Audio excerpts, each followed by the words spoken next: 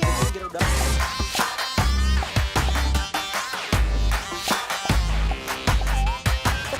Langsung kita pakai oleh seorang banget. Oh, kayaknya ada kesalahan. Gak ada yang tahu karena enggak. Oke, udah dapat di sini antara sebenarnya prosesnya ini terbuka ya. Oh, udah ada langsung masuk satu gol di sana. Hemat ya bersiap dilakukan tadi kayak sedikit di koin 18.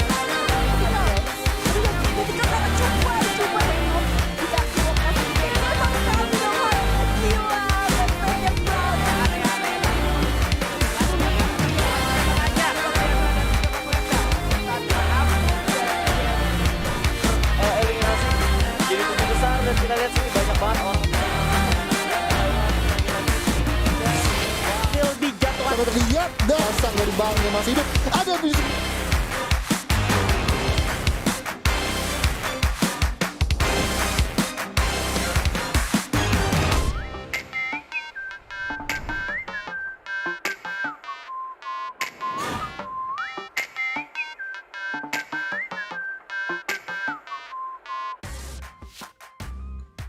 Let's welcome the weekends there, survivors, and this is the Free Fire All-Stars Asia 2021. My name is Contra, alongside with me is Husky, as we'll be your casters for the entirety of this All-Stars event for the Asia division, of course. So we got a whole lot of exciting back-to-back action here happening. So it's a whole day of Free Fire, and of course we'll be telling you all the great news to come, because we've got a lot of superstars all over Asia contending to be the top team of their region.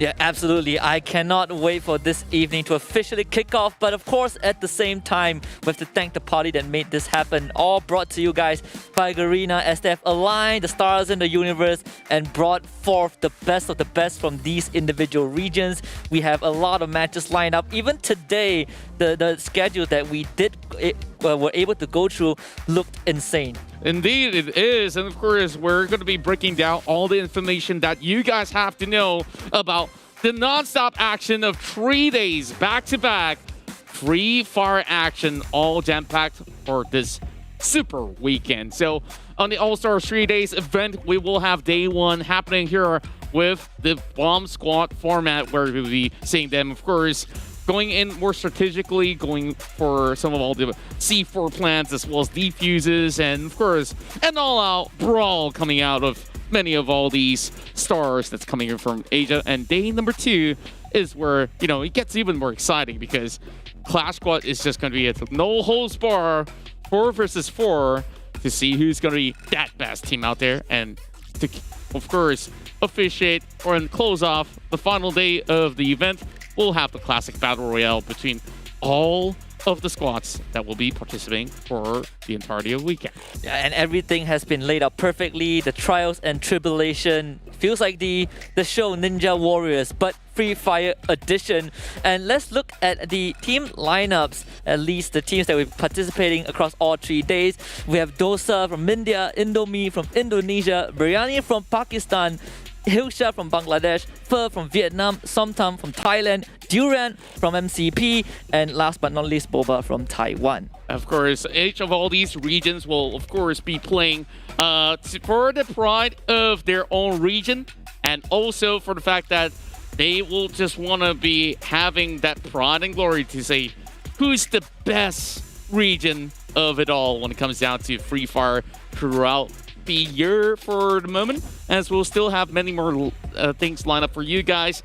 Now that we're talking about food here, honestly, I think all of it tastes great, but then again, there's a few dishes that I haven't really tried for my own, so one of it is going to be Hilsha, so I'm definitely hoping to see what kind of flavors does the region of Bangladesh can offer. Yeah, absolutely. And personally, for me, I am a guy of sweets. I'm a guy of sugar. So I'm looking forward to see what kind of variety that Boba has to bring to this. But with that being said, let's look at the local team, at least for MCP. We have Manish Gaming, Spider Guns, Jerick the Villanueva, and Ashits, excuse me.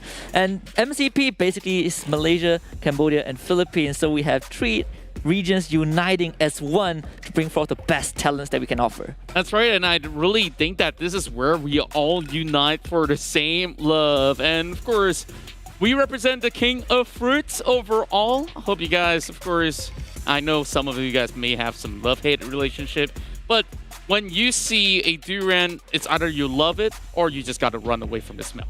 So have you had your fair share during the season? You know, it just whizzed by. I think like last month. Unfortunately, you know, like I've been craving for some, but I haven't been able to really get my hands on it since I've been, you know, stuck at home for the most part. But, you know, finally we are here in the same studio all together, and we are now bringing you the entirety of the brackets for the All-Stars 2021 Asia, where we start off day number 1 with Bomb Squad.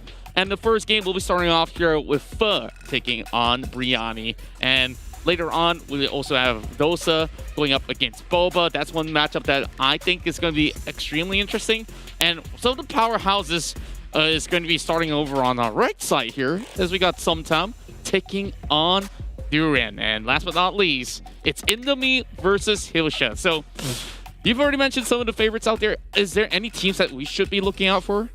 I definitely want to lay eyes on our local talents, you know, from MCP, Durian, the king of fruits. And when you bring out the emperor onto the main stage, this is his best time to shine. So I really have my attention on this team. But at the same time, I want to see if the flavors from the other regions can overpower what we have to offer for across these 3 days. That's right. So if you really want to look at some of all these all-stars name out there, and I also want to highlight from the likes of, you know, Somtom, where they have pretty stacked roster, like yesterday, coming in from some of all these, you know, practice screams, or even some of all these sort of the warm-up rounds that they had. We have names like Evos Rambo, or even like the side of Hamster Live, Hoi Sang, that's hailing from the Thai region overall, and they definitely are pretty huge back in their own home country. And really not forgetting the likes of Indomie as well, because they've got like Beyond 09 alongside with Dewey, and I think that these are some of the names that I'm looking forward to see overall.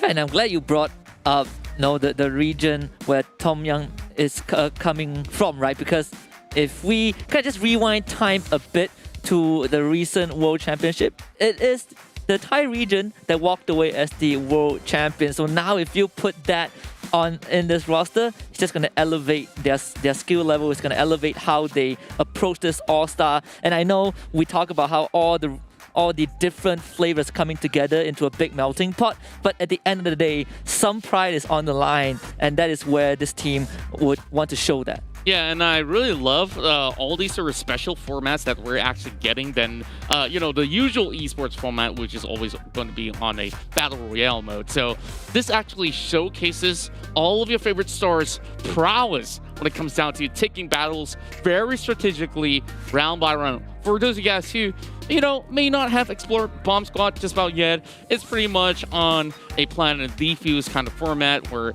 you know, you guys will have to rush either onto the A side or the B side. And once you actually plan it, if you're on the attacking side, then you just really have to defend as long as you can, hopefully not to get anyone else defusing the C4. But you know what? We're already nearing to our very first matchup here. I just can't wait to see what goes down in this best of 3 format. Yeah, especially when it is a knockout as well. This is a single elimination. If you drop that best of 3, that's kind of the end of the run, at least for day number 1. But also, interesting enough, we are going to have all of this Bomb Squad in Bermuda, one of the most common maps that people like. But let's take a look at our upcoming matchups. Going to be between Pho and Biryani. I am looking forward to this. Yes, me too. So far, on the side of Pho, we've got Bon, AS Mobile, Ma Gaming, as well as Haitang. And on the side of Biryani, well, this roster is absolutely stacked. Yeah, we have TG Saib, Zane Gaming, PRG Gamer, and RKG Zaki. Yeah, so far, you know, Well, this is probably one of the first few times that they'll be meeting each other, and you know what's the best way to do that? Just go guns blazing, as we will start off here with the Bomb Squad best of threes. So basically, the first 4 rounds should be able to take the very first pointer out there, and it may just go on a reversal. Now that we're on the containers off shipyard, they're trying to take control of mid. But we'll see which side would they really want to go for. Right now, they're pretty much stuck over in the corners here, and nobody's going to be releasing any bullets at all. I just love it. We kick off on Shipyard, a place where there has a lot of areas that you can go for. It seems like Biryani, they are the ones starting on the offense, just running straight at Fer. And some of those shots are already connecting. You can see that Biryani just making sure that Fer doesn't get through this midpoint. And you can see AS Mobile has been able to actually plant the bomb onto his side. Well, Side's going for pretty much a beautiful flank. There goes High down. He's going to be knocked out, but the flank coming in from the rest of the members of Saif and Co. They'll be doing A-OK. Here comes a little bit more of a rush. And it's all point blank from here on. And who's going to be able to take it? Zine's all alone, and he clutches it alongside with Saif with only so little HP left. Yeah. Fer was able to get the down, but not the kill, and that is just not enough. You need to confirm those, and Biryani will confirm that first round with the defuse. Just good patience. I feel like Fer didn't really have too much ground. Biryani just pushed forward, but maybe in an open field on Katolistawa, things might change. Yeah, this is going to be a little bit trickier. Unless, you know, maybe some glue walls can actually be brought up in between, then they will have a little bit of a safety net. But then again, there's a few compounds over in front that they can actually utilize to play aggressively or even defensively. Let's get all the way in with round 2. Yeah, Biryani has those assault rifles. So when you have that gun advantage, you are looking to be very, very aggressive. And the team side, Biryani kind of got the read and they are ready to take on the fight. In fact, as we say that, they're already making contact. It's RKG Zaki being the first one to make contact with Fer. Oh boy, and it seems like they're immediately going for repositioning. Beautiful play coming in from the likes of both Biryani as well as Fer. But this is going to be a really tough defense, and that's where members for side of Fer, they're already having Zaki rushing all alone, though. He will be dropped and instantly being removed from play. Zaki, a bit too of an aggressive front. Seems like his team was not able, or at least not ready, to back him up. But the good news is, Biryani still kind of has that advantage. With that down though, you can see Gaming picked up that rifle, so it's kind of a transfer of arsenal. Those grenades are flying out, Biryani using that glue wall to gain some distance. Yeah, and this is where they're kind of caught up in between as well. He managed to make a run, gets the tap of the bullet, but Saif's going to be able to actually regen himself back to 152 at the very least, going back to his full health. Meanwhile, they're already inside of the building. They might just be able to actually push all the way through. But Bondo, he face checks all alone, and from above, Gaming shreds them to pieces. Yeah, you give them the gun transfer, and Gaming was gonna deliver. Unfortunately, just not enough. One rifle can't stand against 3 other assault weapons from Biryani. A good attempt, but Biryani will secure the 2nd round in a row. Yeah, the moment that they lay hands on some of all these SMG, they know that, okay, chances have been pretty much solidified, and now that we look at the KDAs, just look at Saif. He has not dropped a single time in these rounds. Yeah, and also look at not just him not dying, but he also is the guy that carries the most kills for his team. And maybe this is what Biryani is trying to show us, right? They have that ace in the hole, and it's in the form of Saif. But for the side of Fer, there are no pushovers either. The first 2 rounds, yeah, you can go over to Biryani, but this is where things get heated because everyone has enough economy, and a good nade coming out. RKG Zaki gets dropped. And he's in the middle of the open as well. This is going to be an easy pincer attack coming in from the side of Fer, where they're going on a 2-2 split. Bill Zine's trying to actually hold it fort. He finds AS Mobile taking down many chunks of his HP. They should be able to actually go for a revival, but here comes the rain of grenades. Oh, second hit coming out. There's already 1 knockdown. Saif with the secure. They're going to jump over the wall and an instant push. But PRG Gamer not able to survive that. Zine also gets dropped. Oh, Gaming holding on to the fort. And now it's time for Fer to push on. Time turner gets put out, and Ban will finally be dropped to the ground. But it's going to be RKG Zaki against the world. Turns into a 1 versus 1. And this time, it will not be in Biryani's favor. What a reversal coming out from the side of they were kind of in a really awkward position as every one of them were kind of stuck by the corners of the wall. And it started with that huge catch with a grenade. Now, we go into round 4, and I'm expecting to now have a little bit more of that momentum. Just looking at the way that they've been playing, they love to go close range. And we saw Ma Gaming as well getting the quadra kill. So this guy single-handedly wiped out the entire team of Biryani. So superstar for Fer, I think we kind of know who it is. Maybe this is the turning point for Fer. PRG Gamer is going to be the first one to receive some bullets from Fer. Oh boy, they're all inside the same compound. I'm not really sure if Biryani is having the brightest of idea with this one, but if they actually successfully get this one going, they should be able to really hold on for quite long. Really love the companions that they do have, just flexing, you know, some of the great cosmetics of Free Fire overall. Ma Gaming, though, is being very patient, but Haidang, he wants to pop in the grenade, and here comes maybe baiting members to the side of Biryani to make a move. Fer trying to flush out the entirety of Biryani and Haidang. Oh, he's breathing right beside one of the enemy members, but thankfully, no contact just yet as for a more methodical and patient approach. But maybe this is the chance. Time Turner protects PRG Gamer, but RKG Zaki is already down. Everyone from Biryani in the same compound, and that is the sign for Fer to go for the push. A 1-for-1 trade so far, but PRG Gamer somehow makes it a 2-for-1 trade in favor of his team. They do lose Zine. PRG Gamer finally dropped. But we're looking at a 1 versus 1. Saif will have to take on Ban. He does have the bush, kind of a camouflage, but the revives are coming through for Fer. Maybe this is a chance. Good glue wall to block those shots. Saif not able to finish the kill, but he still has a chance. Yeah, he's already got a total of 5 kills already, and this is really a rough push coming in from the side of Biryani. Now that they've recuperated already, this is still going to be a really good chance. 2 versus 2. Zane doesn't really have too much of a HP to work with, but he has to make do for now. Now getting flanked as well. Okay, they got one against Saif. Remember, he's a superstar, and he's showing why he has to be feared. But thankfully for Fer, they're getting those revives up, and Saif just drops one more. Those glue walls are running out for the side of Fer, and the bomb is not armed in time. Biryani able to at least stall things out, but it is going to be Fer that kind of gets the better end of the trade. Yeah, and they didn't really check the time, and honestly, there was no safe place to plant when both of these squads, they were actually focusing on it's the B side. And when you have all of them pretty much clumped up in the same compound, there's only a few ways to get around it, and you really have to expend some of these glue walls to even get nearby. Now, this is going to be a lot more challenging because we are going in to factory. This is exactly what I like to see. Urban warfare. What can you do to your opponents when there's just so much angles to play around, so much cover for enemies to just kind of sneak through. Maybe this is what Fer is good at, just being tactical, just making sure that their patience pay off. Yeah, and they've immediately secured the inner sides of the compound. Meanwhile, there is a little bit of room, and that's going to be Saif getting caught out.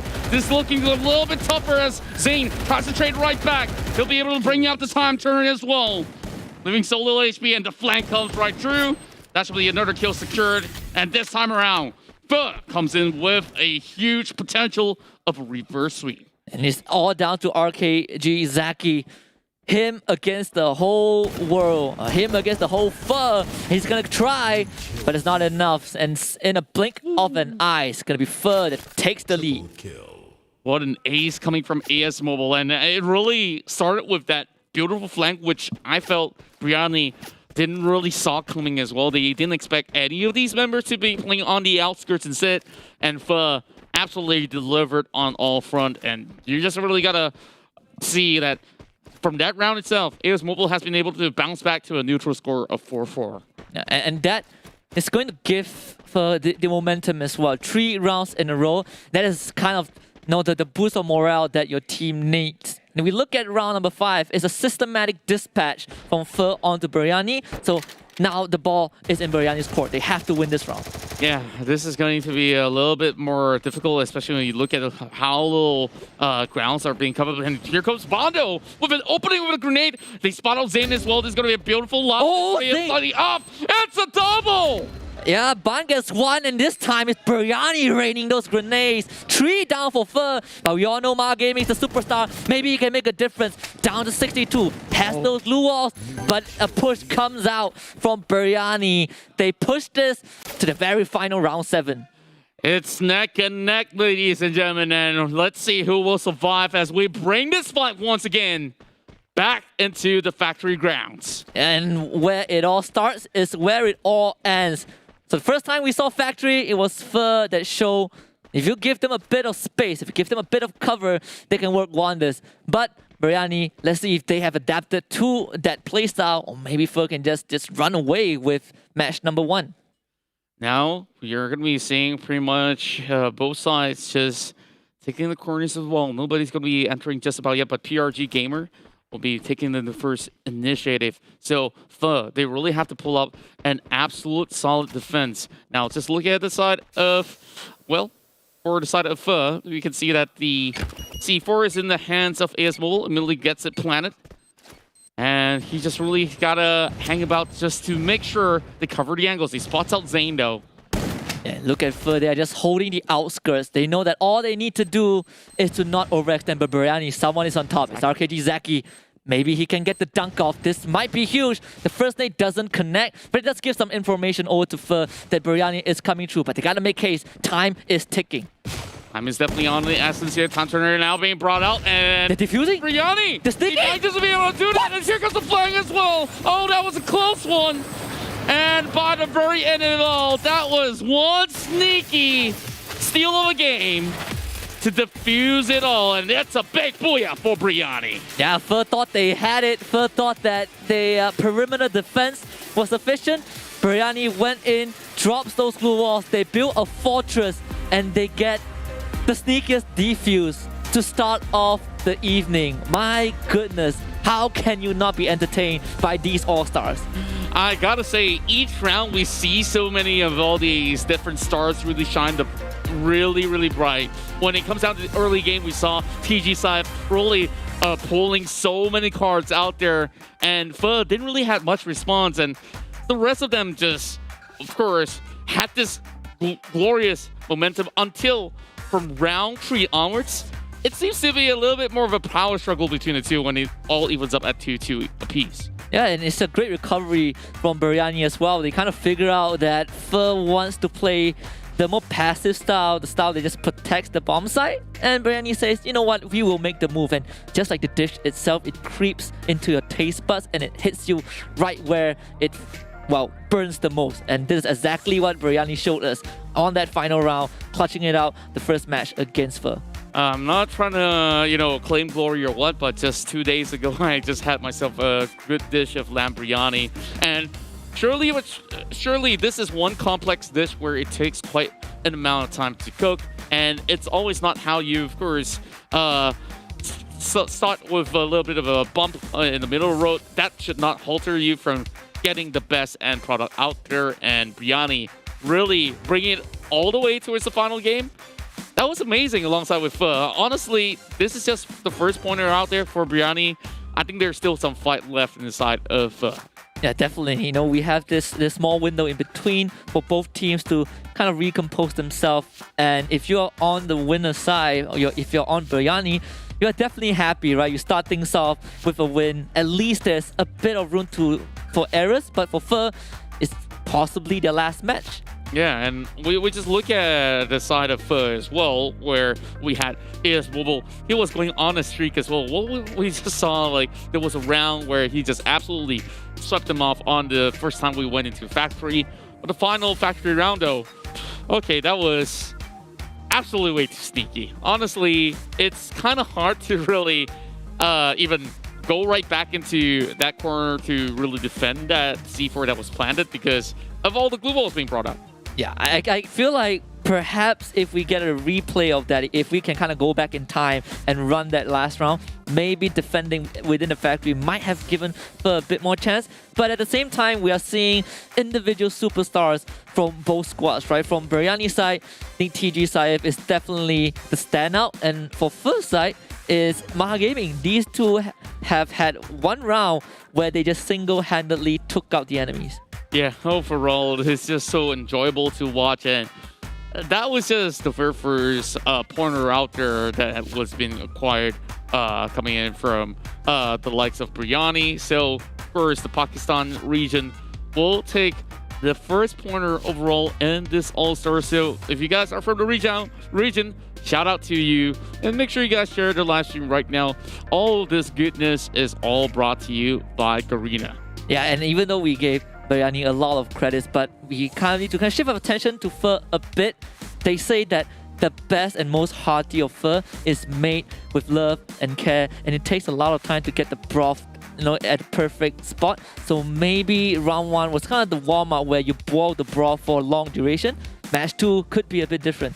Yeah, I think they just need a little bit of a dash of extra mint leaves on top just to freshen themselves up, and first come in with another different sort of approach heading in towards our second, of course, rounds of 7, heading in towards this sort of series.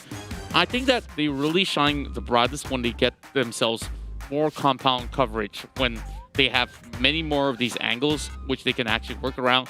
That's where we saw sneaky plays coming from the side of AS Mobile. I think Bon has been playing impeccably well as well, just needing to sync things up all in the order to secure that one corner to equalize in this best of 3. Yeah, absolutely. And I always like the dynamics of two different teams where you see the brawn versus the brain. I like to put the analogy as Fast and Furious versus the Queen's Gambit. One team plays like a chess grandmaster and the other team just had that nitro boost. And we're seeing that representation. Fer feels like more of a tactical genius, whereas for Biryani, they like to go in hard and fast. That's right, and I guess this is definitely a family of chefs to make this biryani possible.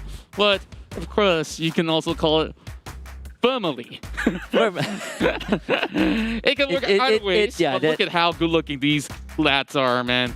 Tell you, these guys, I want to look half as cool. Yeah, they're like idols, right? They are the idols of their respective regions, the idol, the superstars, celebrities, whatever you call it. They definitely showed up. I remember my first experience with Fer, and now this takes me back. I want to get another taste of that, but this is it. Match 2, back on Bermuda with Biryani leading with 1 match. Wow, and we start off on pretty much some interesting grounds here. All the way towards the northwards point of the map into the observatory. And Saif trying to actually camouflage his way through, and Maha Gaming comes in with a beautiful flank. And time turners all being popped up, but that's not going to be able to stop the rest of Fer. Yeah, and I thought first one. Yeah, and I thought Ban was caught out, and now he is. But not before Fer was able to do a bit of damage. And now this is the pistol fight from both teams. But it's Zane against 3 members of Fer, and he doesn't have much health. And this time, it's going to be Fer that draws the first blood. And we just saw a really beautiful flank as we saw some of all these members were trying to hide by the pillars. And with one really good push, Fer has been able to flush out the final member remaining coming from inside Biryani. That was just the pistol rounds. Now we get ourselves the vectors and, well, either UMPs or even the MP5s, whichever one they really fancy. And they will be able to rocket out the corners. Oh, that's the best part about Sentosa, right? You have that highway, that freeway in the middle, and that is the kind of the no-go zone. Passing through the freeway puts you out in the open, but thankfully it is closer to Fer, so they will make it through with no problem, but those grenades are already flying out. PRG Gamer spotted out in the open. Biryani playing a bit slower than we saw them in Game 1. Now Saif alongside with Zaki, they're trying to get right into the position with 2-2 split coming out from inside of Fer. Now, okay. It seems like they're just playing alongside the fences. Maha Gaming getting a little bit more of a foresight, but Biryani though, they're not going to be able to actually get too much of a catch for now. A little damage being done to Mod Gaming already, and Zane's pretty much in trouble. And it seems like Fer wants to push that advantage, and you give them a lead, they will try to take it further and extend that lead. And Ma Gaming, like you say, is going to be the first one to push on forward. Whoa. But Biryani goes in for the direct challenge, and they actually get it down. Not too shabby for a team with that disadvantage, and Ma Gaming now gets challenged, but he will punish Biryani for their insolence. The third challenger is here. PRG actually gets the trade, but AS Mobile is there right on time. And it's only down to Zaki all alone. He's trying to run around the corners, and hopefully they'll be able to actually go in for a little bit more of a pickup of kills. It's a quadra coming from Maw Gaming. Now he's all alone, and he's only down to pistols already. He's gonna try no matter what. Bring down AS Mobile with a little bit of a dash of bullets, but that's all he's gonna be able to do. Oh, Biryani kind of missing the mark there, but the attempt was pretty decent. They were getting those trades, a 1-for-1. Unfortunately, RKG Zaki, which is a bit too far away, so you're losing out on those guns, you're losing out on those numbers.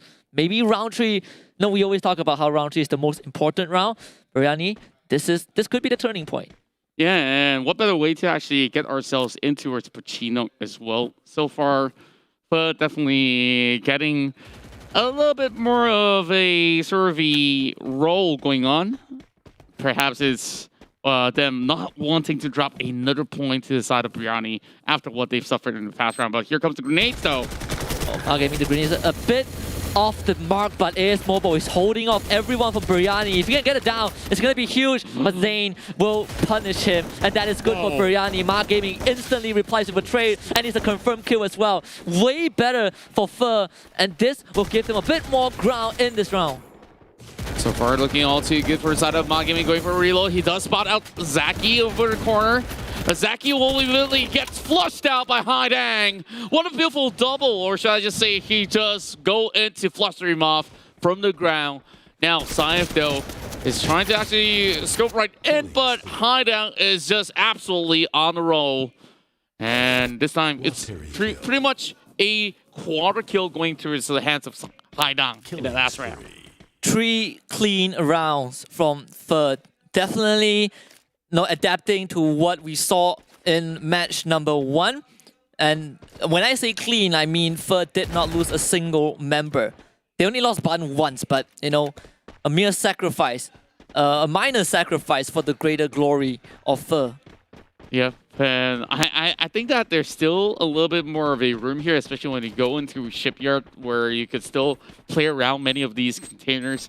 Now, with pretty much Fer already rushing upwards, this is a really beautiful formation, though. I'm not too sure how would Biryani cope with this. Oh, good nade from Ma Gaming, instantly opening up the battlefield. But maybe Zane can make a difference. You can see PRG Gaming also got his own nade onto Haidang. So at least you kind of bring the battlefield to an even level for both teams. But Biryani needs to do a bit more, and Zane can be the difference maker. That nade does go wide, but Ban finds RKG Zaki. Wow, this is a really huge statement game coming from the side of they want it to be a straight-up 4-0, and that's where PRG Gaming says, we're not going to be having any of that. But yet again, there's not enough manpower, and that's where Ma Gaming will take the bait, and Zane has been holding up to this high ground. He does get all the vision, though, and he's looking for Haidang.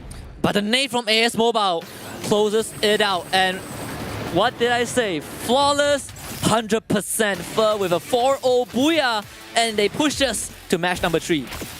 Ma Gaming with a total of 7 frags in this match itself, going on a terrific form.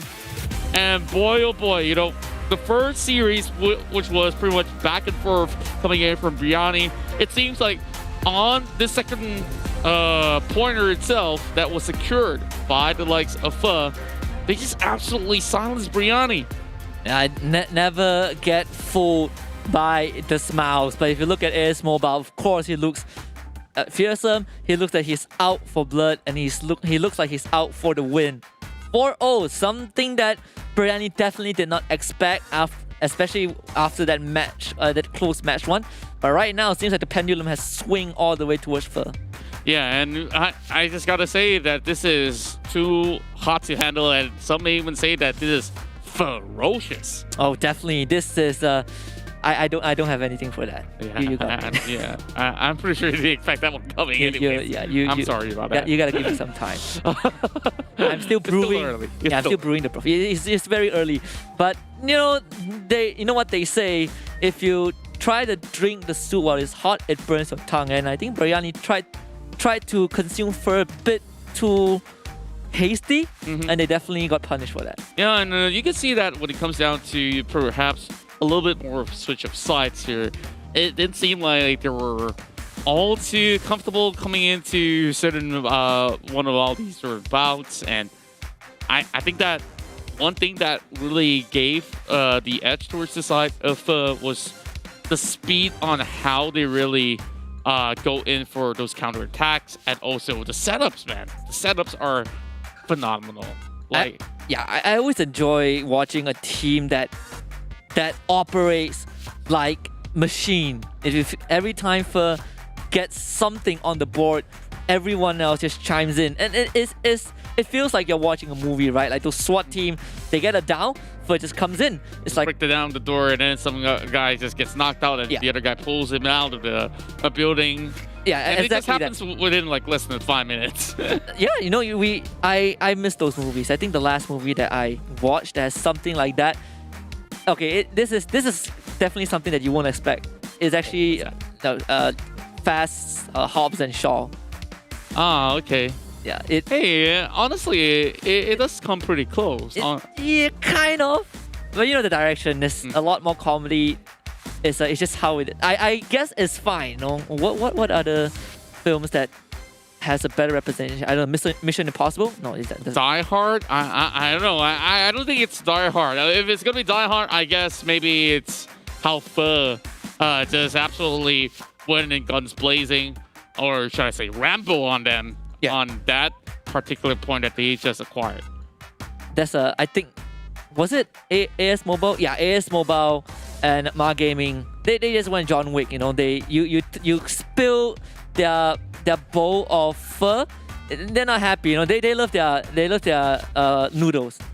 Yep, you definitely don't want to mess with Pho, but Biryani definitely has a certain concoction here for this particular final bout here in the best of 3. So Bomb Squad definitely has been looking very, very interesting thus far, and both sides looking pretty dead even.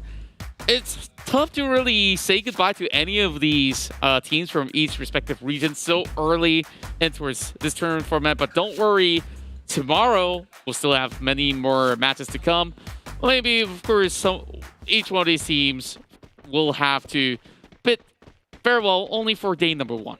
Yeah, absolutely. But one more chance. 2 teams, only one will survive. Match 3, back on Bermuda once more. And we started out in the main town of Pochinki. And this time, Biryani, they've amped up the spice. They don't want Pho to build up enough spice tolerance to handle what they have bring. And maybe this is gonna be the one. AS Mobile getting absolutely pressured. Wow. Time turn up drop by Zane. He somehow walks through, but Ma Gaming will eliminate him.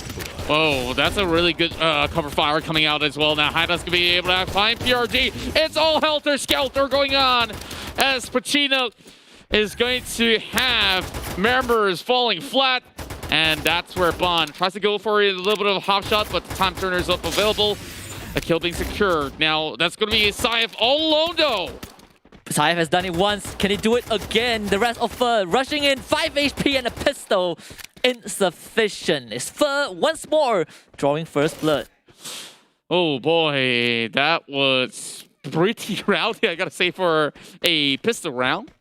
Now that we got even, a FAMAS in the hands of PRG Gamer, I think he's the first one to rock the FAMAS overall. Yeah, he's the first one. This is gonna be a tad interesting. I'm surprised that we are not seeing. I think we saw a shotgun for a couple of rounds, but FAMAS, that's definitely something new. Maybe this is where Biryani brings out the trump card, right? Something like a dried chili. So long range, huh? Yeah, you gotta add some extra spice. I think dried chili is the one that catches a lot of people off guard. But let's see if Biryani will have been able to master that flavor profile. You know what always catches me off guard in the Biryani? Star anise. Oh yes. Once you bite onto one, your mouth just absolutely goes numb. But in a good way, right? It definitely gives all the flavor in the biryani. But if you actually bite it unsuspectingly, yep, this is what happens. Well, it seems like Pho were ready to bite into that. And Nate coming up from our gaming just to secure that kill. And it will be sufficient, bringing our RKG Zaki into the ground instantly. And of course, the second nade from our gaming. Oh, the execution is just on point. And he swiftly took action. Now looking for PRG. third one. This guy is on fire, ladies and gentlemen. As he goes on a killing spree, now hunting for his final kill. Unfortunately, Ban will have to take it away. Ma is in the kitchen, and he has figured out how to best biryani at their game. Ooh, okay. AS Mobile, does the AS stands for All-Star right now, or what? You can't spell star anise without. You can't spell all stars without star and the anise. I messed that up. Okay. Yeah. You tried hard. Yeah, I tried. I give you B+ for that. Okay. Now we're going back into observatory. So I do think that biryani may have a little bit of a slight edge here, but needing to plant in the middle by that corner of the broken vehicle, honestly, not an easy task to do. Reminds me of a lot of scenarios that you see in films or shows that for some reason, broken vehicle seems to be the best hiding spots for this utility, but PRG Gamer will send a message. That's right, and of course, that speaks volumes right now. With PRG also going for Ban. If only PRG goes with another frag as well. And he's going on a rampage already. With him just running around, and AS Mobile is going to be the next one to fall. This is a pretty clean round, but still, Mod Gaming alongside with AS Mobile still surviving. AS Mobile now have to take the final few seconds here to clutch this one out against Biryani. Oh, and actually PRG striking back hard. Mod Gaming had his round, but PRG Gamer also wants a piece of the cake. Biryani gets the first round after quite a while. Yeah, so far you just look at the side of PRG. He's the one with the most frags, and now we just look at pretty much a solid streak with the 3 kills being secured. But Mod Gaming, though, who's gonna stop this guy? This is only one round that he actually dropped in particular, and Pho currently going on the other side here on the blue side. This is going to be a little bit of a dicey situation between the two of them. Now he's going to be dropping in a little bit of grenade, I do believe. And they should be hugging real tightly for a second. And PRG goes in for the first frag. Oh my, another nade. And it's Biryani going on the offense, running straight at Pho. Mod Gaming is also pretty low. Ban is firing at RKG Zaki, but RKG Zaki escapes with a sliver of health. Finally knocked down. The nade bounces off Time Turner, so Pho can't really get those secure. Bomb is gonna be planted by Saif, and Biryani now will have to defend this with their lives. But they're surrounded by Pho, and you know what they say, coming through hot soup, it's gonna be Pho. Yep, and AS Mobile, he finds one with a random toss into the warehouse compound. Meanwhile, Glue Wall's already bought right in. Mod Gaming this time won't be punished, though. Biryani still holding on strong, and it's going to be the challenge in 2 versus 1. AS Mobile makes this easy. Saif will now have to come in and stop the defense. Oh, the nade! What? Oh, so close. Bounces off, but it doesn't matter. But able to stick their foot down and claim that round 3. And now one more pointer will be sending Pho into the semi-final round. So we just really have to see where is there still any sort of a guess left in, I want to say tank, but I'll put it in the kitchen instead. Yeah, if there's any more spices left. Any more plates to serve, Biryani? You need a bit more servings. 4 more rounds. Biryani has to win 3 straight rounds. 3 straight rounds. 3 straight rounds to start a reverse sweep. It's going to be a tough order, though. They came so close, but Pho just shuts the door and tells them that that match point belongs to us. That's right now. Mod Gaming going for a far flank as well, looking at members of the side of Biryani. He spots one out. Goes in for a little bit of a hop shot, not really connecting any sort of blows at all. That actually reveals his position on that right flank. But speaking of flank, look at the side of PRG. He's doing exactly the same on the opposite side, and he gets a plant onto A. Oh, kind of a diversion from Biryani. Pretty well done for the first half. But now it is the side defense that Biryani has to hang on. They failed the first time, and the second time, maybe they made some adjustments as they are defending the perimeter. ASML runs in, drops the glue wall, but into an ambush. He goes. RKG Zaki gets a good secure. Wow, just look at him going with a pretty beautiful spray coming in. The Vector, this is where PRG is going to be going for a ladder flush. He finds nobody behind that glue wall and high down. He gets tipped out for 50%, but over the window as well. What a flick coming out of PRG as he will be able to get one alongside with Saev. On the back though, they are unable to defend. Only Magpapahuli left, but here comes a beautiful clutch, and Zane was left with so little health, and he walks away alive and keeping the hopes and dreams for Biryani up here, hitting it towards round number 6. Man, you thought that Biryani were supposed to defend the bomb, but it seems like they are the one retaking the site. A site that is very common in these kind of high-stake matches, but at least Biryani will extend that lifeline a bit and put them one step closer towards that semi-finals. Maybe they can sneak it again, but it's Fer taking that first shot. Yeah, and thank goodness it didn't really do all too much, but just maybe a little bit of the chip of an armor. And currently, just looking at the positions itself, nobody can go in for a full commit, but as it stands, Fer probably will be moving directly in towards A. Meanwhile, there's plenty of options coming in from the right side of Biryani. It seems like they've already been able to actually scout out ahead. Saif now going with some grenade tosses. A lot of info given over to Biryani. Maybe they can use this to hide down coming in for the push. Good time turn for Saif. Just in time. The anticipation is good, but the bomb is already down. Saif now in a 1 versus 2 gets dropped by the pincer attack from Fer, and finally Biryani gets thrown into absolute shambles. This is where things are getting heated up here. ASML misses all these pumps with the shotgun, but they will still be able to actually find Zane. Brings him down though. He tries to juggle it off. High down goes down. So does ASML. Now it's only down to Zaki. Can Zaki actually go in for a clutch? He goes in for a flank. And my goodness, there goes Fer as they will advance to the semifinals. Fer laid out the best dish on the table, and the scent drew everyone from Biryani into a building. And that is where they shut the doors and trip their booby traps. Fer with the Booyah, just stellar performance. Game 1 was close. Match 1 was close. Match number 2 was flawless. Match number 3 was where Fer makes a statement. That's right, and you know, rounds after rounds, especially on that second for series point that they have actually garnered. It went full swing, 4 all points without even Biryani actually getting all too much. But heading towards the final part of the series itself, Biryani definitely showed some really good fight overall. And I just really want to highlight on how well members from the side of Biryani, such as PRG Gamer, has been able to step up to the plate. Yeah, absolutely. And for the side of Fer, I think it is universally agreed for this series. The Ma Gaming is definitely the master chef of the team. He has single-handedly kind of dissected what Biryani wants to do, and he took them on without hesitation. Yeah, and I just love all the action that we're getting here in the Bomb Squad mode.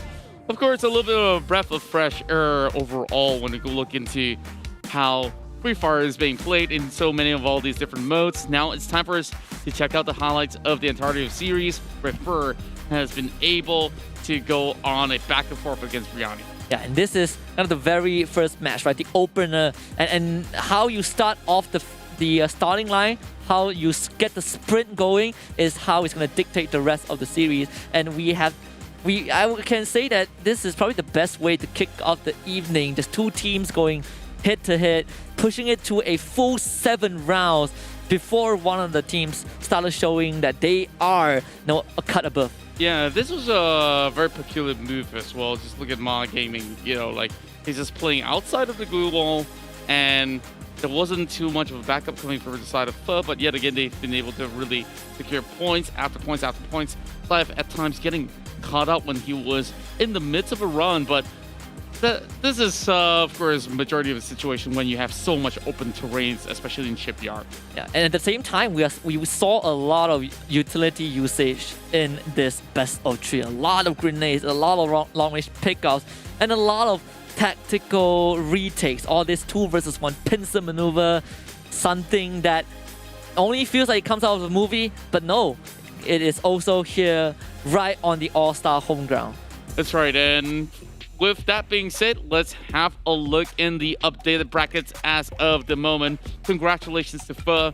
They have made it and towards the semi-finals. So their opponents will be either Dosa of the India region or Boba of the Taiwan region. Yeah, and that is going to be very, very interesting to see as well. It feels like we haven't gotten enough of Biryani, but unfortunately, their journey for Bomb Squad ends today. They're still going to come back for the next few days, so we have the entire weekend to see what the superstars have in store. But it's fair to say that Pho have earned themselves that first star in these guys. Well, initially I was thinking of what Biryani has to do. Either they have to go back to the drawing board, but in this case, cooking board, if they have any lying around the kitchen. They gotta do the meal prep. Meal prep, hey. Yeah, I think that's definitely very important when it comes down to preparing everything that supplements you into some of all these matches, right? Like, Pho definitely had some great tactics to start off the round, and you started with this analogy where it's like a game of chess, a chess master going up against the guys with all the bronze, and Biryani were looking to muscling things up in the very first round. It didn't really work all too much heading towards the late game itself. Yeah, you can see how Pho also adapted to Biryani's kind of strats. Not to say that Biryani did not have anything left in the tank, but it's more of how the adaptation from Pho just feels a bit more precise as they got those read through. And with that being said, that's gonna be our first series between Pho and Biryani, with Pho advancing to the semi-finals. We will head towards a short break and we'll be back for the second best of 3.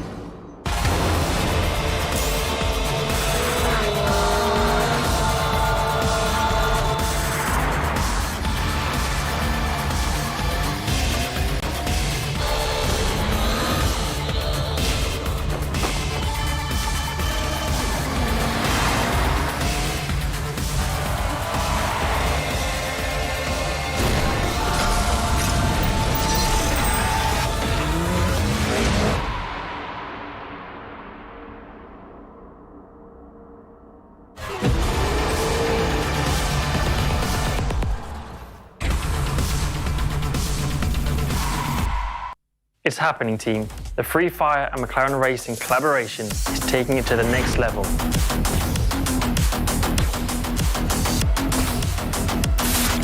big time.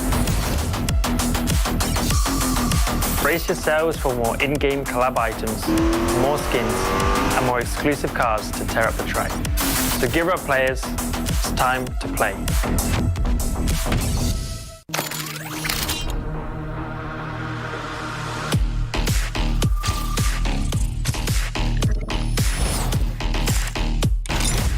Want my fist or my blade? Fire reaches me.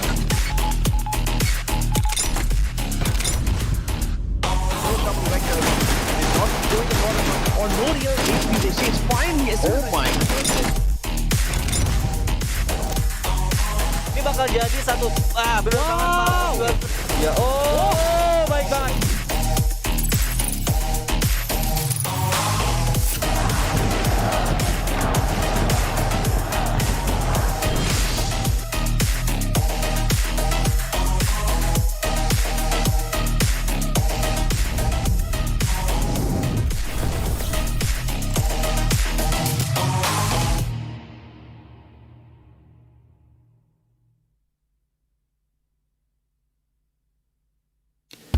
Free Fire All-Stars is an annual celebration of our beloved personalities from around the world. This year, the event will take place from Friday to Sunday in 3 consecutive weeks, starting from July 23rd to August 8th. As 3 separate events, each event will span 3 days, with each day being dedicated to a different mode: Bomb Squad, Clash Squad, and Battle Royale. Let's focus on All-Stars Asia first. We invited top stars from Vietnam, Thailand, Indonesia, Malaysia, Cambodia, Philippines, Chinese Taipei, India, Pakistan, and Bangladesh to represent their region. Each team will include at least 2 influencers, and they will be represented by their local iconic cuisine. Pick your favorite teams and players. The choice is yours. For both Day 1 and Day 2, Bomb Squad mode and Clash Squad mode, all participating regions will each be represented by 1 team to play in a single elimination format. The quarterfinals and semifinals will be played as best of 3 maps, while the finals will be played as best of 5 maps. For Day 3 Battle Royale mode, all regions will have 1 or 2 teams to play a total of 6 matches in 3 maps. Find out more about the Free Fire All-Stars on our official YouTube channels.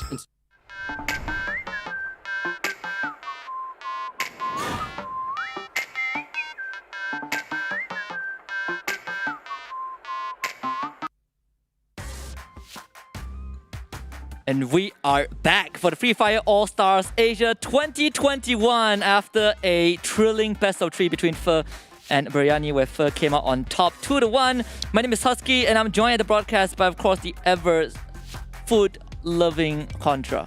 Well, you're absolutely not wrong on that one, because I love myself some colorful, flavorful, and spicy food, just like how I love my Free Fire. So now it's all going to be blazing all the way up here, because there is going to be even more matches in the Bomb Squad format.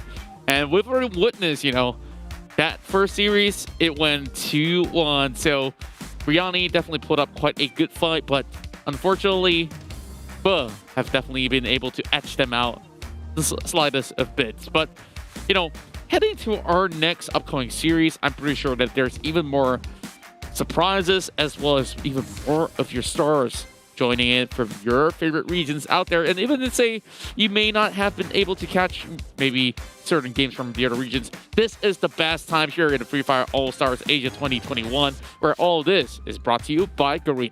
Yeah, if you wonder what kind of flavor you're gonna get tonight, trust me, you're getting everything from the flavor spectrum. There is succulent, there's spicy, there's sweet, sour, bitter.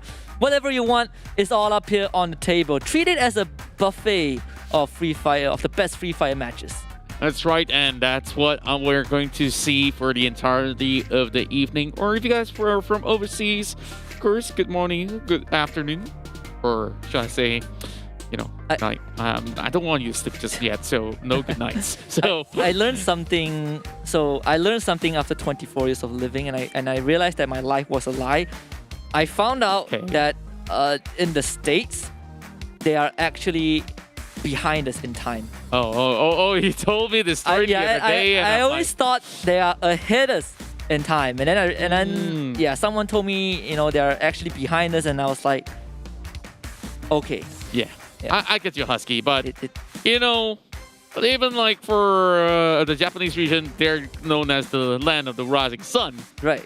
So they can be the place where it all sets initially. So I guess, you know, depends on perspective as well. I guess overall, so long as you follow your own respective time zone and you know when exactly the schedule comes up and you know it's ready for even more booyahs to come here in the Free Fire All-Stars. Quick question. Do I get to celebrate my birthday 2 times if I celebrate it now and I travel across the... Yes. All right. Unfortunately, you cannot teleport, and with the current restrictions going on... By the time I reach there, my birthday will be over. I guess you could follow a plane and celebrate your birthday all around the world. Yeah, at the same time. We'll have it on the plane, but we'll put that aside because it's time for something sweet and spicy, because we have Boba taking on Dosa for the second best of 3. Back onto Bermuda we go, but the flavor is going to be a bit more different. Yeah, you know, some the spice. You know, you get too much food. I need some boba right now. Yes, give me some boba. Yeah, well, I like it with from brown sugar. I feel like that is like the most common one. I don't know. I just miss myself some sweet beverages. That's right. And speaking of the beverages of boba, we got Roro, Yo-Yo, Janglin, as well as RT Man. Meanwhile, for the side of Dosa, we've got the stack roster going on, and it's TSG, Gaming, Aura, Pahadi, and Legend 07. Oh, James Bond in the building for the side of Dosa, and they're gonna start it off. And we all know GoldenEye is the best when he has his trusty pistol. And guess what? Legend 07 has just that in this first round. That's right. And Sunita, always being very bubbly, and she's going to be the one that goes pretty much all in, all alone though, and will be accompanied by Mahadi. Here comes the very first frag! Roro! And what on earth? He's gonna send another one as well, and that's coming from Yo-Yo. And now you call the explosive Bobas right out the gate. He thought that they can be consumed, but they explode. It's gonna be Boba going on for the immediate push. Sunia trying to retaliate, but that is not gonna be effective. The third nade is hurt, but at least there's no frags just yet. For the current moment, this is where Legend goes up close and personal. He's just going to be straight right by, and the flick comes in. Yo-Yo finally goes down, but Roro though, okay, he does have the time to turn out. He tries to land a punch. Are you kidding me though? Can you actually get that? Nah, not at all. Yeah, defuse going through. Boba just, they stuck it. What, was it Yo-Yo? Yo-Yo got a knockdown with his fist. With his fist. We didn't see that. I like this already. I love it because maybe you just take abilities coming from Claw and then you just go Muay Thai somebody. Or you just want to be One Punch Man, you know? Like, yeah, just give them a little bit of a pleasant surprise coming into the initial stages. Now, we are going back in towards the observatory. And immediately unleashing the Famas. It's going to be RT Man that's going to be hit right now. So Boba, you got to play it a little bit more safely. Well, Pahadi, though, going round and round. As he's just going to be taking a sweet time. But they do know that they're all parked right under the building. At least you know that after round 1, hiding behind a fixed spot for long duration is not a good idea.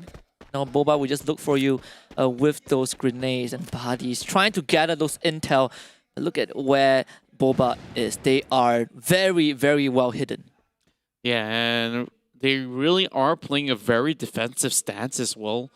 Boba so far, they're just going to be wasting some of all these utilities coming from Dosa as well at first, and then slowly chip their health bars down. Now Sunita getting shot for a little bit. I think she will be able to recuperate, and here comes more frags flying away. Oh, good time turner from Bahadi to bounce that grenade off, but Retake is going to go in for that bomb plant just to get the time on Dosa's side, and they finally arm the bomb. So it's Boba's turn to kind of go for that retake, but seems like with how these teams are positioned right now, Boba has a slightly better advantage. Yo-Yo with that nade, not going to get anything through.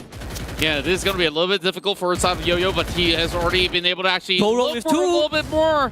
That's going to be them getting flushed out, but Legend, though, His Olum and over and back is going to be a good angle coverage coming from Yo-Yo. And with that, he should be able to actually take down Nita. And unfortunately, for the side of Dosa, they haven't been able to secure their first point just about yet. Oh, Boba with the salt on injury. They didn't just defuse the bomb, they also took out every single member of Dosa. And I like this, the spirit of unity for Boba. They dropped those time turners. They even put themselves in front of the team members, of the teammate who was trying to defuse the bomb, just so they could buy a couple of precious seconds. Something that we didn't get to see in the first series, and Boba is showing us something different. Yeah, and currently making a run straight in towards the A side. As Boba is just looking for the high elevation of shots. So Nita and the rest of them will be able to actually send bullets all the way up. And more of all these frags being tossed over on the corners. Ritik, though, in a really precarious situation. And Yo-Yo! And Yo-Yo finds the third as well onto Legend. And it's going to be Roro that cleans up. Boba is not here to play. Already on a match point. And you know what the Yo-Yo Master is good at? Getting those rebounds, getting those projectile, right at the perfect angle. And you saw how he utilized that information. Such clean and crisp maneuver from this team. Yeah, the timing on the nades. And, there's this trick that I've been trying to learn on yo-yos for quite a while. Back then, it's called double nutting. A pretty hard one to do.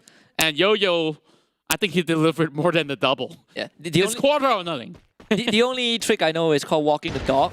And that is the only one I... Is that why you were named Husky? Yeah. So I need a Yo-Yo, man. I need Yo-Yo, to lead me on. Okay. He's doing well. Okay. He's doing very well. I guess so. We just really want to wait and see because Dosa getting into his position. They do have the Opto on the hands of Pahadi.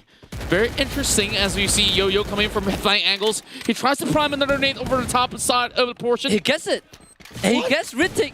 Oh, Yo-Yo is so good. He is so good. And Boba is going to follow up. Thankfully, Ritik was able to brought back up. Pahadi gets a good snipe with the RT man, but that glue was going down. Zhang Ling trying to push up the stairs. RT man is going to be taken out officially as the rest of Boba now go in for the push. Oh, Zhang Ling, what was that? Just passes by Sunita, takes her out, and now the retaliation is there. Legend not gonna forgive him for that trespass, and Roro needs to hold on to the perimeter. Finally, Dosa has a bit of a lead in this match. What a lineup though. Now Yo-Yo's pretty much down low. Pahadi now trying to actually go in for some 6 shots. We hear blasts all across the corner. Roro finally gets one though, but the rest of Dosa, they still have the members in. 2 more members left, and now Roro goes on a rampage though. Yo-Yo now being left out all alone. He's trying to regenerate, and Pahadi and the rest of Boba finally gets one in the bag. Now, let's really recall what just happened right there. They were trying to get the plan going on, but they smartly pop some of all these glue walls just to block the entirety of the site. Yeah, and it's a smart move for Dosa. I mean, no, you definitely need that round because they are on that deficit, right? Boba and match point, there's still a bit of room for them to make a mistake, but Dosa is starting to kind of see that loophole. They finally figure out how to not get overwhelmed by the sweetness of this dish, and Pahadi on that sniper has been the X factor for Dosa. I love my Dosa crispy, not my rendang by the way. And Sonita, so far, doing pretty well. And that's going to be another grenade dropping right in. I guess in the very first round when they were inside of Sentosa, they have already noticed this similar pattern where Boba just dropped in multiple grenades at first, and now Pahadi's going to be doing exchanges though. Oh boy, once again getting caught out by another nade. Instant push from the side of Boba, bringing it to a 3 versus 4.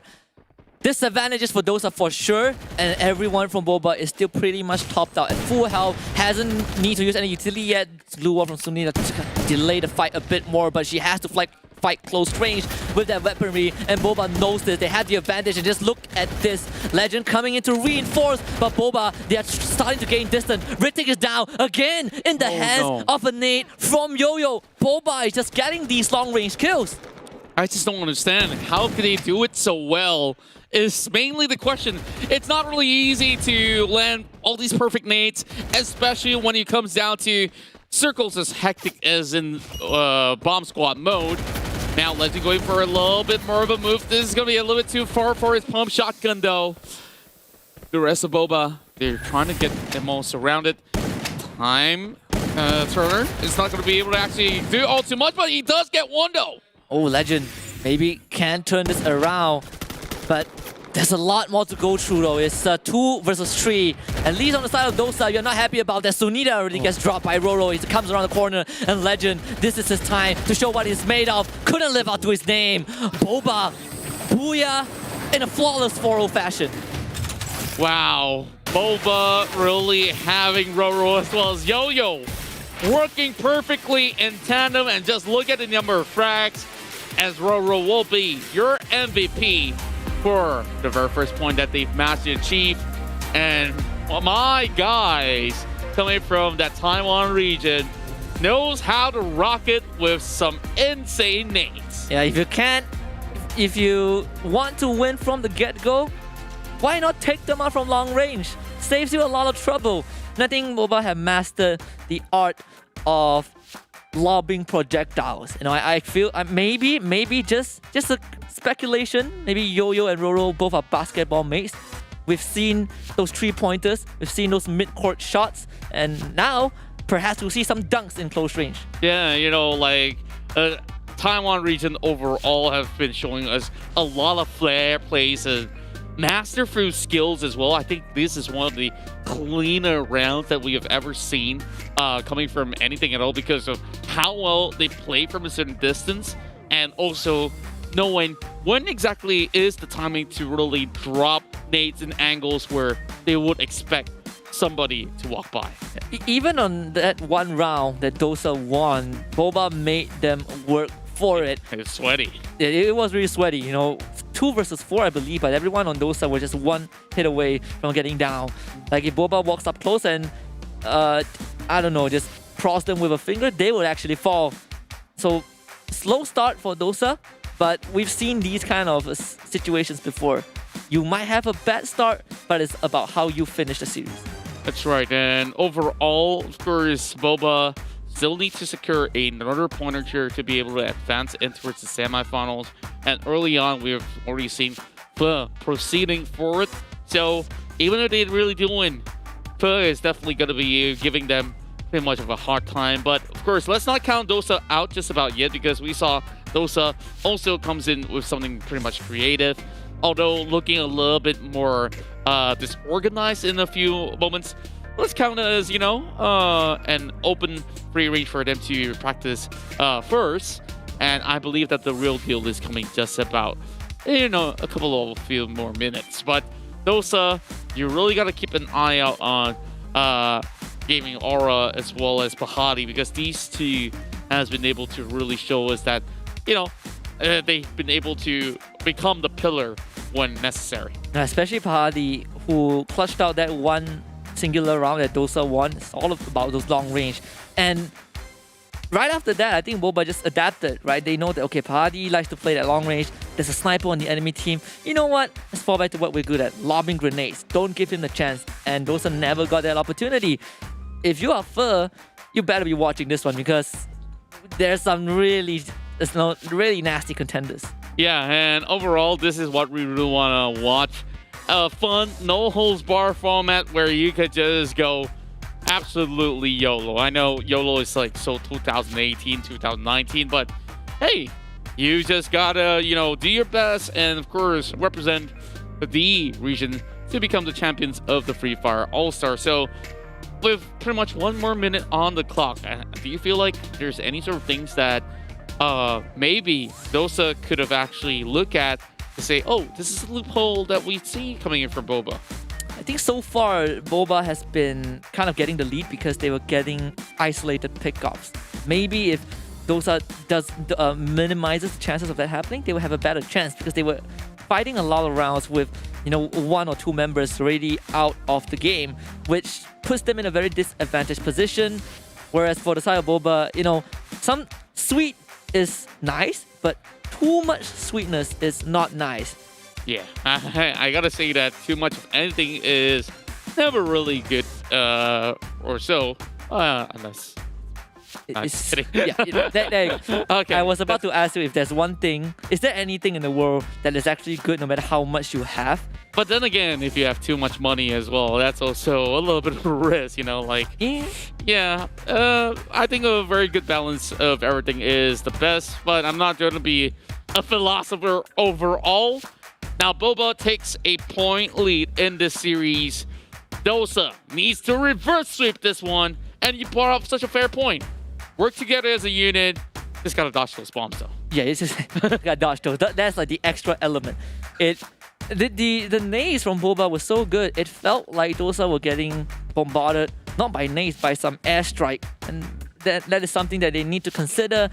And we also saw how Dosa were less active on the map compared to Boba because they weren't moving as much, and it made a really easy target for Boba to get those utilities through. Let's see, it's going to be different in the second game. Now, we do see a little bit of a switcheroo going on, I guess. And Emily going for the middle. Here comes another grenade. This time they'll be able to dodge it. And Dosa wants to find him inside the time turner. Let's goes down instead. Meanwhile, Sunita lines it up, finds Genling. But Genling, he'll still be able to actually move all the way in though. Now they corner him up. And Dosa is on a streak. Sunita not happy with match number 1, and here she goes! Boba down to Roro. Maybe Roro can make something happen. The secures are coming in from Dosa. Roro is going to come around the corner and try to avenge his fallen teammates. But Dosa says no. Sunita absolutely popped off. Look at that 2K that she's been able to secure right across. What a round that is. And those are finding that momentum. We talked about playing with numbers, playing with your team. Just constantly move around. Information is the name of the game, but ever-changing information can kind of buy you time and space. And Dosa, they are adapting to that. And round 1 is a good proof that it works against the likes of Boba. But you still got to be always careful about Roro and Yo-Yo with those grenades. Yeah, this time around they are just absolutely booking directly into the site already. And they're not even actually thinking twice this time around. They gotta catch on towards Roro. And that is pretty much a 4 versus 3 going on, and make that 2. Our team-man getting caught out by Pahadi as well. While Genling is trying to hold on, but not for long though. Yeah, no way that a pistol can win out. And it's going to be Sunita. Oh, getting dropped. Unfortunately, it's down to Yo-Yo in a 1 versus 2. Getting bombarded. Grenade bounces off the wall. And it's going to be Pahadi and Retake just coming in from both angles to take him out. Dosa with 2 in a row. This is an absolutely clean game that we are looking at. And I think that, you know, they have just been adding extra spices onto whether it's going to be the dal or, you know, there's so many different kinds of chutney that you could also serve with dosa. Some of my favorites out there. And I also do like myself some paneer alongside with dosa whenever there is a chance to serve it alongside. It's a sinful treat. I know. But it's nice. You know, like one of the ways to dampen spices is with dairy products, and I think Dosa is finding that it's just fine-tuning their ingredients, and they're bringing the fight straight to Boba. This is going to be a little bit of a long-range haul coming in from both ends, and they're just taking it one step at a time, knowing for the fact that Boba still needs to look for a little bit more of an opening. Sunita, though, going head-to-head against Yo-Yo this time around. Not going to be all too easy to lob those grenades inside of Observatory. Oh, a lot of grenades being lobbed. It feels like, you know, Dosa, they aren't really big fans of that particular loadout, but it's fine. You know, to each of their own. Boba so far has been on point with their grenade lobs. Hasn't gotten too much in game number 2 just yet. But Dosa's patience is starting to pay off as Boba also is trying to assess where their opponents are. So far, Pahadi is just taking his sweet time. He'll be able to actually cut around the corners though. Now Dosa really want to actually put a lot more pressure on top of Yo-Yo. More and more grenades being popped. Here comes the glue walls as well. But Roro has been able to arm the bomb while Ritik tries to go in for a little bit more camouflage. Making a little bit of a run. While Genling immediately runs for cover. Oh, good flank, but Legend will make it work out as well. Yo-Yo finally gets the nade in, and now it's an absolute bloodbath from both teams. Yo-Yo gets down, Jungling from the flank needs to hold on to the round, but Dosa has such a huge lead. It feels almost impossible, but if there's one guy that can pull it off, it's going to be Jungling from the side of Boba. That glue wall is very troublesome, but Jungling has a pretty good angle, and now Dosa is going to put out the glue wall and start that defuse. Pahadi is doing the D, and he's going to stick it. Dosa fights the third round in a row. And just look at how clean they've been able to actually do just about that. Now, not even a single point given towards the side of Boba. And I don't even know, is this the start of where we just call for reverse sweep? Because that last series that we saw, they kind of were on this tit for tat. And then round 2 onwards, inside of match round 2, this is where they just took them by storm. I guess they were just holding back for a bit. I do see a little bit of an op on the hands of members of Dosa. Yeah, but they're feeling good. They got 2 tags to Jungling, and Roro had to expend those medkits to recover their health. Dosa responding with some huge payback, and RT man gets the first kill on the Sunida. Pahadi getting spotted. Here comes the nade. Yo-Yo right on top of him. Takes him out as Boba are starting to kick into high gear. But Richie's going to push forward. Gotta land those shots. And he finds it. Now goes into the camouflage form once more. Trying to look for RT man. Ring Around the Roses is the name of the game. But Roro is coming up the stairs as well. And Ritchie has no idea that he's about to be caught out. He does see RT man though. And he gets a good knock. But it is not enough. Boba makes it quick, and they get their first round. And I like how he just played Ring Around the Rosie, and he managed to at least catch a double. Unfortunately, didn't really get much chance to secure the kill as well. Those are still pretty much having a really good time here. Now that we are going back towards Catalystawa, it's going to be a little bit harder to tell whether if it's going to be a quick clear plan. As you can see that the way the town is laid out, there's only a couple of these huts out there that really separates them. More favorite site by majority of these players overall is going to be that A site, but as we speak of it, here comes the catch. Yo-Yo taking a very aggressive stance, but Ritik has the nade. Good decision from Yo-Yo to move away to not get caught. And Boba is starting to pay a bit more respect to Dosa's capability, especially after the first 3 rounds. And Dosa feels like they are the one on the aggressive move. Oh, Sunito now getting caught up by Yo-Yo once again. Every single round he does get at the very least 1 frag. Now, kill being secured. 3 versus 4. Dosa needing these points. And here comes another frag being dropped right in towards the compound. Meanwhile, Hadi is going to be luring in towards B. They do get the bomb being stuck right through. And Dosa really need to respond quickly. Yeah, Boba somehow able to completely avoid the gaze of Dosa, and they made this round theirs. Yo-Yo just again propping those nades. He's getting all those nades through. A Kobe onto 1. Pahadi trying to run to his buddy, but Jungling is there to stop him in his tracks. Boba bringing it down to a 4 versus 1. Ritik on top of the roof, and he will rest in pieces. Whoa. Boba with a clean 2 rounds. Did you see what he did? He just did a 360 and then he just lands pretty much a final blow for a little bit. But then again, it's style points. Yeah, a little bit of a style points. But I kind of wish it's a jump no scope 360. If only the jump was. Gotta be progressive, you know. So maybe this round we'll see that, and then the last round we'll see a 360 no scope with an op. Let's hope for it. We do have the M16 though. RT Man, does he really want to go somewhere similar to that route? Gonna wait and see Pahadi as well as Critic. Soaking a lot of damage though. Now, there is quite a number of utilities still left for the expansion of Retake as members from the side of Dosa. They're really thinking hard whether if they should really go for a full commitment with B, but we're already seeing pretty much a very even sort of split coming out of Boba, which they could easily retake. And Dosa came out swinging right out the gates, getting 3 rounds in a row. But the reverse sweep is still alive for Boba after we saw how they kind of got 2 consecutive rounds.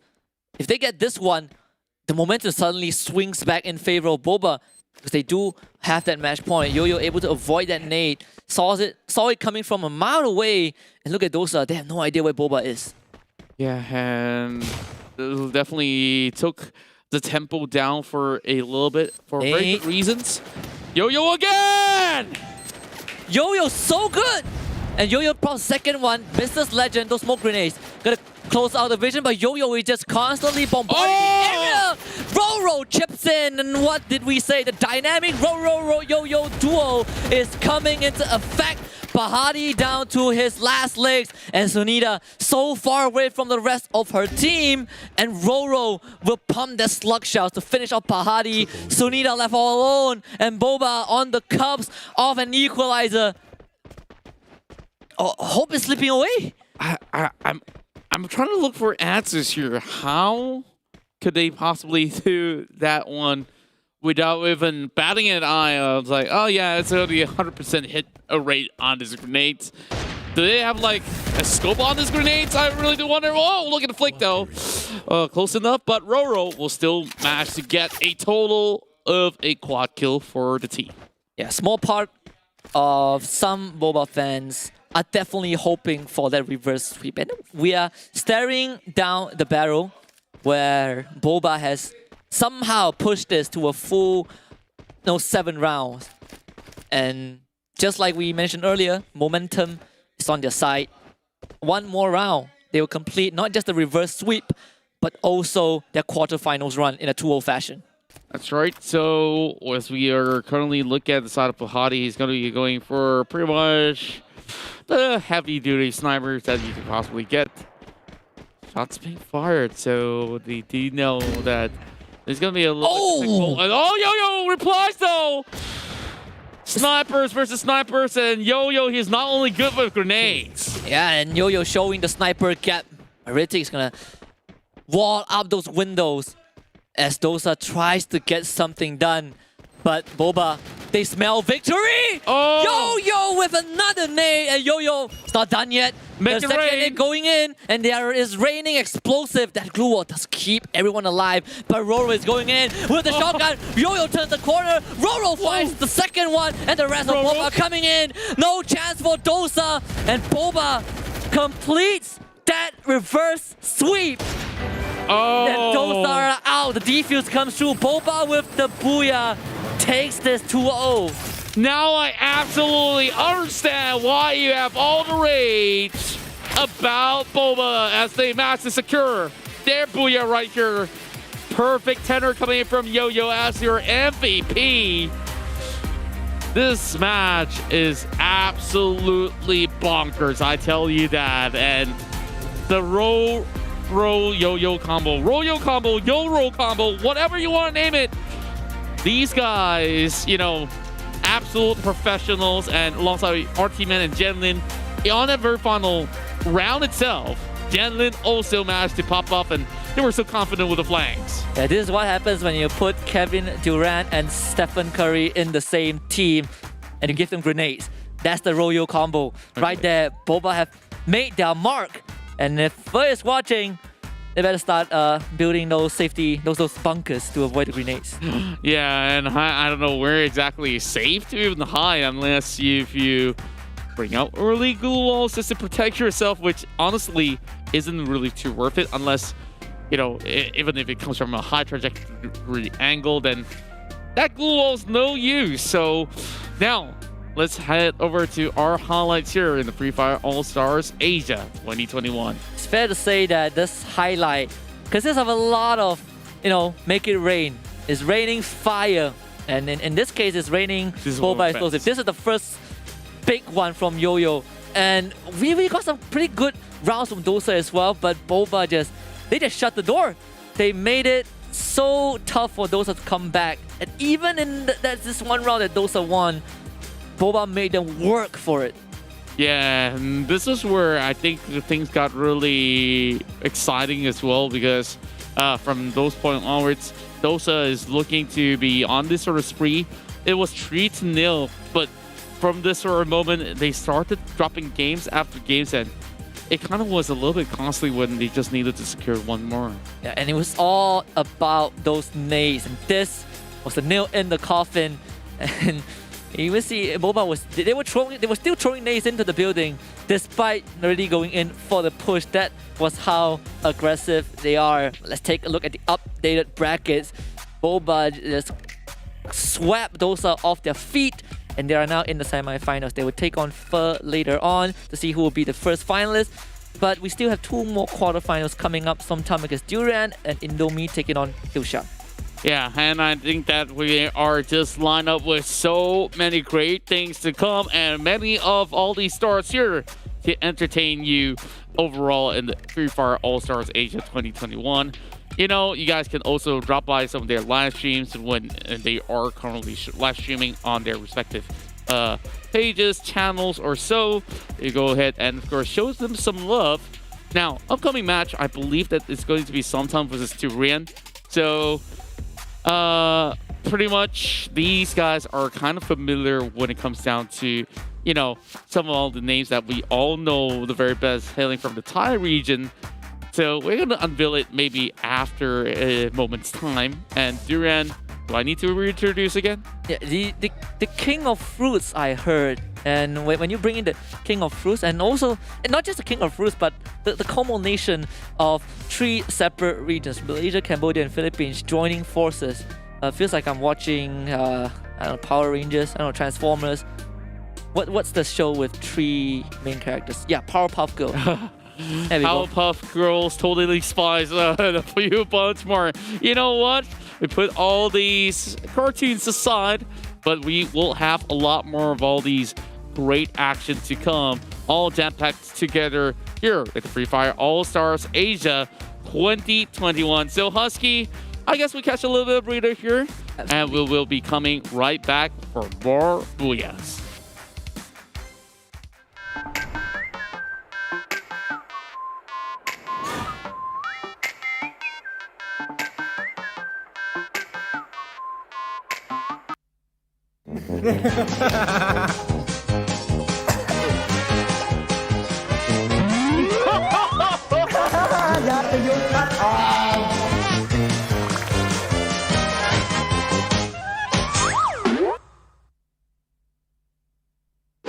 ¿Qué pierna cae primero después de que un personaje aterriza después de un brinco? Tiki. Con la izquierda. ¿Cuánto daño hace en total un carro que explota a todos los personajes que están alrededor? No, God.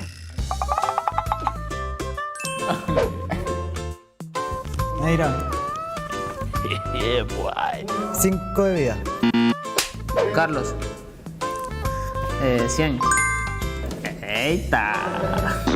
Oh no! Yes. Nombra los personajes que utilizan lentes o gogles en Free Fire.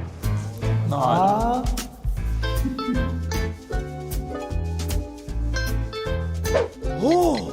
Neira. Maxim.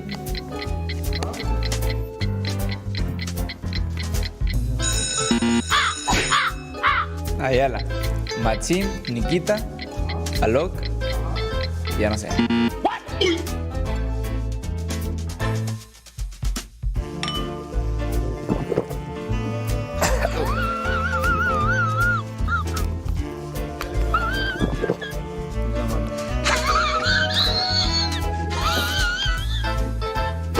Đâu là địa điểm tổ chức Free Fire World Series 2019? Rio. Trang bị mũ 1 sẽ giảm được bao nhiêu sát thương khi bắn vào đầu? Xin 30.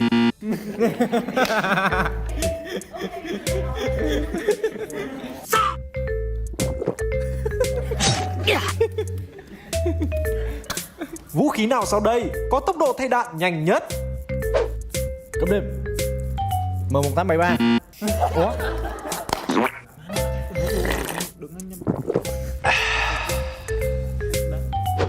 Khi nhảy thì chân nào đáp đất trước? Chân trái. Đúng rồi, chân trái. Khi ăn nấm 4 thì tăng bao nhiêu EP? Cấp đêm 200. Senjata manakah di Free Fire yang bukan pistol? Joker, jawabannya A, M79. Masih inget gak apa sih Elite Pass yang pertama? Sakura apa ya? Lupa lagi gua. Tadi gua ngejawab. Tenet. Udah. Time out. Makan lu. Sengaja lu. Udah jangan liatin lah. Ini buat lu aja. Iya betul. Merah muka. Pedes nggak? Berapakah health point yang dipulihkan jika kita menggunakan medkit selama 5 detik? Soja 74. Jangan 74. Oh. Gas. Sebutkan ke-8 loadouts yang ada di Free Fire. Ombak.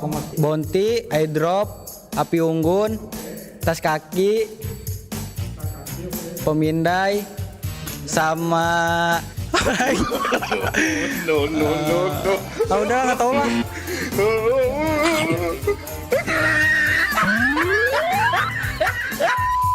Berapa banyak IP yang dipulihkan dengan jamur level 4? Soja 200. Kayaknya yang gampang gua telat. Senjata manakah yang mempunyai 5 slot untuk attachment? Ombak. AK. Ya, makan lagi lu. Mamam lu. Senjata manakah yang mempunyai reload speed tercepat?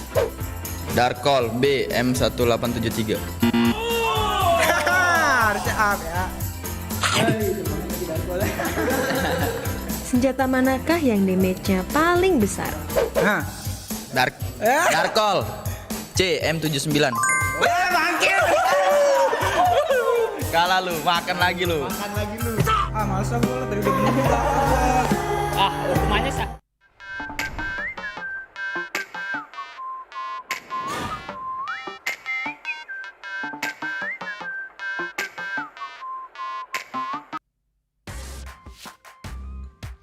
I'm glad that you're joining us here on a beautiful Friday evening, and we even see some clips of some of all of our stars joining us here in the show. My name is Contra, and alongside me is Husky. You follow. We really have to thank Garena for really making the Free Fire All-Stars Asia 2021 possible. Yeah, absolutely, and we have witnessed 2 amazing best of 3s, and we also had to say goodbye to 2 squads and congratulate the other 2 for making it into the semi-finals, which are Fur and Boba respectively.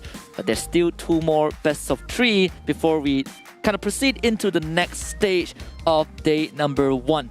Yeah, and I definitely think that in day 1 so far, it's been so explosive, but we are going to be turning up the heat for a little bit because, you know what?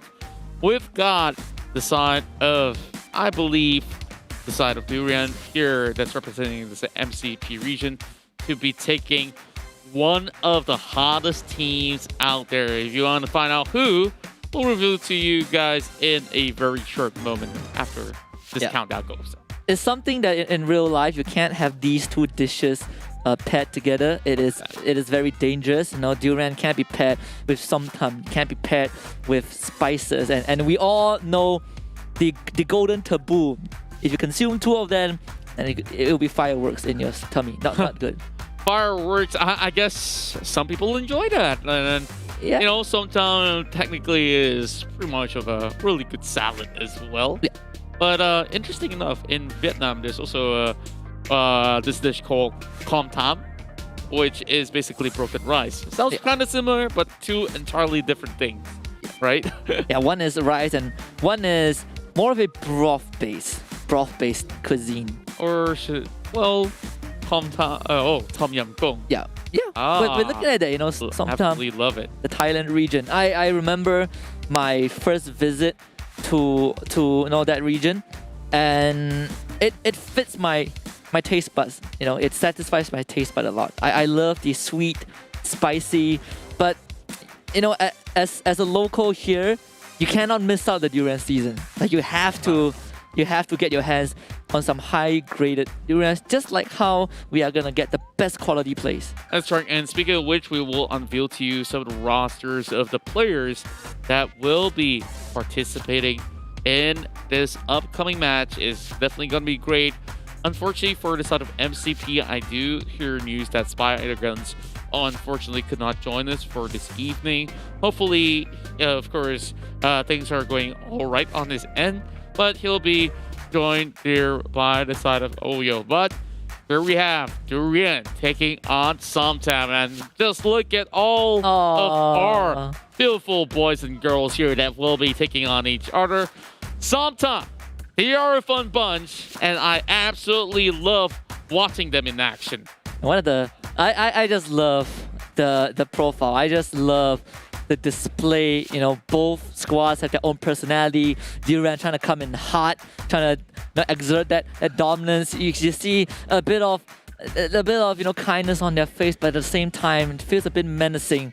Now it's more of, do you want to be pounded and grounded by the pestle mortar of Somtam, or do you want to be pricked by the spikes of the durian? Yeah, it's kind of hard to really judge it. Just look at FMP TV, always looking pretty good on his outfit. And now shots being fired from both ends here. The side of Durian, they're not going to be able to actually get too much, but the Cruise! Oh, he will get it!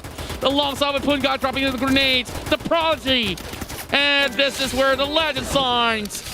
And Durian, they all crumble out. And I guess, you know, the Thai region, they're experts in dissecting Durants. Oh yeah, absolutely. I have seen a lot of clips online of they them. Love Durants too. They absolutely they devour Durants. Exactly. I'm surprised. I was really surprised when I found out that, you know, the king of fruits is actually just another fruit, at least for that region. You know, yeah. They are fanatics in a very good way.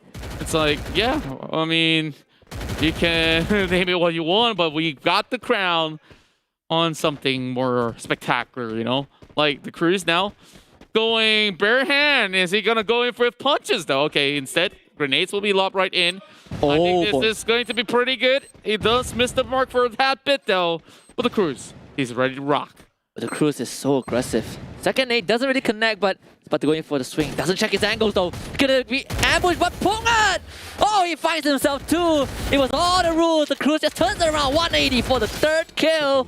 And it's gonna be Somtam once more coming out hot. They will find the second round in a blink of an eye. 5 frags for Pungat, the Prodigy though. The God! He is just absolutely stomping them out. And you know what? Boys, you gotta also be gentlemen out there. Get some room for Jasmine to secure those kills. Don't steal it all for yourselves. I'm pretty sure they will. I'm pretty sure. Give them some time. But Pungat, my goodness. Don't mess with him, you know? Don't be fooled by his appearance. This man packs a punch.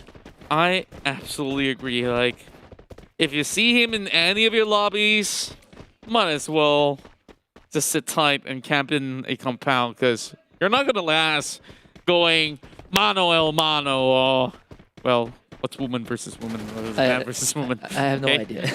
Let's not even get there.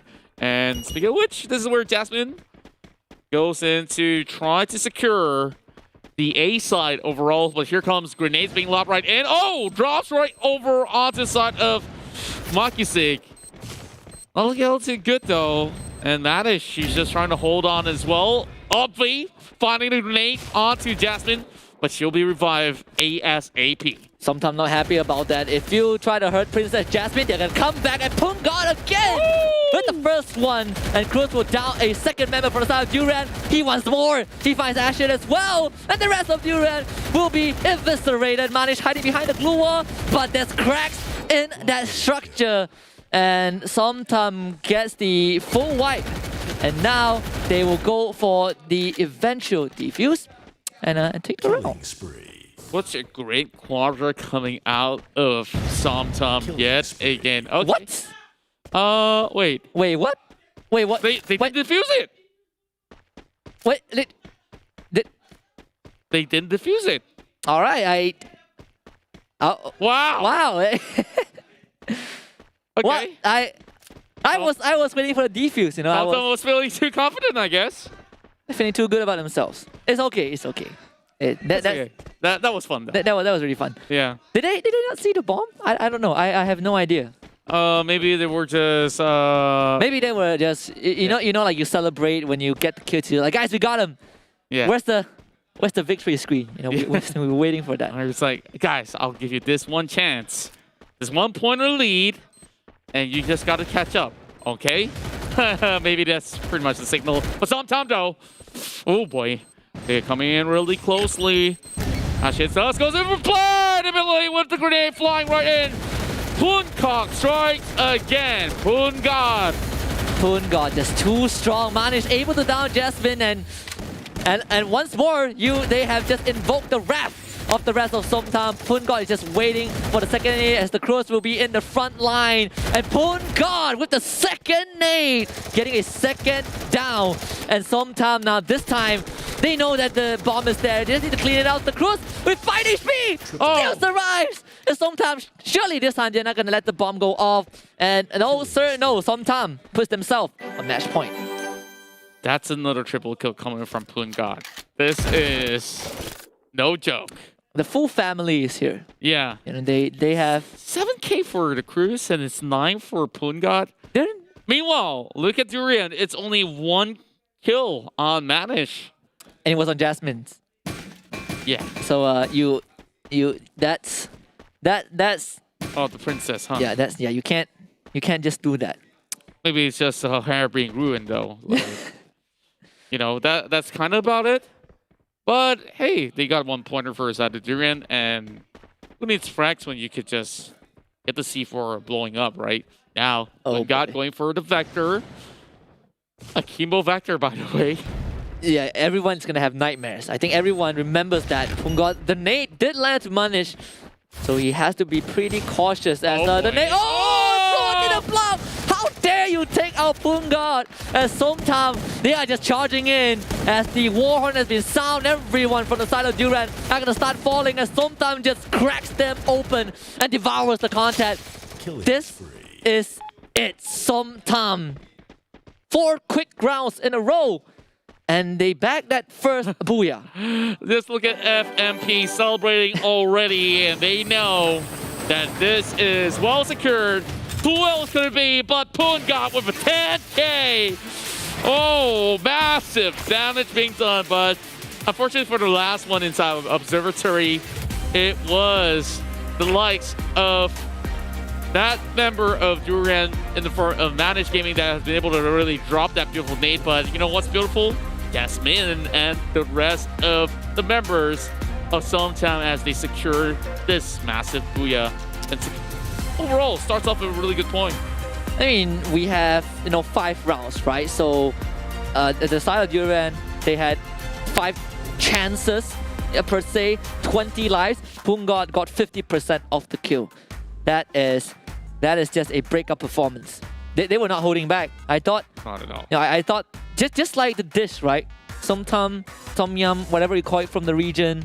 The first slurp is always where it kicks the hardest. That's right. Somtam overall, is this really unique salad as well, where you just, have a little bit of jumble of some of the freshest ingredients out there, and you also have, some spice on top. And Thai food overall is just a beautiful cuisine where you just have some of the best flavor. Every form of taste bud of yours on your tongue will be dancing, whatever you put in your mouth. And they did put on a great dance in that first round. We didn't get to highlight Durian too much because, you know, it's fair to say that sometimes stole most of the spotlight. But hopefully Durian can bounce back. There's still one more chance, or at least one more chance for them to kind of have the opportunity to get the lead. We'll see if that happens in match 2. Yeah, I think that heading it towards, you know, this upcoming game, it definitely feels like, you know, nobody has been able to really stop Pungat. And even if you stop Pungat, there's also going to be Cruz, who's also a menace to actually deal against. Yeah, absolutely. And with that being said, maybe Durian needs to find a way. You know, we saw the two superstars from the side of Somtam. It is the Cruz, it's Pungat. If Durian can find just that one loophole and eliminate these two superstars early on, maybe that is the key for them to have a grasp of the second game. That's right, and I do believe that there's still a lot of room that they could still prove themselves here for the likes of Durian, but they don't want to let this chance slide because overall there is so much at stake here. First, you want to show the world what you've got, and what better way to do it than here in the Free Fire All-Stars Asia 2021, brought to you by first none other than Garena. So, well, I guess we get a little bit muffled if I'm not mistaken. I'm not too sure about you, but we are about to kickstart another massive rounds as we are about to move right in with this head-to-head once more. And then you say that the silence before the storm is always the scariest, right? You kind of hear the crackles of the thunder, you kind of see the flashes of the lightning, but you never really know when it's going to strike. And that's what Somtam has been saving up for this best of 3. We didn't anticipate such aggression, we didn't anticipate such explosiveness from them, and they showed us right from the get-go that they have what it takes. Exactly so, and you know, Durian as well as Somtam, it seems like there's going to be another big scuffle that's going to get going down between the two of them. But nevertheless, this is still going to be a hectic battle here as we start off on those pistol rounds. And this is where Durian got to really make it rain. And those grenades must drop right in beautifully hot. Jasmine now getting tagged for a little bit. Meanwhile, Somtam just going up. Guns blazing. Asha though goes head to head, but Asha goes down. Yeah, Cruz just dances around him while firing. How does he do that? Everyone from Durian is going to rush at him. Yes, they finally take him down. And also FMPTV on the ground as well. This time Durian kind of has the lead, but they got to go forward for more because Pungat is here. And all bow to the Overlord. Pungat gets down. Ovi. It's between Ovi, and Jasmine. And Royalty is here to help out her teammates. No one is out yet. They're trying to get those revives in. They're trying to get those med kits going. And Pungat, he doesn't wait. Wow, it took quite a while for the first one to happen. Now it's going to be mano and mano, 1 versus 1. Well, make that 1 versus 2. And Somtam comes out pretty strongly. And I guess maybe they had a little bit of agreement there. It's like, let's only fight once we hit towards the rooftop. And, well, interesting responses, but Ovi almost managing to clutch it out for the pointer there for the likes of Durian. Oh my goodness, man, Durian came close. They are starting to figure out the equation to sometimes, prowess in this series, but unfortunately, Jasmine knows a priority. It is to bring the god back to life. You resurrect a legend, he will carry you to victory. And Pungat, he doesn't wait. You let him have his free reign. He is just going to go to town. Yeah, and Pungat is just trying to bait them with a little bit more of a noise being set up. Meanwhile, Cruz immediately goes in to set it up over on towards the A side. Now, a little bit more pressure coming in while the likes of Durian, they really got to find ways. And Asha gets taken down by Pungat with another sharp flank. Oh man, you just can't have your head, peeking out like that. Pungod, what are you saying? Pungod! He just takes out everyone from Duran. That's already 3, and Pungod gets them all. Sometime with round number 2. This prodigy definitely lives up to his name.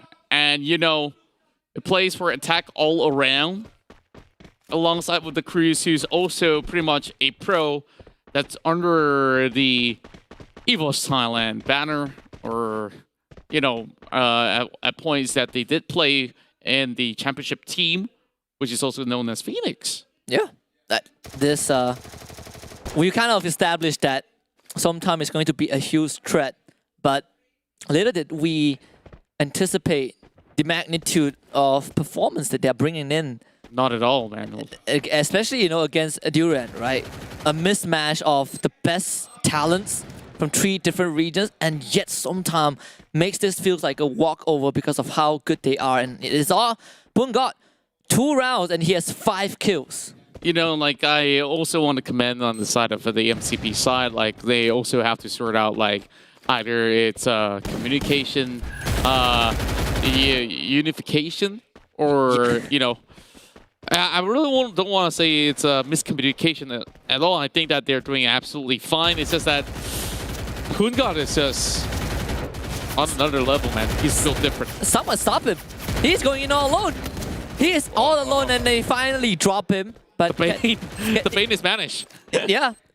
Managed finally took up Pungod, but this is going to infuriate the rest of Somtam. Mashi has his back turned, and you don't do that when your enemies have their crosses pointing at you. Manage the God Slayer now has to take on the rest of Somtam. FMP TV has that clear vision, managed to bring Makisik back up. Now they will have a better chance. Going in for full revives, and instead the flank comes right into Cruz. He comes in to clean out shop. Now Somtam needs 1 more point to lock themselves in for the semifinals. Yeah, Duran kind of ruined the party a bit. Pungod was on his way to a perfect KDA. They ruined it in game 1. They did it again in game 2. But Somtam, they don't really mind not having a perfect KD on the players. They want to have a perfect series. And so far across all the rounds they played, they've only dropped that, 1 round against Duran? Yeah, and that was also not because they couldn't frag. It was also the fact that nobody was actually going for the defuse. Maybe they didn't have the kit or so. It was an oversight. Yeah, a little bit of oversight, but we definitely have to catch the replays for some of these shenanigans. Here comes Durando, going all the way up towards the roof. Well, I guess this is a harder angle for them to actually drop the grenades, and that was wrong! No! Manage bombs herself! Not like this, Duran. You can't play the most important round of the series and take yourself out. But Duran will have to make do as Somtam sees that on the kill feed, and they're going, Pungod! One more! Finds 2! And it is over! Somtam just makes it quick. They will defuse the bomb, and of course, Pungod do the honors of securing Somtam, the Booyah, and the series. They are going to the semifinals. Indeed, they are. This time around, Pungod comes in with 8 total frags. And if you add up the numbers, I believe that's like a total of 18 frags in the entirety of the series, coming in from none other than the Prodigy. So we congratulate FMP TV. Desmond is EVOS the Cruz. Attack all around. Pungod. All hail the king. Pungod, he will... We are gonna build a shrine to worship this deity. He is an absolute superstar, and he's got an all-star for a reason, and he showed us just that. Yeah, and it really was Pungod versus the world. Like, he was out there. I think if it's Superman standing in his way, I think Superman would just run, because this looks like a kryptonite. This definitely does. We saw, the entirety of the If you lob those grenades like that, you imagine how many kryptonites you can lob if he finds one. I don't dare. I don't dare to imagine. I don't want to think about it, right? Sometimes it feels like they just had this discussion before the series, and they were like, Pungod, You are the best player we have in the region. You are the spiciest superstars we have. Just go do you. We're not gonna hold you back. You want a 1v4? Go ahead. Yeah, and I guess if he were to reply to those sort of praises, he will just say 2 words. I know. Okay. I know. Yes, sir. I know. I know. I'm the best. Say no more. Say no more. But, you know, speaking of Pungat, this was one of the first times that any of them actually took them down. And everybody was rushing up the roof to have a little bit of party. Pungat managed to find 2 frags, but they managed to hold him back for a bit. But it's basically a Pungat highlight reel in general, because that is one of the most magnificent nades that we've seen that we thought Bobo was giving us already some of the best. You know how scary it is when you see someone running at you, like he was running and firing, but he's walking closer and closer to you? That's Pungat. Just sheer domination. The absolute final boss. He's the raid boss. You know, those unsuspecting raid boss that most of the time they're huge, they're built. Not Pungat though. He just sneaks up and he takes it all away. Somtam in the semi-finals, making quick work of Durian. It feels like this Durian were a bit spikeless in that series. I guess, you know, when it's only down to shells or so, and maybe, you know, it's been a little bit of a rainy season from time to time as well that has affected Durian quality, unfortunately. You know, and it's also sad to see that Spider Guns was unable to participate for today. Maybe it would be a little bit of a different synergy level. I'm not really putting too much pressure. It would be also thank Obvi for joining in alongside as well. But one more series in the quarterfinals, and we will be seeing Indomie taking on Hilsha. And Indomie definitely is a force to be reckoned with. I do think that they do have similar skill levels as compared to Somtam. So our semifinals will be absolutely lit. And I just can't wait for that to kick off, right? Because whoever is watching on that final series in the quarterfinals, you don't just need to plan for your opponents. You gotta plan for Somtam. If you watch Somtam taking on Durian, you gotta be shaking in your boots. Like how do we? It's not how do we take out Somtam. It's how do we take out Pungat? Because Pungat is the whole Somtam.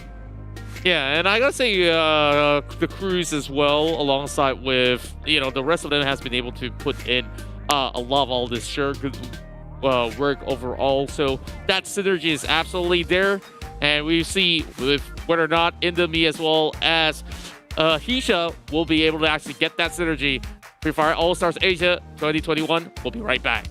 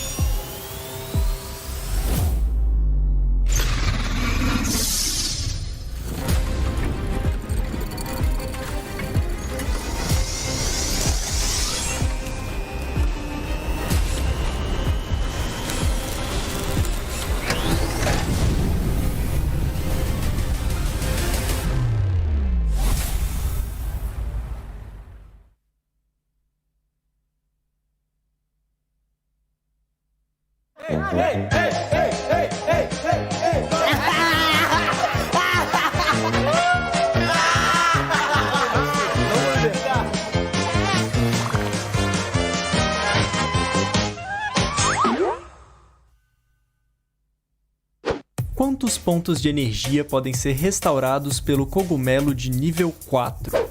Ave Maria. Ô Chico, sai daí, doente. Aqui, ó. Quantos EP eu posso guardar, né, no nível 4 do cogumelo? 200.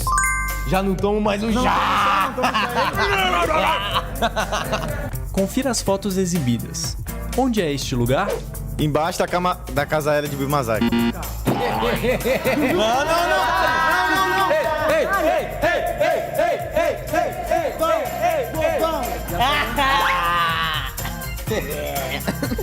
Já vira, sem brincadeira.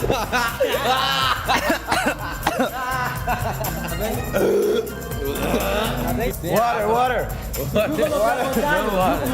O capacete de nível 2 reduz quantos por cento de dano quando você leva um tiro na cabeça? 45. Qual o primeiro patch do Free Fire? Gato.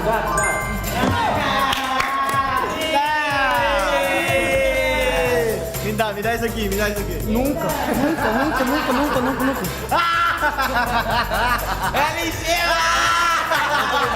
Não vou beber. Me dá. Todo. Drink out. Oxi. Berapa banyakkah damage yang glue wall boleh lindungi? Glue wall. Wait a minute. Oh no! Go. Salah tahu. 300 damage. Oh, aku itu berapa banyak jenis. Kalau aku tahu.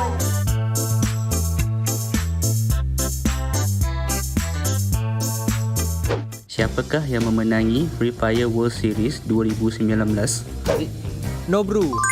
Apakah binatang peliharaan yang pertama di dalam Free Fire? Apis. Kitty. Senjata manakah yang menghasilkan damage paling banyak? Kayu. AWM.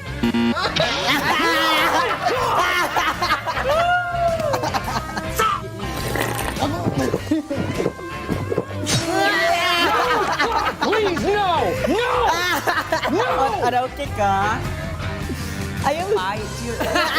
Dia kata dah baik. Trợ thủ nào xuất hiện lần đầu tiên trong Free Fire? Con mèo anh ơi. Ngày diễn ra trận chung kết Free Fire World Series 2019. Tháng 1 ngày bao nhiêu đúng không anh? Ngày 26 anh. Trong nhiều hết luôn.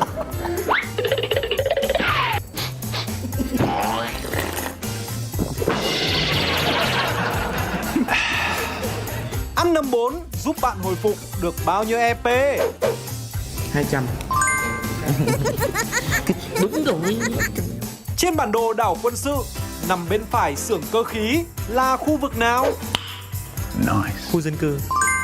Vũ khí nào sau đây có tốc độ thay đạn nhanh nhất? 11873. Không sao, đội trưởng gánh hết. Đội trưởng gánh hết. Oh no!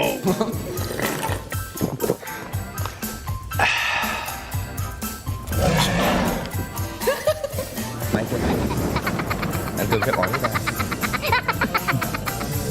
Thank you guys for watching my challenge. Tia bad, very bad. O chá muito ruim. Todo mundo se lascou.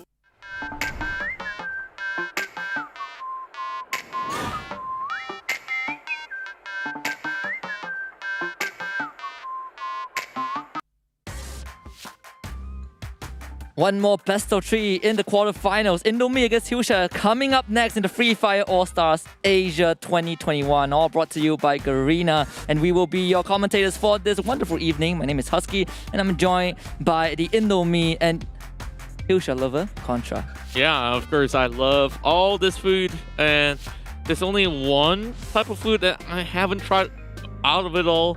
And it's Husha, you know, like I've always been curious and I've never got a chance to taste Bangladeshi food. And I really wonder if anybody could recommend me a restaurant that I could visit somewhere. Of course, if it's going to be outside of MCP, I don't know how to get there for now. But if you guys know any one of it in Malaysia, hit me up, man. At least we will get a taste of what it's like in the upcoming series, because only one of these teams will move on forward to face off against the ever so spicy Somtam in the semi-finals. But first they have to get to each other. Yep, and this is where you just want to look at what Indomie has to offer as well, because they have a stacked roster where you have Gardu Dranix alongside with Island God's very own Beyond 09. On top of that is a little EF Dewey alongside with Letta. So we have superstars of Indonesia now being all aligned together, and also the stars of Bangladesh region overall. Who do we have? Yeah, we have Zisant 4, Nayamalan, Alchemist, and I believe the last one is C-Hub. So this is going to be an impressive one. I want to see what these two teams have for us. Then we have the classic, we have the more unique, but sometimes it's more of an acquired taste. And tonight, only one of them will kind of take the reins and have the privilege to advance forward to claim the throne. Yeah, and I guess this is still pretty much early towards the first half of what today has to offer, because we still got, after this, another 3 sets of series to go, because semifinals will be happening and the grand finals will be in a best of 5 format. And that is going to be even crazier, since we've already seen close games. We've seen a dominant performance as well. So when we come down to the wire later on, it's going to be the best of the best. And I think perhaps in our minds, there are some teams that we are more confident of making it into the finals. But this is where it gets interesting, right? Food is all about preference. Sometimes the most unexpected result might just be the conclusion of a series. Agreed, and of course, I really want to see upsets as well as surprises to be in store for us as well. So far, of course, Hunga, if anybody has catch all these highlights overall, whether it's all over social media or your friends just showing, oh, look at this guy, he looks cute, but he's just an absolute monster in the field. And, well, lo and behold, he has lived up to his name, Pungat. Yeah, and so far, we have 3 teams already sitting comfortably in their semi-final slots. We have Pho, we have Boba, and also Som Tam. Right? Out of these 3 dishes, out of these 3 cuisine, if you had to pick one, which one kind of fits your taste buds the most? Out of which cuisines once more? Yeah, we have a Pho, we have Boba, and we have Som Tam. Pho, Boba, Som Tam. They're all delicious, like... Yeah, to be very honest, it's a full course, We have appetizer, we have main course, with dessert. I'm kind of like dessert kind of person. So, but honestly, when I look at power level, you gotta eat your veggies, so that's why you go for Som Tam. But honestly, Indomie. I think that's one of my favorite, especially as a midnight snack. Yes. As a supper, but the thing about Indomie is this: 1 pack is never enough. 2 packs is always too much. It's interesting, right? Yeah. Maybe to balance it out, you need 3 packs. That's always how I do it. I have someone like my family, and I will ask okay, I'm gonna make Indomie. Anyone wants to share? Oh, so basically, we put 3 packs as 1.5 each. Yes, and then it's just nice. That's how we do it. That's right. So, we're just going to be getting ourselves in to our upcoming series shortly. Do bear with us for a little bit more. And you know what? All of this action currently happening to you is broadcasted live. And make sure you guys share it to all your friends out there who loves and enjoys Free Fire. And even if they don't, introduce them to this beautiful world of not only Battle Royale, we've got Bomb Squad, Class Squad, and so much more lineup for all of you guys. So this is currently the All-Stars happening with all the teams that are hailing from different regions of Asia. And to be specific, we've got 8 regions overall? Yeah, we have 8 regions overall. 8 of the 8 teams of All-Stars, right? I mean, if you wanna put it out there, if you want to get people just come into the broadcast and be absolutely attracted, just tell them there's a lot of different cuisines on the table, just for you to kind of pick and choose, which one fits the profile. Are you craving for savory food? Are you craving for sweetness? Are you craving for a kick of spice? We have all of that just jam-packed throughout the evening, and not just this evening, for the entire weekend. Yeah, and I definitely think that tomorrow we're going to be seeing, even more of hectic fights happening, because tomorrow is where Clash Squad happens. So ignore the plans. you don't really have to think much about strategies. You guys can run and gun. You can just go storming right in as a full beeline of a unit. Whichever way works, just works. Oh yeah, and I think the more interesting part is that when you take out the element of needing to kind of plant, the plant and defuse element, it just stirs up more chaos, right? But at the same time, I always have this expectation where, okay, if you don't have to worry about a secondary objective, all you need to keep in mind is to take out your opponents. I expect teams to be a bit more aggressive, but most of the time, they become more calculated, and it's very entertaining to just wonder and ponder what is their train of thoughts, what is the communication behind the scenes. Yeah, and I definitely think that there is so many things that they could definitely, of course, work on. What it is like, calling out specific spots, or even like asking for assistance to actually go in for certain flanks, or just get information. I always admire people who can give out call-outs in a very precise manner. Like if I'm a player and I get taken out, my first 3 seconds will be filled with reaction, just like, oh my goodness, I got shot. But these guys are built different. They just give a call-out, direction, coordinates, all just done perfectly. My call-outs are just, he's there. Yeah, I really think that, keep it straightforward, and it can actually just do wonders as well if you want to go for that.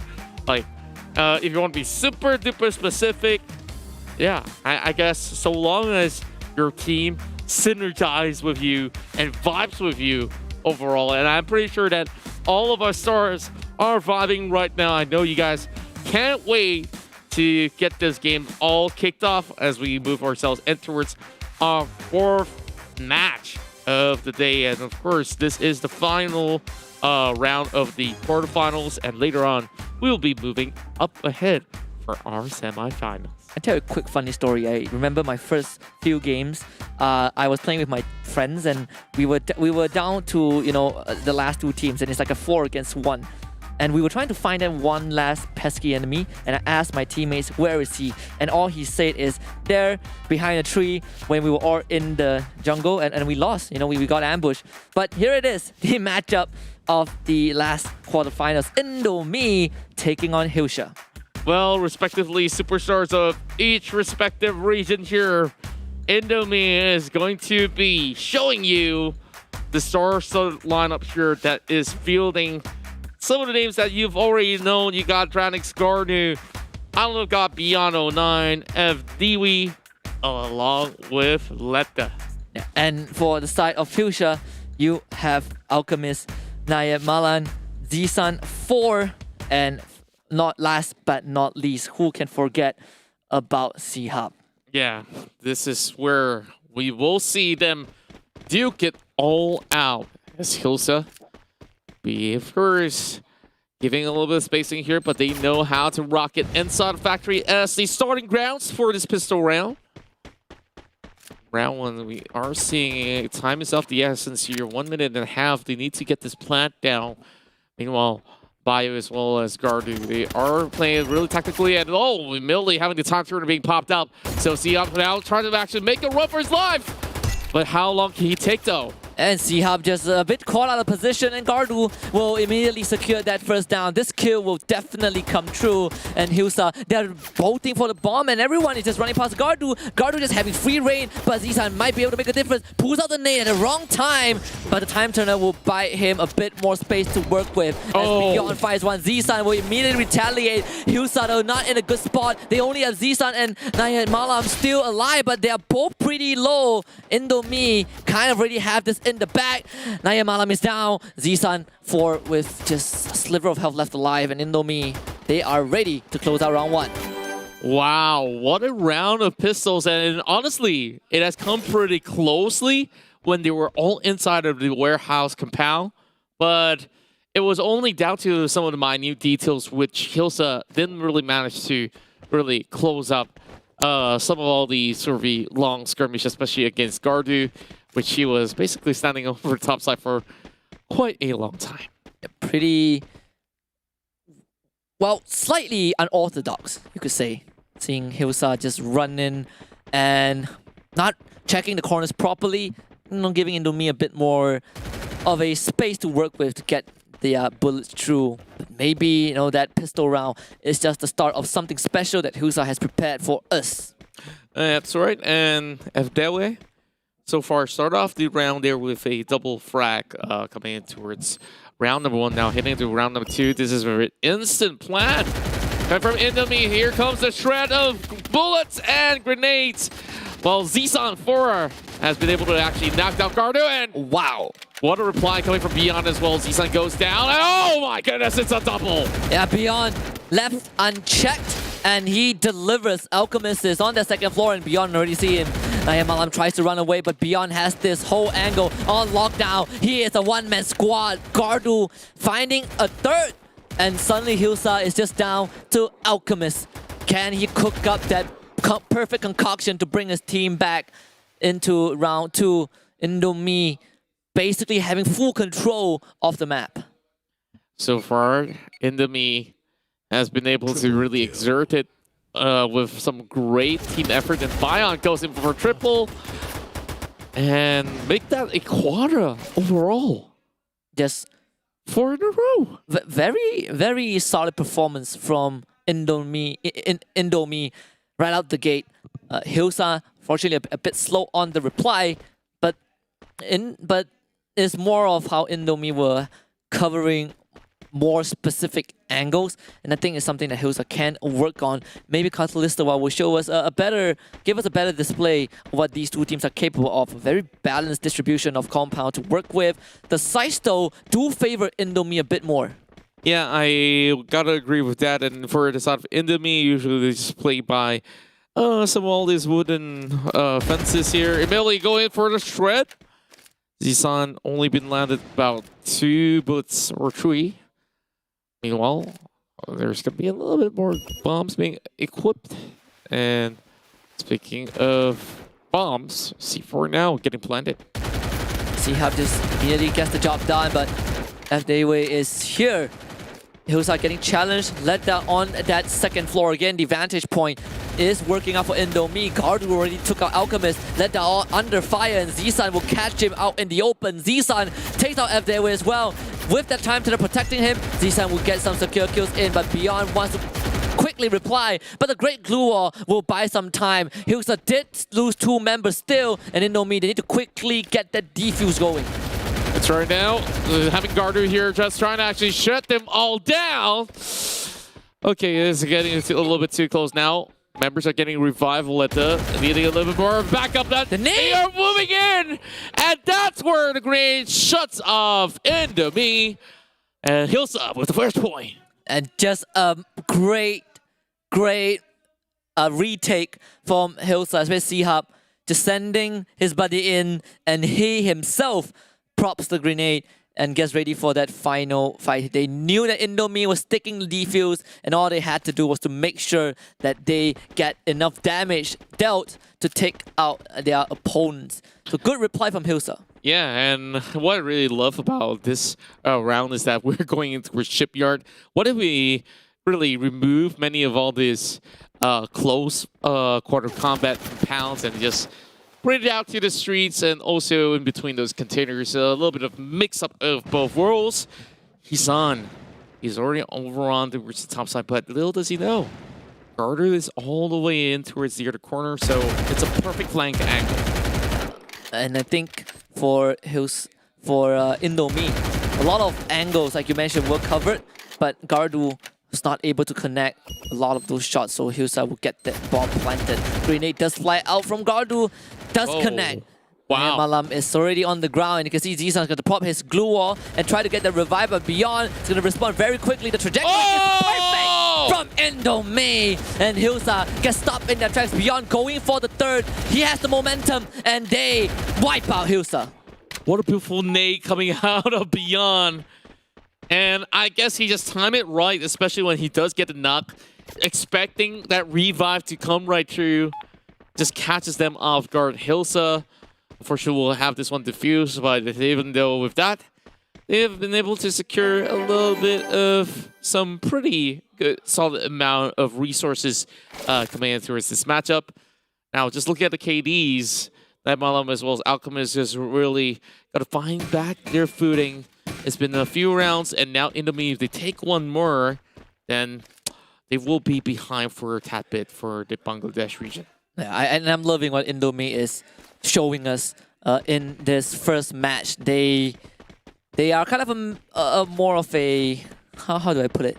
A more balanced team. You know, there's no super standout. Everyone is doing their part, but this is how a machine works perfectly, right? You need all those cogs and gears in place, and Indomie are just functioning like clockwork. But Hilsa are already trying to surround Indomie and try to get a vantage point. But look at Gardugo, a lot of information going over to his teammates. He does get a nade, at least from beyond side, to down Zisan. Wow, he didn't even have to look anyways. Oh, it's going to be the Vector Akimbo right now in his hands. Beyond's going to be able to actually find one with the pump shotguns. Oh boy, what a cleanup. And that's going to be the triple fuse. And Indomie, that's going to be the triple, leaving only a few more left, but they will be able to actually go in for the defuse. And Indomie immediately closes this one without having any sort of response coming out of all the members of the likes of Indomie. I didn't even see the defuse. That was very sneaky from Indomie, but congratulations, the first Booyah. 4-1 scoreline to close out the first series. And just like how we started the first ever series of the day between Pho and, I believe, Biryani, we get this ninja defuse, and Indomie took a page out of the chapter. I definitely think that Hilsha was really hoping to really go hard on them and just want to hunt for those kills, and absolutely forgot that, you know, that whole area here is being left out in the open for them to just go in for a defuse. Unfortunately for Hilsha, you know, they dropped 1 pointer now. 1 Booyah already in the hands of Indomie, needing this second Booyah here to really advance forward. And I think we will be seeing a very intense match between Indomie as well as Somdam in one of the brackets. Yeah, and we've already seen, so far we only have one series that went to a full 3 games, which was our very first best of 3 in the quarterfinals between Pho and Biryani. Maybe this one is going to be a bit different. We are seeing Hilsha put up the fights, but Indomie always end up being the team that crosses the finishing line. Yeah, and I think that Indomie has so much to offer, right? Like, everybody is working like clockwork, like you mentioned early on. So if they can just keep this up, it'll just shut the top trigger on the enemy side and really work your way out. I think like this is one of the best synergies that we have seen throughout the entirety of the day. But first, Hilsha still has games here to prove to us that they are still in it to win it. Yeah, definitely. And I think for Hilsha, they do have their, you know, the standout players, right? They were able to kind of, it feels like Indomie's offense is by waves. You know, wave 1 offense, wave 2 they amp it up a bit, and Hilsha still were struggling to try to figure out a way to fend off Indomie consecutively. But with this very short intermission in between, maybe they will, you know, concoct up a plan that allows them to take on Indomie a bit better. Yeah, I think that is really very important that you of course refresh yourself heading in towards game number 2, because you just got treated like best of ones. Yeah, and that find that cohesiveness once more, and just seeing how Hilsha almost actually clutched the final round. Unfortunately, they absolutely forgot about the defuse that they need to push right in as well. They were trying to secure open areas, or should I say some elevated angles, just to try to get those shots right in, but to no avail. And I think so far we see, this first game of the series feels like more of Indomie able to kind of figure out Hilsha's playstyle, and it's something that we saw in the first series as well. You know, Biryani against Pho, it's almost kind of the back and forth tug of war. What I want to see at least in the second game later on, is Hilsha not being too afraid of Indomie. I feel like they can take the fight straight to their opponents. They were a bit passive in game 1. Game 2 is where they need to kind of go all or nothing. Yeah, I think that's definitely the key factor here, but how many times can you actually pull that same tactic off from map to map? It's probably doable from time to time, but if you keep doing the same thing over and over, they call it madness. They do got insanity is doing the same thing over and over again and expecting a different result, right? One interesting thing, that observation throughout the evening so far is it started off with the second series. I believe it was a Boba against Dosa. We saw a lot of nades, from the Royal combination, and after that we had Somtam against Duran, a lot of nades as well. Indomie against Hyusha, a lot of nades as well. Everyone is picking up on the impact this utility can provide to the game. I think it's especially important when you are actually playing Bomb Squad, because you want a quick way to actually clear off a side, or even some of all these pesky, tough to seek out angles overall. So when you're good at grenades and knowing how to lob it in towards a perfect distance, well, you've already seen Yo-Yo, you've already seen Food God. Go ahead, watch them even more, learn some tips and tricks, and you will be able to actually pull off, a lot of all these corner kills. And also, it shows how much practice is being put into this, right? You don't just land those utilities by default. All the efforts that these players have put in is very commendable, and it's just great to see Garena bring everyone together and give them a stage to, compete, have fun, and at the same time showcase what they're made of. Overall, of course, we are here ready to rock it once again in a minute and a half. So I just look at the entirety of this whole roster. I think it's definitely filled with a whole lot of talent. Overall, Indomie should be able to at least secure a top 3 finish by the end of day number 1. That's my prediction. They can be number 1, number 2, or number 3. I'm not going to rank them up just about yet. And that itself is a good start, right? We set the expectations for Indomie, but despite us going through, the things that Hyusha can do to have a better result in game 2, what do you feel like is the most important out of that list? Well, Hyusha, once again, I guess there's still things that they really have to factor in as well. Sorry, I kind of zoned out for a little bit on that question. I mean, we had the list, we talked about how they should use the utilities more, be a bit more aggressive, and also at the same time just action. And that, right? So which one do you think they should focus on more? Should they fight Indomie head on more? Should they maybe just have from range, because like you saw many of all these close quarter combat, I think they fared decently well, but there were also times where, let's say they were pushing a certain area and they want to go in for the shotguns. You kind of can predict the areas of where they're about to run towards the nearest cover. So that actually will affect, when you go head to head in a certain scuffle. And let's look at our superstars once more. Hyusha against Indomie.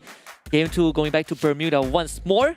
And we are basically one game away. If Indomie takes this, they will advance to the semi-finals to fight against the ever so scary Somtam. But if Hyusha takes this, they will be able to force a deciding game number 3 and keep their lifeline alive in this quarterfinals. Now, heading in towards the final quarters, as we are about to really set the tempo up. And it has to be Observatory to, of course, give us a sneak peek of what's to come in this 7 rounds. Okay. Right off the gates, I think they heard us and they're doing it well. maglalaban just instantly secures the first kill for himself. Beyond stood no chance. Hyusha coming right out the gates with exactly what we want to see. Exactly, and that's where we really wanted them to really get a little bit of a better grip heading into this game, and what better way can you really start off with a bang, And now, having Kiss up, trying to lob another lane over the top side. as Gardu is already known for the fact that there is a grenade being moved around. C-Hub now going for a little bit of a push. And I think they should be able to actually land the plant, but all the grenades are flying right in. Alchemist gets flanked though! Yeah, and FJW also found 2 as well. Suddenly, Nayamala becomes the last person alive. And he's spotted. He's in the brush, but he's spotted. And FJW plus Gardu, the tag team of Indomie, secures first blood for this second game.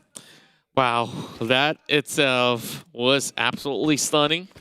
Hilsha looked like they really had some really good chances overall in certain areas until that flank happened, and it kind of caught them all off guard. So, I guess back to the drawing board once again. Hilsha, I was wondering, how is Hilsha actually getting prepared? Yeah, I feel like, I think perhaps they are still trying to figure out how to deal with Indomie in a more tactical manner. We saw that in the first round, right? They kind of had the right idea. And right off the gates, Beyond once more getting tagged, forced to use the med kits early. And every time when you have to spend your utility at the start of the round, it's not good. Gardu though, doing a lot of damage to Nayamala, but it's insufficient. Letta, however, does get tagged and gets eliminated. Oh, well, that was a really swift one as well. Now, Beyond all over the corners of the container won't be able to actually provide cover for us out of that way. But Beyond has been able to actually spawn out Z-Sun, who's already knocked out, and will just secure the kill. Meanwhile, Nose 9 is all the way right down below. He's gonna go all the way for it. He tries to flick it though. Gardu will still go in for the takedown. Meanwhile, that way, he's pretty much alone, and Emily goes in for a beautiful grenade. Oh, Deadway now going for a defuse. Oh, that's the final blow. And Beyond, he just smashed to really get everybody with those nades. It's a Beyond show for round 2. Indomie amping up the tempo, putting themselves 2 rounds ahead of Hilsha, and that also puts them 2 rounds away from not just closing out the game, but the series in general. This best of 3 is starting to turn out to be a very quick one, as Indomie continues to not let Hilsha breathe too much. Yeah, Catalyst one is the place to be right now inside of round 3. Hilsha really needs to secure points from here, or else they're just really dropping out already. Indomie showing a class of its own. I don't say that Hilsha is doing any bad at all. Like, the trades were decent at the very least, and there were some really promising signs, but Gardu gets a meter planned, and that's where it sets that ticking time bomb for Hilsha yet again. And Hilsha, they're trying to come in as fast as they can. They're actually going for the defuse. Oh, can they really stick this? Indomie, they did not know! Hilsha! Not like this! Oh, the defuse, comes true! Wow! It actually comes true! They pulled it off once more! That is one of the fastest defuse that we have seen. Hilsha keeping their hopes up, and this is what I've been waiting for coming from the team. Wow. Can we get another one inside Pacino? Though this is going to be a lot harder than what they would want to be if this is going to be their golden tactic. Yeah, this, Indomie was caught off guard. They were like, all right, guys, we can set up our defense. We have some time. But Hilsha says no. They just creeped in. They just went in, fearless. Sometimes you gotta take those risks. And Hilsha was able to hit the jackpot in the previous round. But, Indomie definitely won't let it repeat once more. So, they're not gonna go for the instant plant. They will try to cripple Hilsha first. And he's up. Sorry, C-Hub. C-Hub. Oh, well, I've been pronouncing his name wrong for a few times. Apologies to fans hailing from the Bangladeshi region. Now, grenade exchanges coming in. Nayamala now just trying to turn it all around. I think he's already been able to actually spot a few, but C-Hub though, he goes in for a little bit of exchange. Gardu manages to actually pick up Letta. He's now bleeding out, and Gardu! Ooh, good flank. Vector, Kimbo! Ooh, time turner protecting Z-Sun. Indomie and Hilsha both losing 2 members, but Beyond has all the plans. The nade, the trajectory, not quite on point, but he's gonna try once more. This one also does not connect. So Beyond wants to take matter into his own hands, and he's gonna try and challenge Hyusha head on. C-Hub though, able to get a bit of damage in, but Beyond already down. The members of Hyusha and Alchemist immediately replies. Just look at him go, and now it's only going to be Beyond left inside of the glue wall. He's going to bring in the time turner! And look at him go, it's going to be a 1 versus 1, and basic kills! A quad kill! Beyond, are you kidding me? Beyond the MVP for that round. And he went above and beyond for that. Indomie just punching Hyusha where it hurts the most. This is a series point for Indomie. And you just saw that it was him challenging them with the time turner and says, yeah, I'm right here. Come right into my shotgun if you may. And look at how many pumps he actually got through. Yeah, and I was surprised that, Hyusha challenged him one by one. Perhaps bringing a 2 versus 1 would have been slightly better. However, in this position, Hyusha really needs to kind of get it together. Maglalaban will try with the first nade, but Gardu, he's already planted the bomb. Hyusha definitely can't pull a ninja defuse this time because Indomie will protect. Gardu's bomb! No, he bounces off the time turner. See how unintentionally kills off his teammate, and Indomie are going for the kill. Well, maybe it's a big brain grenade after all, and this is where Gardu goes in for the hunt. There's only 2 members left for the side of Hyusha, and unfortunately, it's all down to Alchemist, and they may as well try. Enemy will be winning the entirety of the series, closing off with their second Booyah. But boy, oh boy, I think we've got some of the best highlights here when Beyond goes in for a very unlikely squad wipe with that quadra. And of course, Indomie will proceed into the semifinals. They will face off against Somtom later on. For Hyusha, very good attempt. Fortunately, it was just not enough. Some unfortunate events, some misjudgment in game number 2, but they did leave us with some very sweet moments, especially the ninja defuse. That is something that Indomie will remember for a while. Yeah, and there's so many great tactics being displayed here, and you guys may have actually learned a few stuff coming from the Free Fire All-Stars Asia 2021.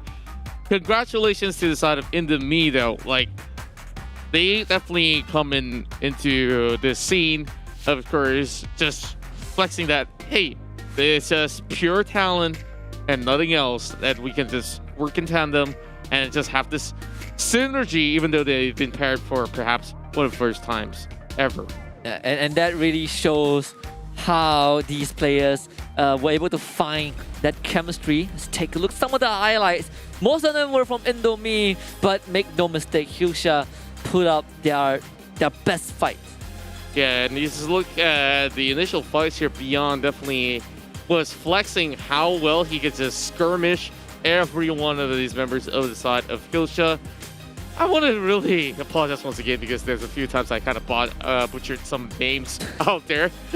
So Gardu, he comes in with this beautiful flick on that vector, and I was surprised that sometimes they just don't get punished. Yeah, and also kind of look at this is the ninja defuse. Indomie realized a bit too late that this was the round that Beyond shuts the door in Hyusha's face. Just stands there. This is a true man. Oh, it was pretty much of a 1v3 standoff on that very particular moment. And I guess the fair final blow was that little grenade that was deflected by a time turner has turned the back against his own teammate. That's how to use your enemies against themselves. But this is the updated brackets. We started with 8 teams, but only 4 were able to continue their journey on day 1 in this Bomb Squad knockout bracket. We have Fur, we have Somtom, Boba, and finally Indomie will be joining the Big Boy League. Yeah, and now I guess this kind of feels like a finals of its own, right? Like, well, technically semifinals is still in the ways finals, but what we want to see is that which team out of the many here is going to make it into the grand final. So, you guys in the chat, ladies, girls, come on, pop your prediction right down below. Which region you guys are from and who you guys are favoring to be your champions here, or of course the Booyah winners of the Bomb Squad match. And guess what, Contra? We got our wish. We got a full menu. We got the appetizers, we got the main course, we got the dessert, and we also got our supper. You know, pho, somtam, boba, as well as indomie. This is the perfect fine dining experience. So, with that being said, semi-finals coming up. Pho taking boba on. What do you expect? Well, I really do expect that this is going to be a lot more tactical because we saw a lot of long-range exchanges, especially with great names. Great names. Royo, Yo-Yo, that's what I really want to see. And we're going to be coming right back here with the semifinals underway shortly.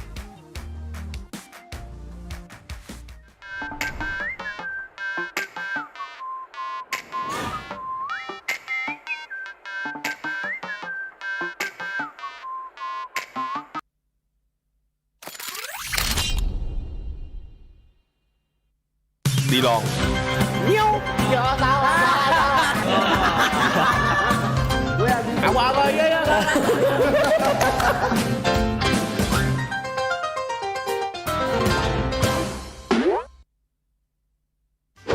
Sebutkan nama Elite Pass yang pertama.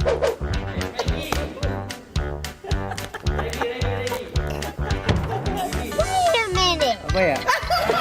Tar.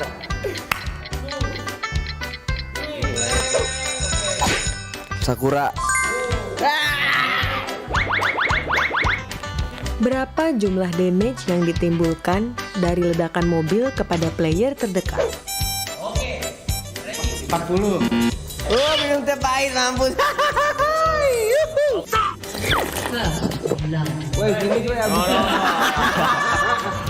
Di map Bermuda, apa nama daerah yang terletak di sebelah kanan dari factory? Rock Tower. No, wait. Pocino. No, wait. Bang, gue mau jawab. Sekali aja udah salah. Nama, Faik, nickname, Evo Street, Pocinok.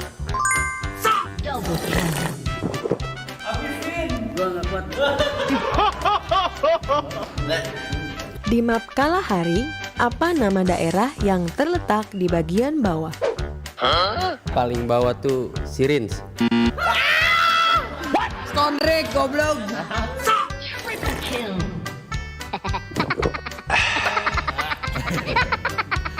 Di map Bermuda, daerah manakah yang berada di sebelah kiri shipyard?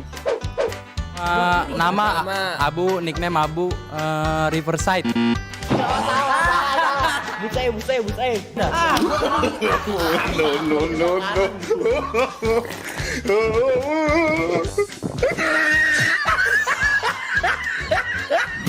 สถานที่จัดงาน Free Fire World Series 2019 คือที่ไหน ประเทศไทย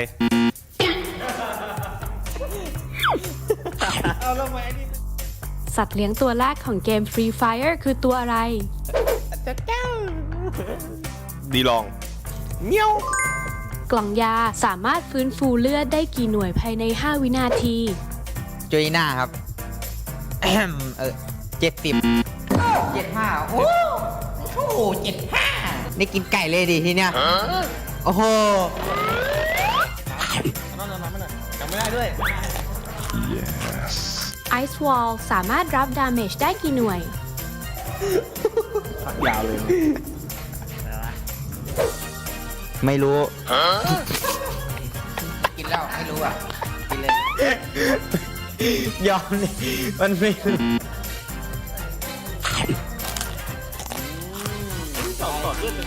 บริเวณมุมซ้ายล่างของแผนที่เกาะสวรรค์คือที่ไหน เดอะโค้ดครับ หมู่บ้านริมน้ สัตว์เลี้ยงตัวแรกของเกม Free Fire คือตัวอะไร ำโจยหน้าครับ เกาะแก้ว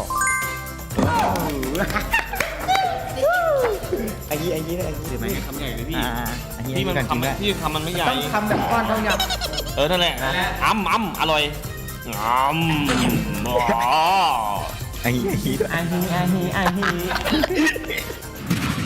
No mapa de Bermuda, qual a área localizada no canto inferior direito? Sei todo. O capacete de nível 1 reduz quantos por cento de dano quando você leva um tiro na cabeça? 25. Aí, ó. Tá vendo? Vocês que falou. É o menor. Eu sabia. É eu que pago? Isso aqui é gostosinho, pô.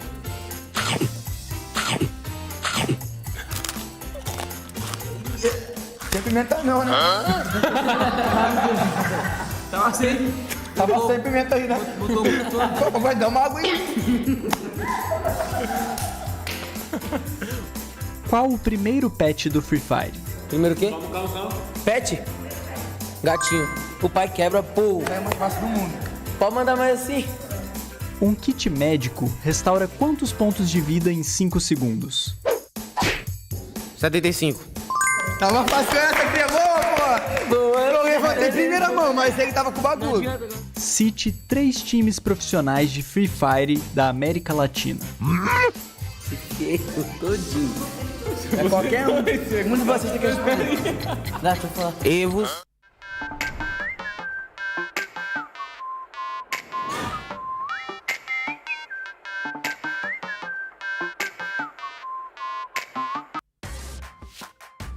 Welcome back, as this is the Free Fire All-Stars Asia 2021, all brought to you and presented by Garena. So, first, we do have all these semi-final matches all lined up for you. My name's Contra, and this is Husky here, that is going to be casting all the explosive action here for all these Bomb Squad rounds that we are getting. Ooh, those games, I tell you, it's just amazing. Like, now we got our top 4, and it's so hard to really pick one favorite food out of the best regions overall in Asia, and it's only come down to 4. Yeah, and full set of meal that you mentioned. A full set of meal, right? But this feels like, you know, the progression of the question. If you can only eat one kind of food, which one, you know, do you pick? And this whole bracket, this whole knockout round is forcing us to make that decision, but it all lies in the hands of the players, right? 2 semi-finals, still in a best-of-3 format. We have Pho taking on, I believe, Boba, and we also have Indomie against Somtom later on. It's gonna be a tough one, though.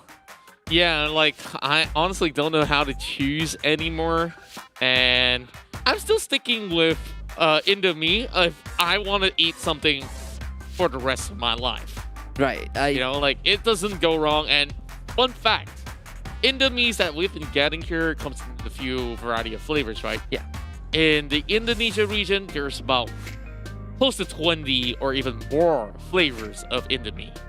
I remember the commercials that you see on television is honestly well made. You know, I like those commercials, but at the same time, I think everyone has slowly figured out ways to put a twist on it, and it just makes it so much better, right? The elevation in flavor. And now when we look at the matchup between Pho and Boba, I know in those respective regions, you can choose to have both, but it comes down to whether you want some savory noodles or do you want some desserts to close out the night. Well, it's hard to choose, but hey, I think I want something sweet of a note because Boba now will be fending off against Pho. So, honestly, if I think about it again, it's so tough. I enjoy Pho on a rainy day, and it's just the most wholesome meal that you could possibly get. Yeah. Especially with some sliced beef or chicken, any, of course, meat of your choice on top. Yeah, absolutely. And with that being said, let's take a look at these 2 squads. Pho taking on Boba, and of course, for the region of Vietnam, we have seen them play where Ban is Mobile, Ma Gaming, and Haidang. And for Boba, we have Roro, Yo-Yo, Zhangling, and RT Man. Yeah, so far, all of your superstars are here. And unfortunately, we had to say goodbye for some, only for the bomb squad. But tomorrow, there'll be even more of them playing in the clash squads. But without further ado, let's hit right back in to Bermuda because we are about to kick off all this action here by the edges of Sentosa. Let's see if Boba can show us some of those grenades once more. And you can see that they're itching for it. Some of them already propped up those utilities. AS Mobile is going to be the first one to kind of see the trajectory fly through. But Boba hasn't found an opening just yet. Something that Fa has kind of, studied and polished the craft, knowing to not be in those open areas. Yeah, and I guess this is very smart plays coming from Pho, knowing how to adapt to all types of situations. So Boba won't be able to actually get those easy pickings with the grenades as they wish, so they need to expand it very carefully. Now, a few of them has been able to exchange a couple of bullets, but thus far, nobody's been soaking any sort of damage. AS Mobile now holding this angle all alone. He's pretty much in the center of attention, though. But he does have 2 corners of the wall to protect himself. But here comes Yo-Yo. Yeah, Boba slowly creeping in. And seems like the first person they're going to see is Ma Gaming. Yo-Yo with the nade. Does tag on the Ma Gaming. Bring him very, very low. But this is going to be a flank. Yes, Mobile. He talked about that. Comes in from the side. Takes out Yo-Yo. Boba were not ready for that. And it's going to be first blood drawn by Pho. And Ma Gaming even heals back up to full. So this is not good if you're on the side of Boba. They want to go for a bit more. And even more interestingly, for brings in backup instead. So kind of a different tempo as they take out Jianglin. Yeah, you can see a really good rotation. High down needing to actually going for a reload. Instead, he gets punched down, and thank goodness the rest of Pho has been locked and loaded, and they still got all 4 members intact. Yeah, and, well, we saw Ban making a splash. Now we see backup kind of showing up as well for the Vietnam region. Pho with that first round, it's going to show Boba that there are no pushovers. There's a reason why they go to a full 3-game series and still able to come out on top. Boba this time, those open areas grenades didn't really work out too much. Yeah, now needing to play by some sides of the container there. We're going to be rushing in towards the A side.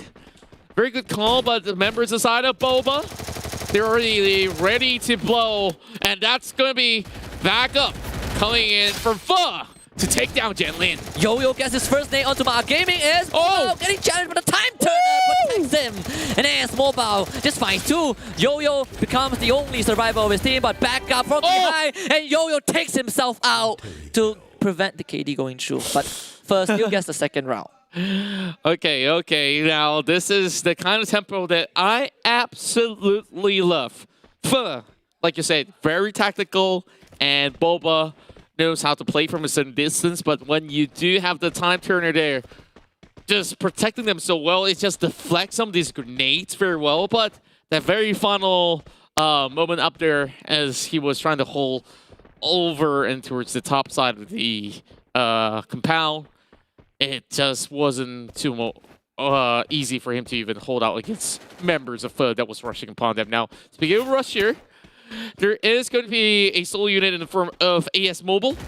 Just going in for a low ranger hunt, brings in the glue wall. He's got the Tommy to work with. Oh, thankfully RT Man didn't take him out. Could have really stopped the momentum of Pho, but you see Yo-Yo still continuing to get those days. Yo-Yo doesn't get it, but his buddy Roro does. And back up, it's going to be the first one to be down, and here comes the second nade as well into the building. Doesn't take out back up.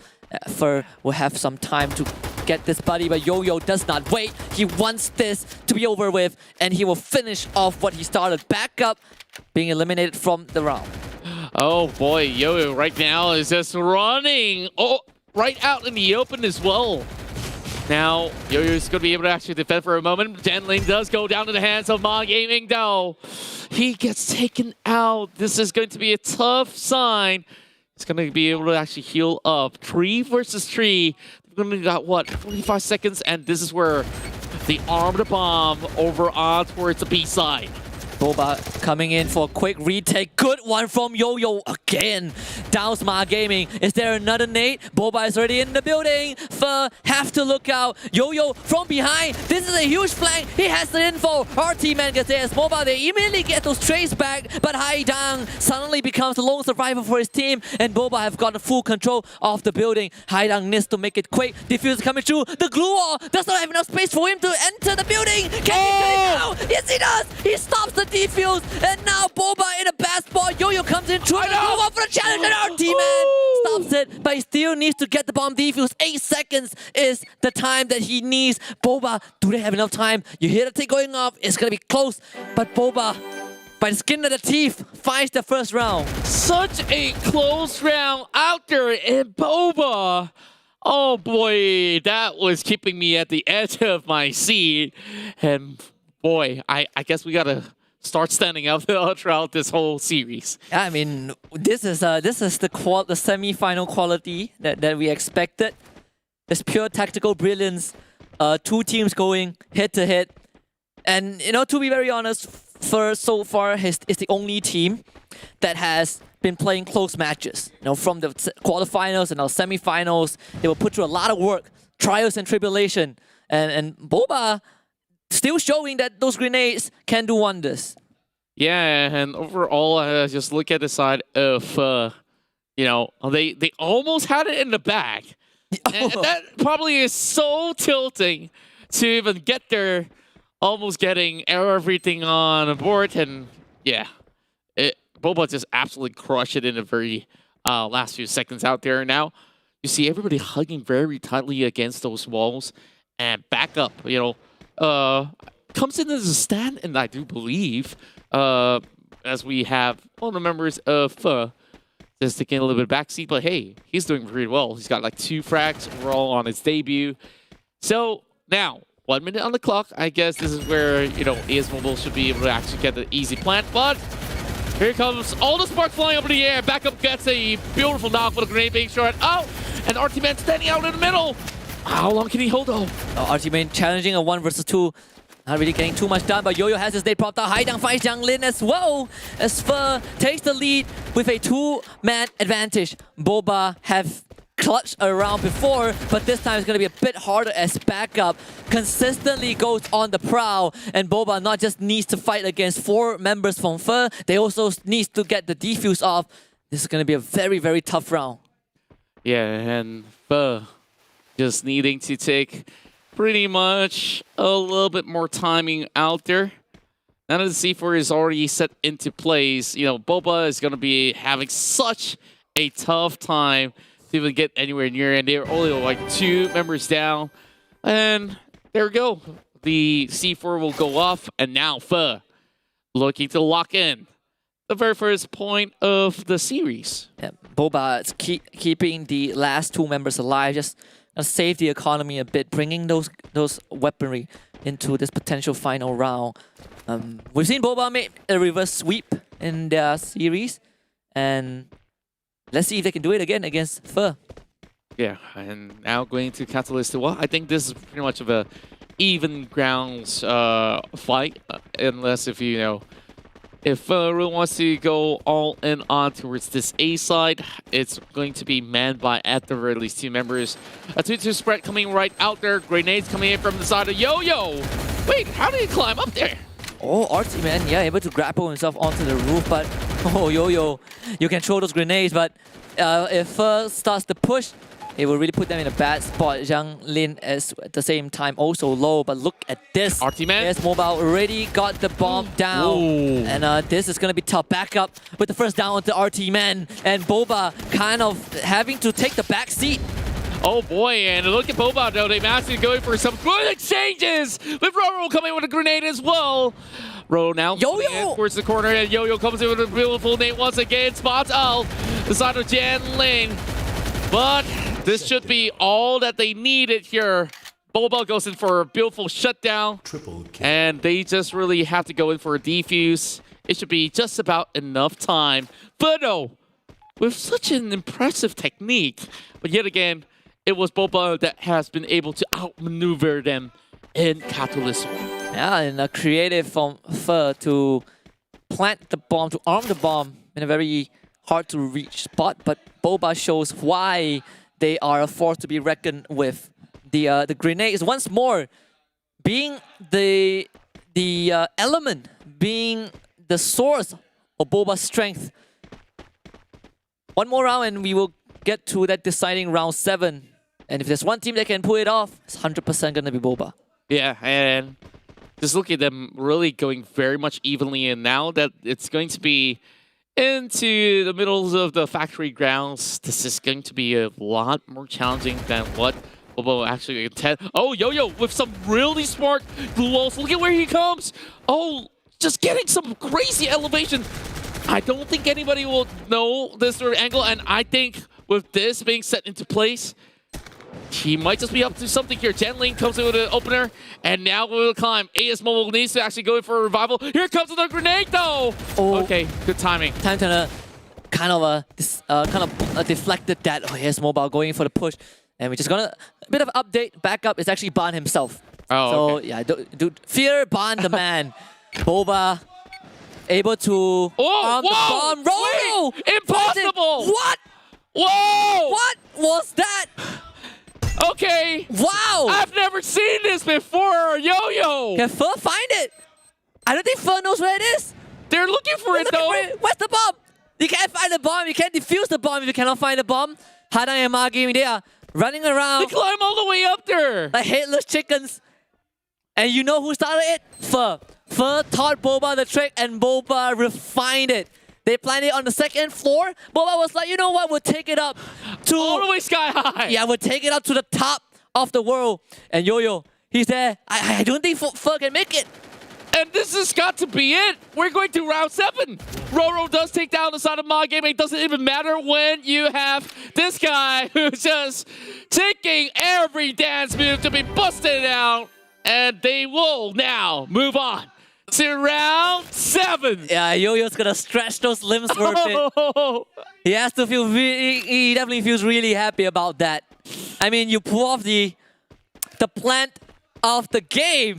Plant of the century. Like... Plant of the century, you know, probably the game-saving plant. The plant that brings Boba to round 7. Somebody's gotta fix that, yo. Like, is that legal? Most likely, yes.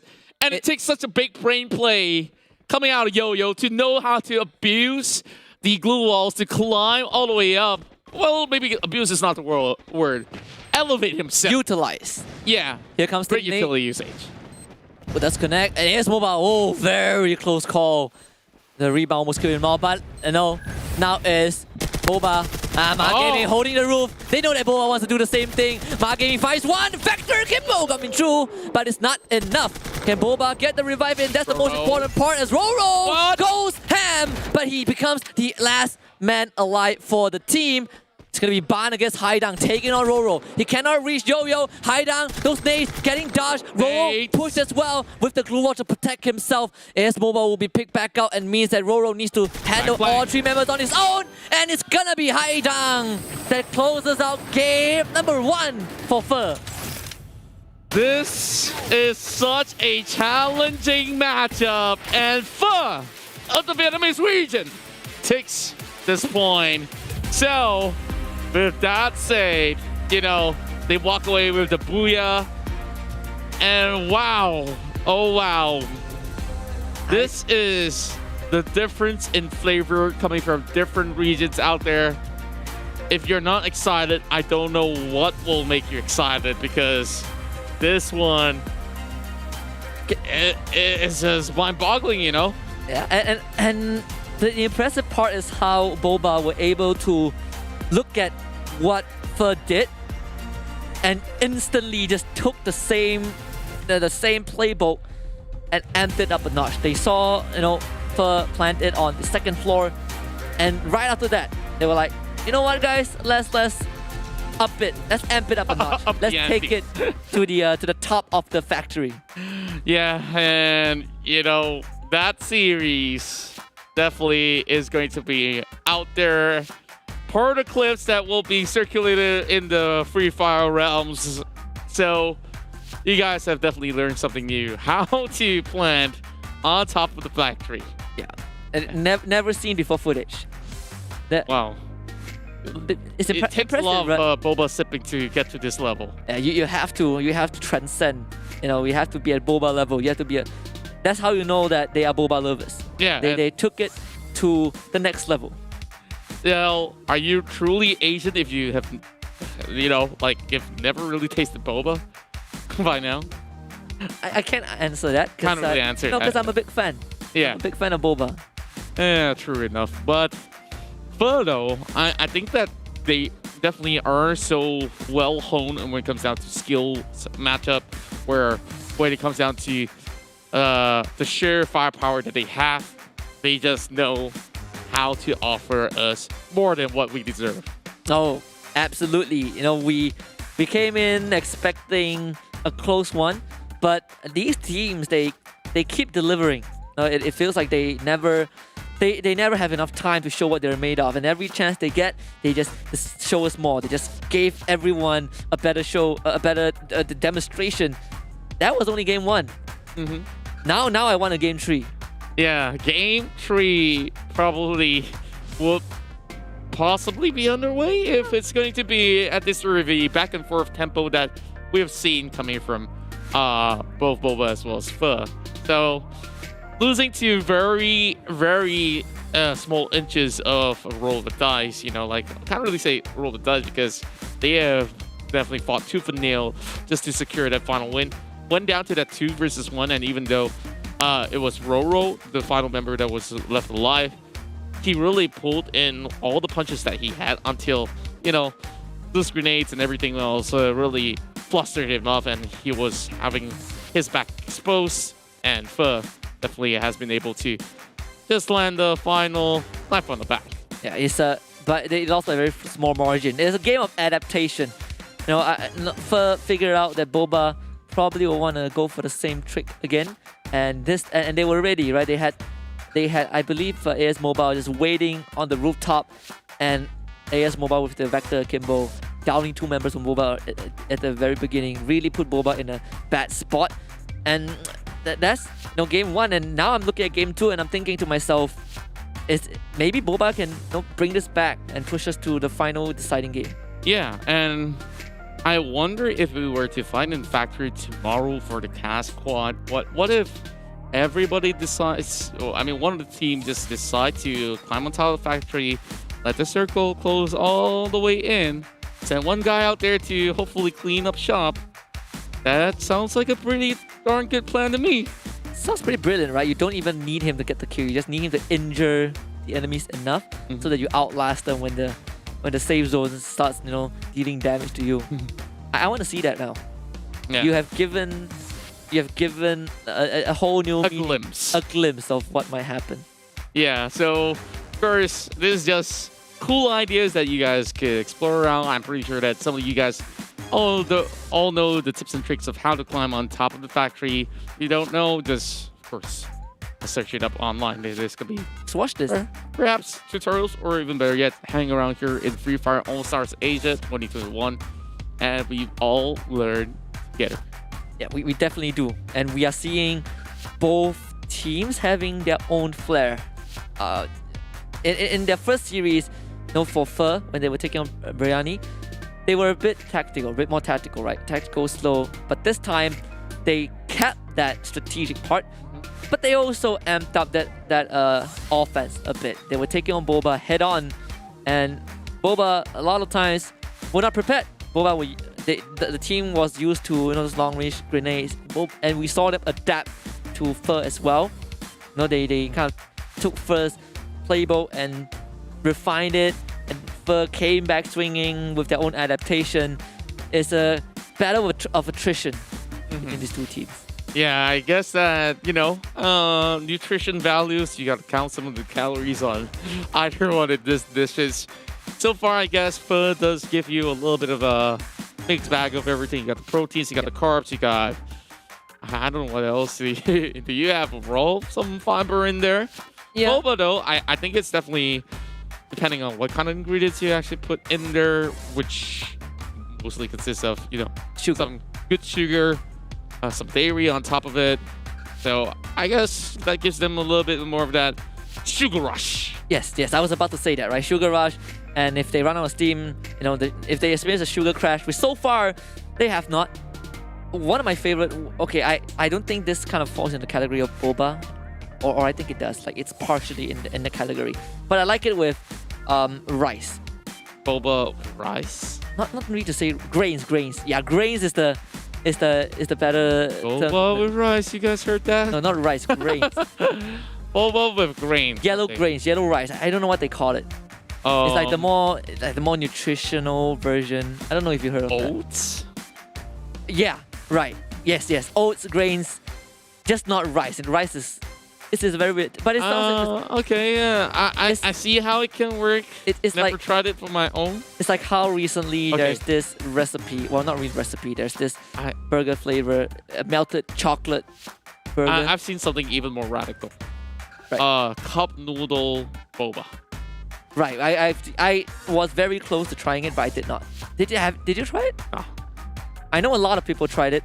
I tried a melted chocolate on a patty with bacon. It actually doesn't taste too bad.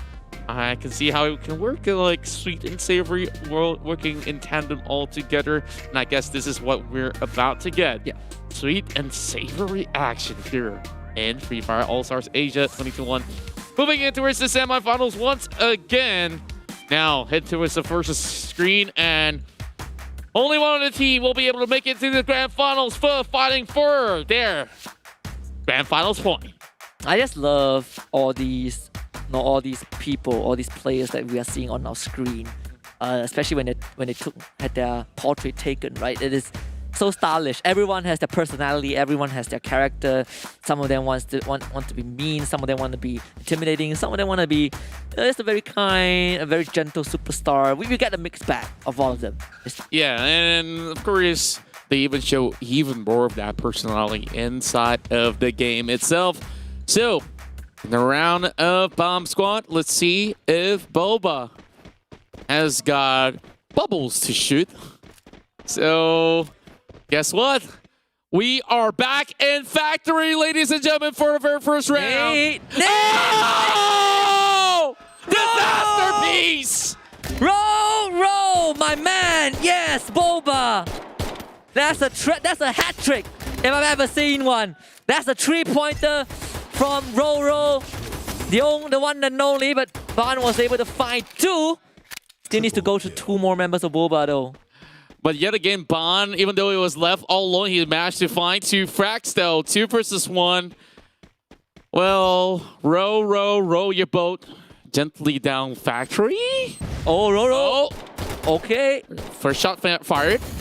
Great bird flank. Getting overwhelmed. Oh, going for punches already. Pushing. Is he out of bullets? I think there is. I think he is. Oh my goodness. Oh, he does have it. This is so close. This has got time to actually heal up as well. Now they're going back at it one after another. I'm glad that, you know, even though they do have 2 members, they're not fully committing. Wait a minute. Whoa, what's going on? Oh, okay. Banya's just running. He's just buying time. And they're trying to look for him. They're having fun now. Banya's wasting a lot of time. I'm not going to lie. Turns back. Trying to challenge Yo-Yo with 15 HP. Surely Boba can get it right. And yes, they do. The knockout punch from Roll. That's a full wipe. That's a quad. That's a quad. Right, that's an ace. A quad to start of our second pointer of the series here. And in round 1, that itself was a heck of a grenade. Take that, Pho.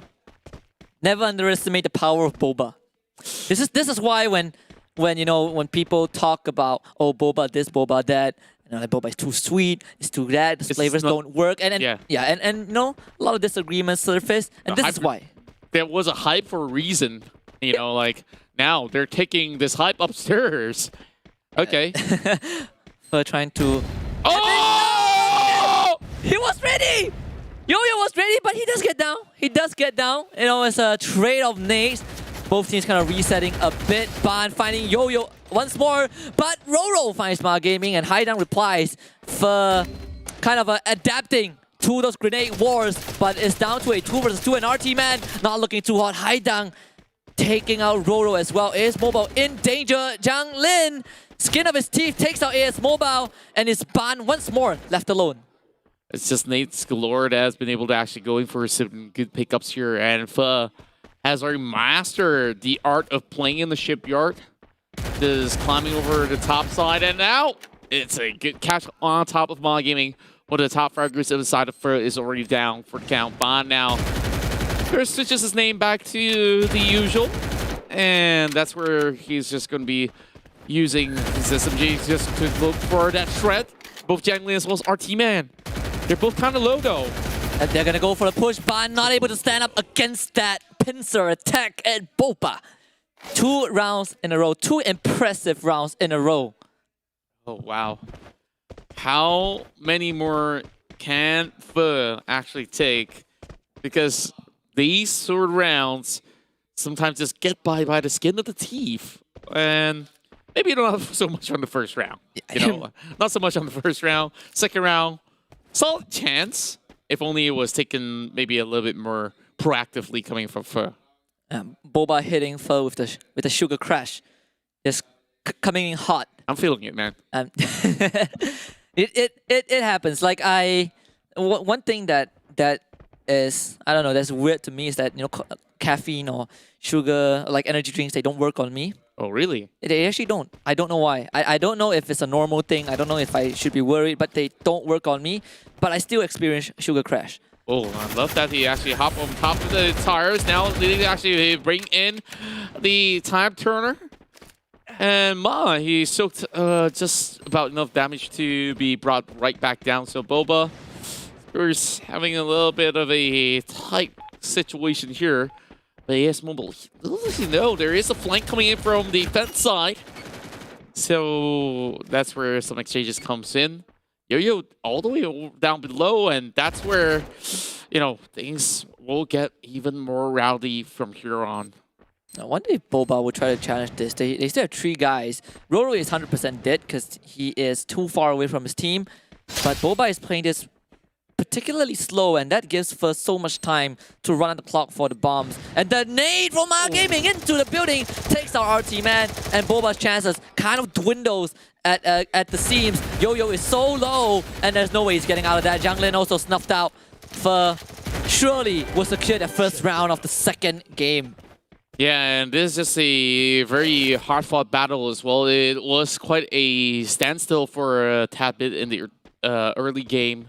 But Observatory is going to pose a very different sort of challenge because both sides, they know how to angle some of their battles.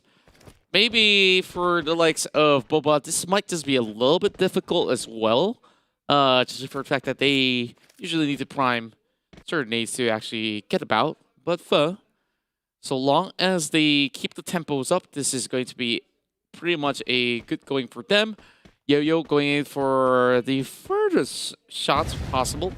As we look at RT Man going for the M4 or M16. Ma Gaming pushing forward very fast.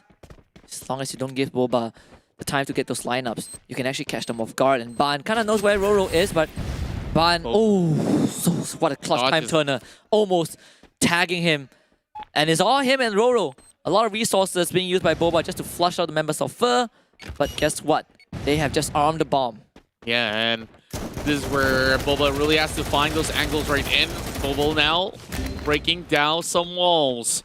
Meanwhile, Yo-Yo connects that nade from across. That's quite a far nade that he tossed right there. No. Boba needing to find angles to defend. Oh no! 2 members left though. Ma Gaming takes himself out.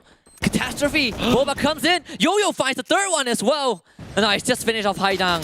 So there's still some chance. RT Man challenging AS Mobile and Boba. They're coming in for the pincer attack. AS Mobile needs to get these isolated 1 versus 1. Runs into the time turner, 16. but still gets down to RT Man. Ban immediately replies with a trade, but Boba with the man advantage will be able to take out the rest of Phe and surely get this defuse off. And that is gonna give Boba that match point of the second game. Yeah, and you know, we were talking about how close this series could actually get. Wait, what? Oh, they didn't have time!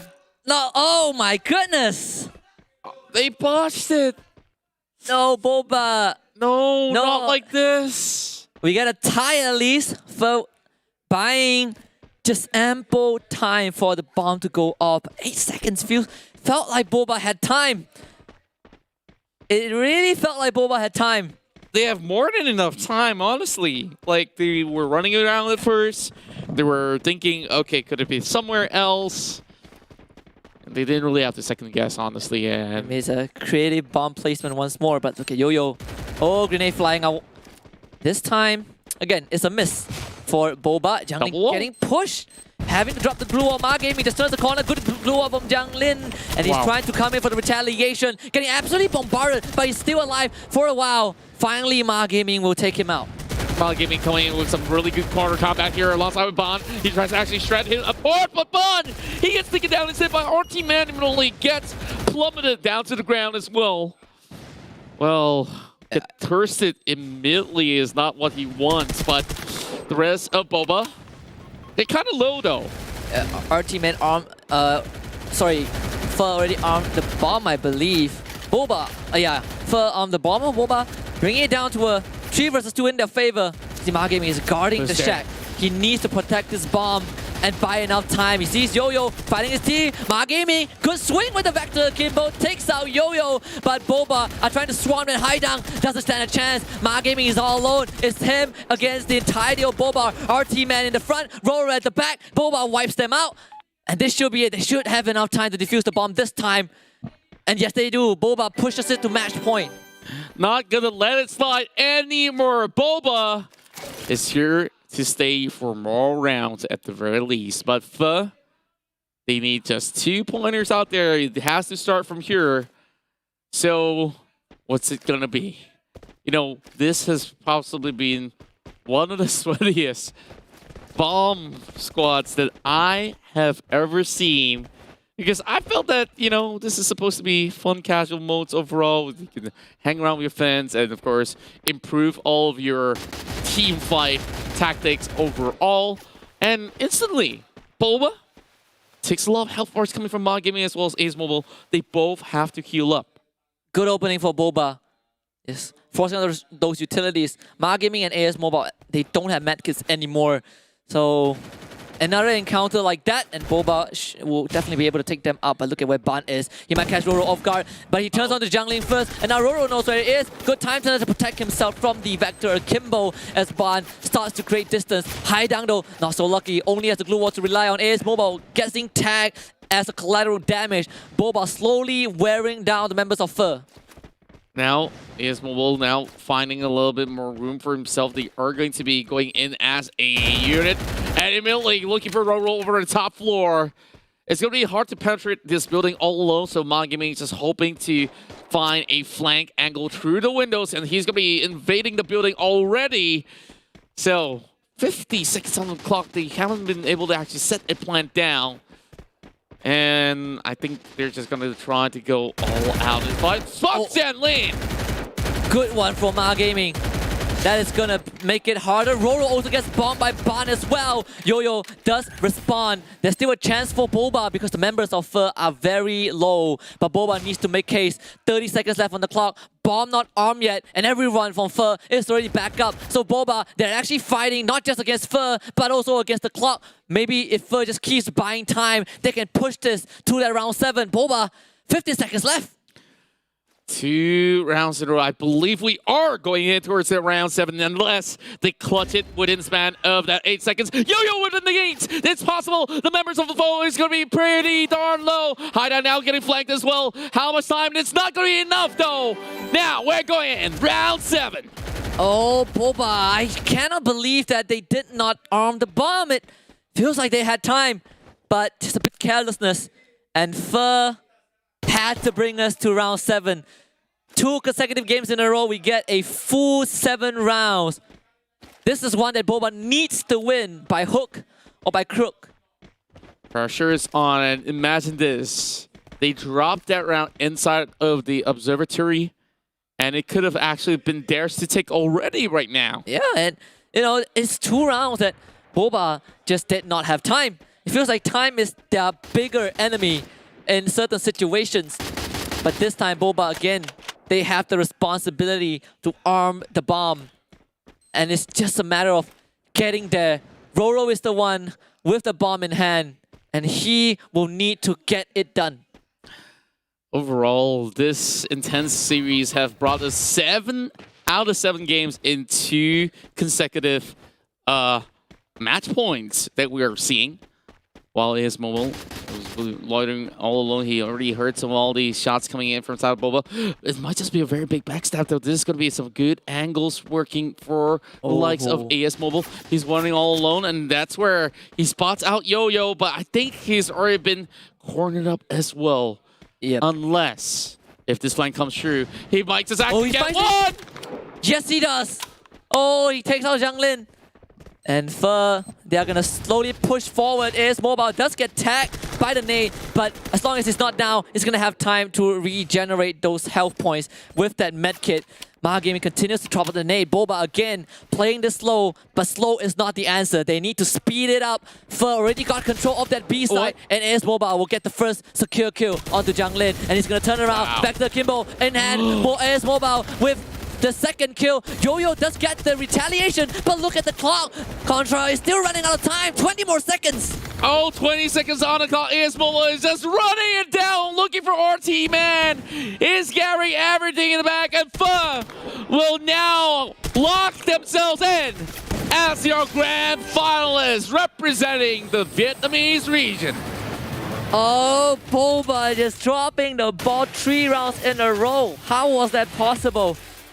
But you have to commend Fer for pulling out the stops. They knew what to do, and they were able to finally close out the round. 2 sweaty games, 14 rounds, but it seems like this best of 3 still goes the way of Fer. This deserves to become a best of 5. Oh yeah. Like, this is top quality matches that we are seeing in Bomb Squad, and I have, of course, never thought it would have been so super duper competitive. Like, maybe I'm just low rank in matches, but that is just something else, right? Like, yeah, a few upsets of a play have costed the likes of Boba not making it to the grand finals. Possibly have left a little bit of sour milk taste in the mouth. Yeah, and that probably, you know, they gonna mess up a bit. Imagine if they actually got the defuse off, we would have had a game 3. So Boba, unfortunately, top 4 is as far as they go, and Fer will be the first team to lock in that grand final spot, earning a right to play in a best of 5. But before that, let us reminisce a bit of the highlights from this best of 3. Like you said, worthy to be a best of 5. These 2 teams really went all out. Yeah, and we start off here with some interesting flushes coming out of the side of Pho. They were just taking a streak of a run, and Yo-Yo displaying how well he can really cook up those grenades, and it's not just Boba that you need to cook. Yeah, fun fact, you do need to heat up the bubbles. Yes. Whatever you want to call them. The pearls, I think. Pearls, I think yeah, that's the word that I'm looking for. That frag, that triple frag that started it all, and he ended up with a punch. Yeah, and that's a knockout one. You know, you hit a bell. This one though, this one did hurt. It hurt so much because the next upcoming rounds, Pho made sure that they gave them one of the hardest times ever coming in this 4 versus 4 skirmish, and this final round itself, it's all about AS Mobile here being the MVP in this sort of match because he was just running it down with that double vector. Yeah, the biggest flank, you know, the flank of the game, the flank of the series. And let's take a look at the brackets for one more time after that first semi-finals. Fer taking out Boba in the 2-0, gonna sit in the grand final spot. And next up, we have Somtam against Indomie. This is going to be one to witness. The winners of that will face off against Fer in the grand finals. You know, Fer is forever. You know, like, this is just... Forever love. Yeah. And I just really want to see for real whether if Indomie another noodle down on the other side of the list will be able to join in the ranks in the final, or can sometimes, of course, mix things up a little bit with, of course, a spice of the Thai region. So just seeing some really beautiful plays overall absolutely excites me, and I regain all my energy. Like that sugar crash and suddenly become pretty much very well digestible. Yeah, you know when you reach a point where you are like overexhausted and somehow you just become more energized, and the biology works in a very weird way. But what we do know, yes, the overdrive. But what we do know is food always solves everything. Now we talk about the next series. No, Somtam against Indomie. Give me a quick rundown. Okay, both sides, they can play extremely aggressively, and keep an eye out on Poongat once again versus Bion 09. So, of course, we have to wait for that. So, this is Free Fire All-Stars Asia 2021. We'll be coming right back.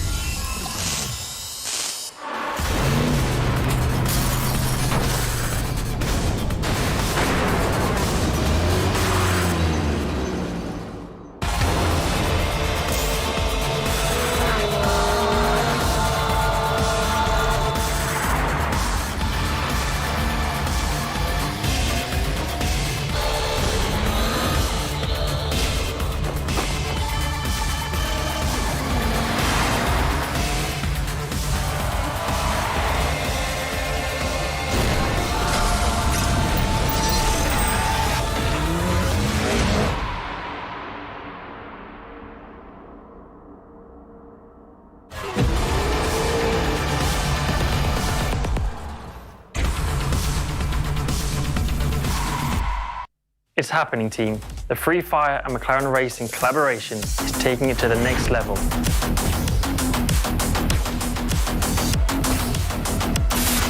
Big time.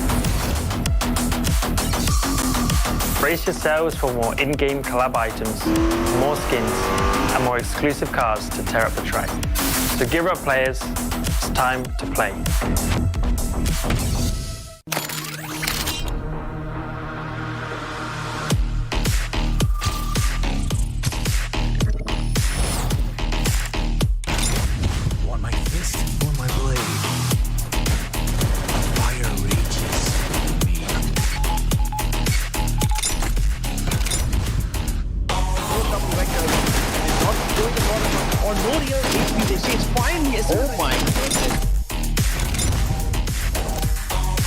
Ini bakal jadi satu bener-bener ya. Oh, baik banget.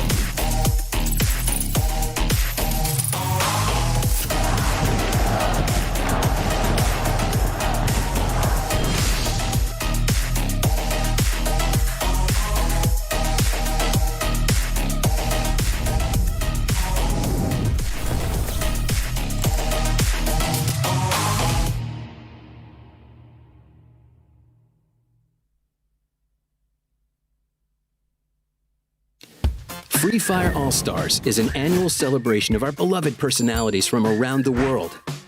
This year, the event will take place from Friday to Sunday in 3 consecutive weeks, starting from July 23rd to August 8th. As 3 separate events, each event will span 3 days, with each day being dedicated to a different mode: Bomb Squad, Clash Squad, and Battle Royale.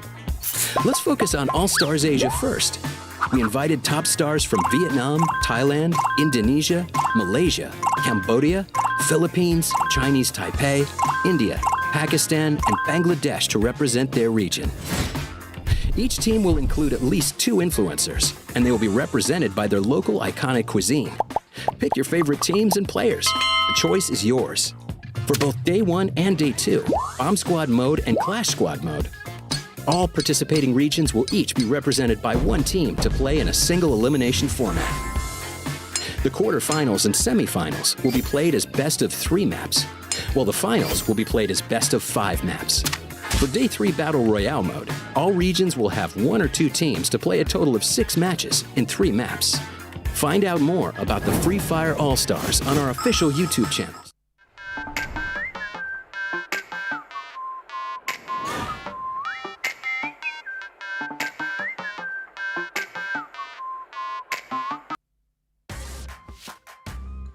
Get ready to arm yourselves because it's the second semifinals coming up between Somtam and Indomie. We are your casters for the Free Fire All-Stars Asia 2021. My name is Husky and of course joined by the prestigious Contra on this panel. Well, prestige, and you know, whoever gets the crown by the very end of it all for the division of Bomb Squad will be the kings of it all here in the All-Stars Asia 2021. All this is brought to you by Garena, of course, where we still have more to come here when it comes down to the matches in the Bomb Squad division. So, last series, that was pretty much the most back and forth match overall. It could have been Boba's series to take if and only if they managed that defuse in the nick of time. So I guess, like, well, we got pretty much a very great challenger overall. Pho has been able to show us what they've got because they look to be really sharp on their guns. Now, we got another 2 squads remaining that's on the semifinals, and only one of them will be able to challenge Pho overall. But when we look at the power level, I think these 2 are even more ferocious in such a way that they are pretty even when it comes down to the score. But now it's really Bion versus Bunga. Yeah, I think that we want to talk about. Absolutely. You know, last series was a tough boba to swallow, but this one is about the heat. Who can bring in the spicier flavor profile? Can Indomie turn the heat up, or will Somtam continue to dominate, right? We are focusing on just purely Pungot and Bion. And whoever gets the engine started earlier is gonna have a better game. But what do you feel about this particular, head-to-head matchup? I think that we're gonna have some really, really rapid fire rounds, but it will still go very, very closely. Like, I'm talking about 4-3, 4-2s, and then like maybe the reverse of it, and then we go into the 3rd round. And then it continues all the way for all 3 game series. Oh yeah, I love me some full series. I think so far we only got like 1 full series, which was Pho against Biryani in the first best of 3 of the day in the quarterfinals. Maybe this one can deliver us the same amount of hype. The standards has been set by Boba against Pho. Now it's time for Somtam and Indomie to match that. As we take a look at our fine gentlemen and ladies before we head into the first game. That's right, of course. It's the Thai region versus the side of the Indonesian region overall. Oh boy, just gauging at so many of all these really young talents out there, and they definitely have been able to really strut their stuff and just show the world what they are made of. So, here to entertain you guys, drop in your comments once again. Are you team Indomie or are you team Somtam? Let's get it on. Yeah, you might have your favorite dish But these two teams are here to prove which dish is better. And I think food fights are always the most interesting one. Because everyone has the justification of which one is better. But it seems like Indomie will be the first team that fires a shot. And it's on to Poon God. And Somtam is not having it because Jasmine just goes on forward. It's her against FDW. Oh. And FDW will be able to knock her down. Jasmine just rushed in head first, and this isn't really the best advice, but that way though, he falls flat. Bond coming in with some really good exchanges, and look at their health bars though. They're dropping really low. They need to recuperate. Not really having all too much for a side of Bion, and that's where the C4 has already been planted there. Tom! They're holding over the corners of the roof, and the crews manage to trade right back. Here comes the invade, and Gardner gets it!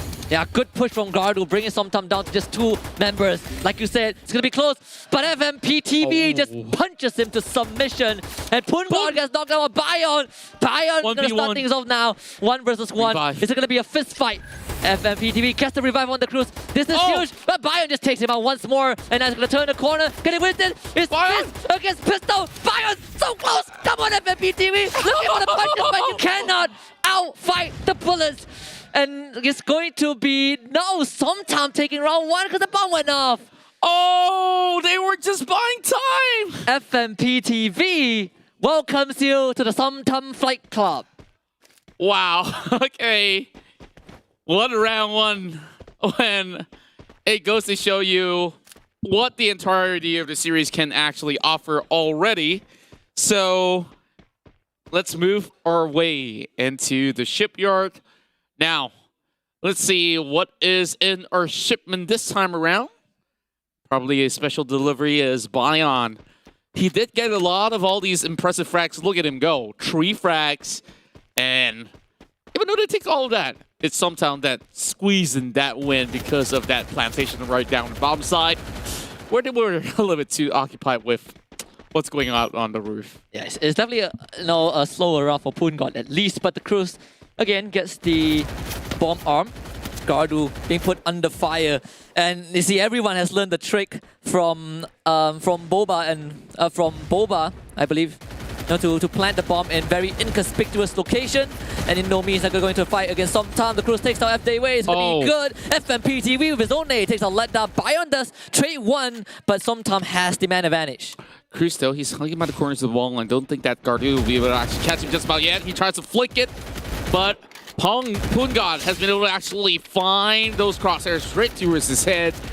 Now Poon God managed to find his very first kill. He's trying to actually stretch through the staircase. Oh, pixel shots, but it's still going to be FDW going down.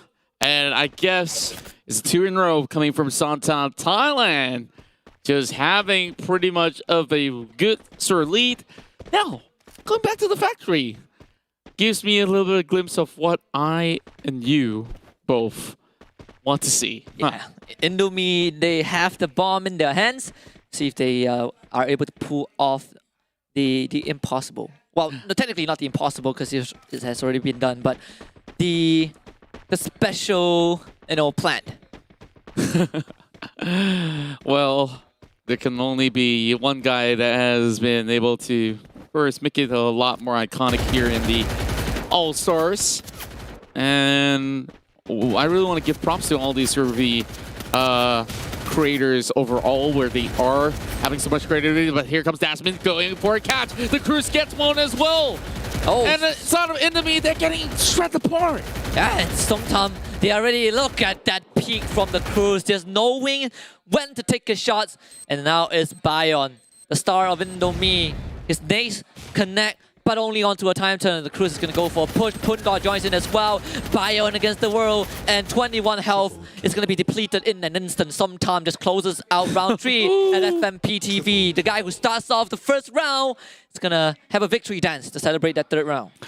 3 in a row. This is not something I expected coming from Indomie. Honestly, they've been doing a lot of all these good sort of trades overall, but I think that factory was a little bit more difficult for them when they are being left outside in the open.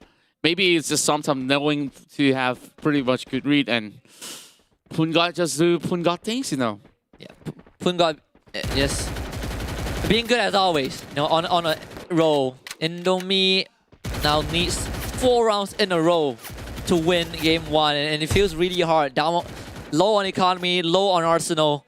Somtam continues to put on the pressure, and look at where Pungod is, going for a huge flank as the rest of his team holds off Indomie.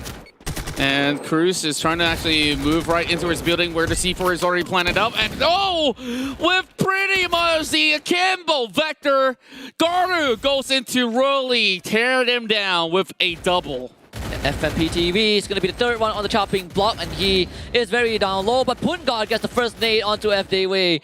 And the God is coming to life. FMP TV trying to survive as long as he can. The peek from Gardu blocked by the time turner. Somtam 2 against 3. FMP TV down. Pungod's last man alive, and Pungod shall not survive. Indomie puts the first round on the board. Have they finally awoken the deity right now? This is going to be, you know, another instance where he didn't really, of course, get to go in for that crazy clutches that we saw early on. But hey, still very decent results. And in the matter of fact, Beyond as well as Gardu so far has been going on a very consistent rate as well. Meanwhile, FMP was the one who gets, like, what, 4 frags in this game? Yeah. I mean, it's one thing to call yourself a god, and it's another thing to prove that you're a god. And I think Pungod has done both. Yeah. Calls himself one, plays like one, and is one. Somtam continues to have the lead, and the Cruz! Whoa, that nade was not supposed to take out Bion. He tried to get an elevation, and he paid the price. Getting knocked down very early on. FDW takes out FMP TV, but Jasmine immediately retaliates. Jasmine on the flank, finds the first kill, but Ledda puts her to a stop. Yeah, I guess that they could actually buy a little bit more time here with Ledda going in for a little bit of save. Now, that's going to be making it a 3 versus 2. Meanwhile, Somtam now struggling to get back onto the sort of same form, but Pungod now going for a flank. There is the smoke. Gardu is expecting his arrival. Already hearing a little bit more footsteps coming around. He knows that he's in the corner. So good read overall coming out of Granix Gardu. Somtam once again down to the 2 strongest members, Pungod and the Cruz! And the Cruz finds the nade! Oh, a good one to open up the angle for Pungod. And here he comes, the prodigy of Somtam. They're already on the side, but they still need to get the kills. Bio with a good nade onto Pungod, and time has ran out. Indomie stays alive.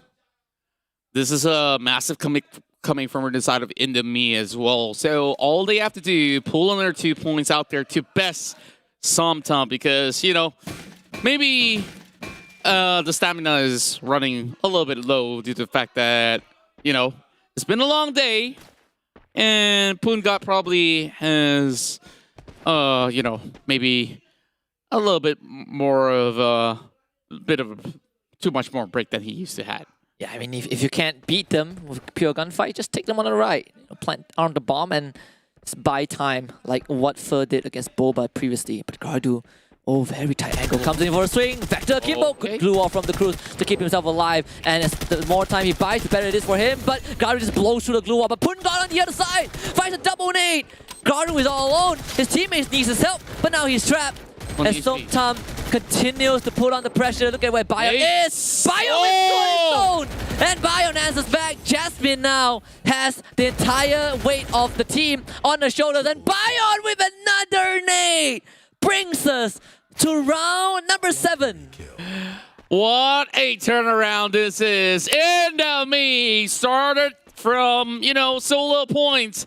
And now they push it all the way towards round number 7. So I guess that there is so much in store for us in the entirety of this series. Pungod needs to get activated though. Like, we just really want to see how much more can he get. He started off with a really good nade, getting pretty much a double, but right after that, what went on? Like, he's supposed to pop off. Bion happened. It's between Bion and Pungod, and this time, and Pungod got his nade. Bion also got his nade, but Bion's nade was slightly better, taking out Pungod and I believe FMP TV in the process. You called it right. We actually get a full game, all 7 rounds. Gardu already got 2. Pungod is down as well. Indomie seemingly kind of doing the impossible at this point, taking out 2 members of Somtam. This is going to be a tough one for some time to come back from. The Cruise does take down FD Way. What a reversal coming in towards the first pointer right here. Bayon now going in for the final few blows. And FMTV, he is the only one left right now. Bayon already having 8 frags overall. Now he's trying to pull it all up on his own. And Somtam will crash out on giving away the first pointer over the side of Indomie. Give Bayon the MVP. And he is definitely the challenger that can stand out to Pun God. And God can bleed Indomie with the first booyah. Coming back 4 rounds in a row. Well, Indomie is aiming to join Pho on this roll here where only the noodles can go all the way to the grand finals. Well, does it rhyme enough? I don't know, but hey, still needing one more point out here for the side of Indomie to make it to the grand final. So it's too soon to speak. Maybe it's just a little bit of a litmus test round coming in from the side of Somtam. Let's give them the benefit of the doubt that we know them as a really great team. But we expect the members from the side of Indomie to go hitting so hard on the door and say, okay, we're not going to give you any sort of room to even play around with us. Yeah, and they made a huge statement. Somtam experiencing their first loss ever today in Bomb Squad after a dominating run against Durian. Now they've met their match. And, you know, we wanted this series to have the same amount of quality, the same amount of hype as Pho against Boba. We're getting it in round 1, in game number 1. Yeah, game number 1, of course, is just something that I have only been dreaming to play like. You know, like, yeah. Some really high-level tactics being brought out, some great predictions of nades, and, you know, those back-and-forth action. And we started off even on that pistol round over on the side of Pacino or so, where they just know how to really bring all the action over on roof. And as much as Bayon got so many of all those kills, didn't really match the defusal. Yeah. First 2 pointers went to the side of Somtam, but it seems like they kind of dropped the ball somewhere and they didn't manage to actually pick it up. But with a little bit more work together to synergize, I think they should be back on track though. Yeah, just good recovery from Indomie in general. I think this rivalry between Pun God and Bayon will continue to kind of spill into the rest of the series.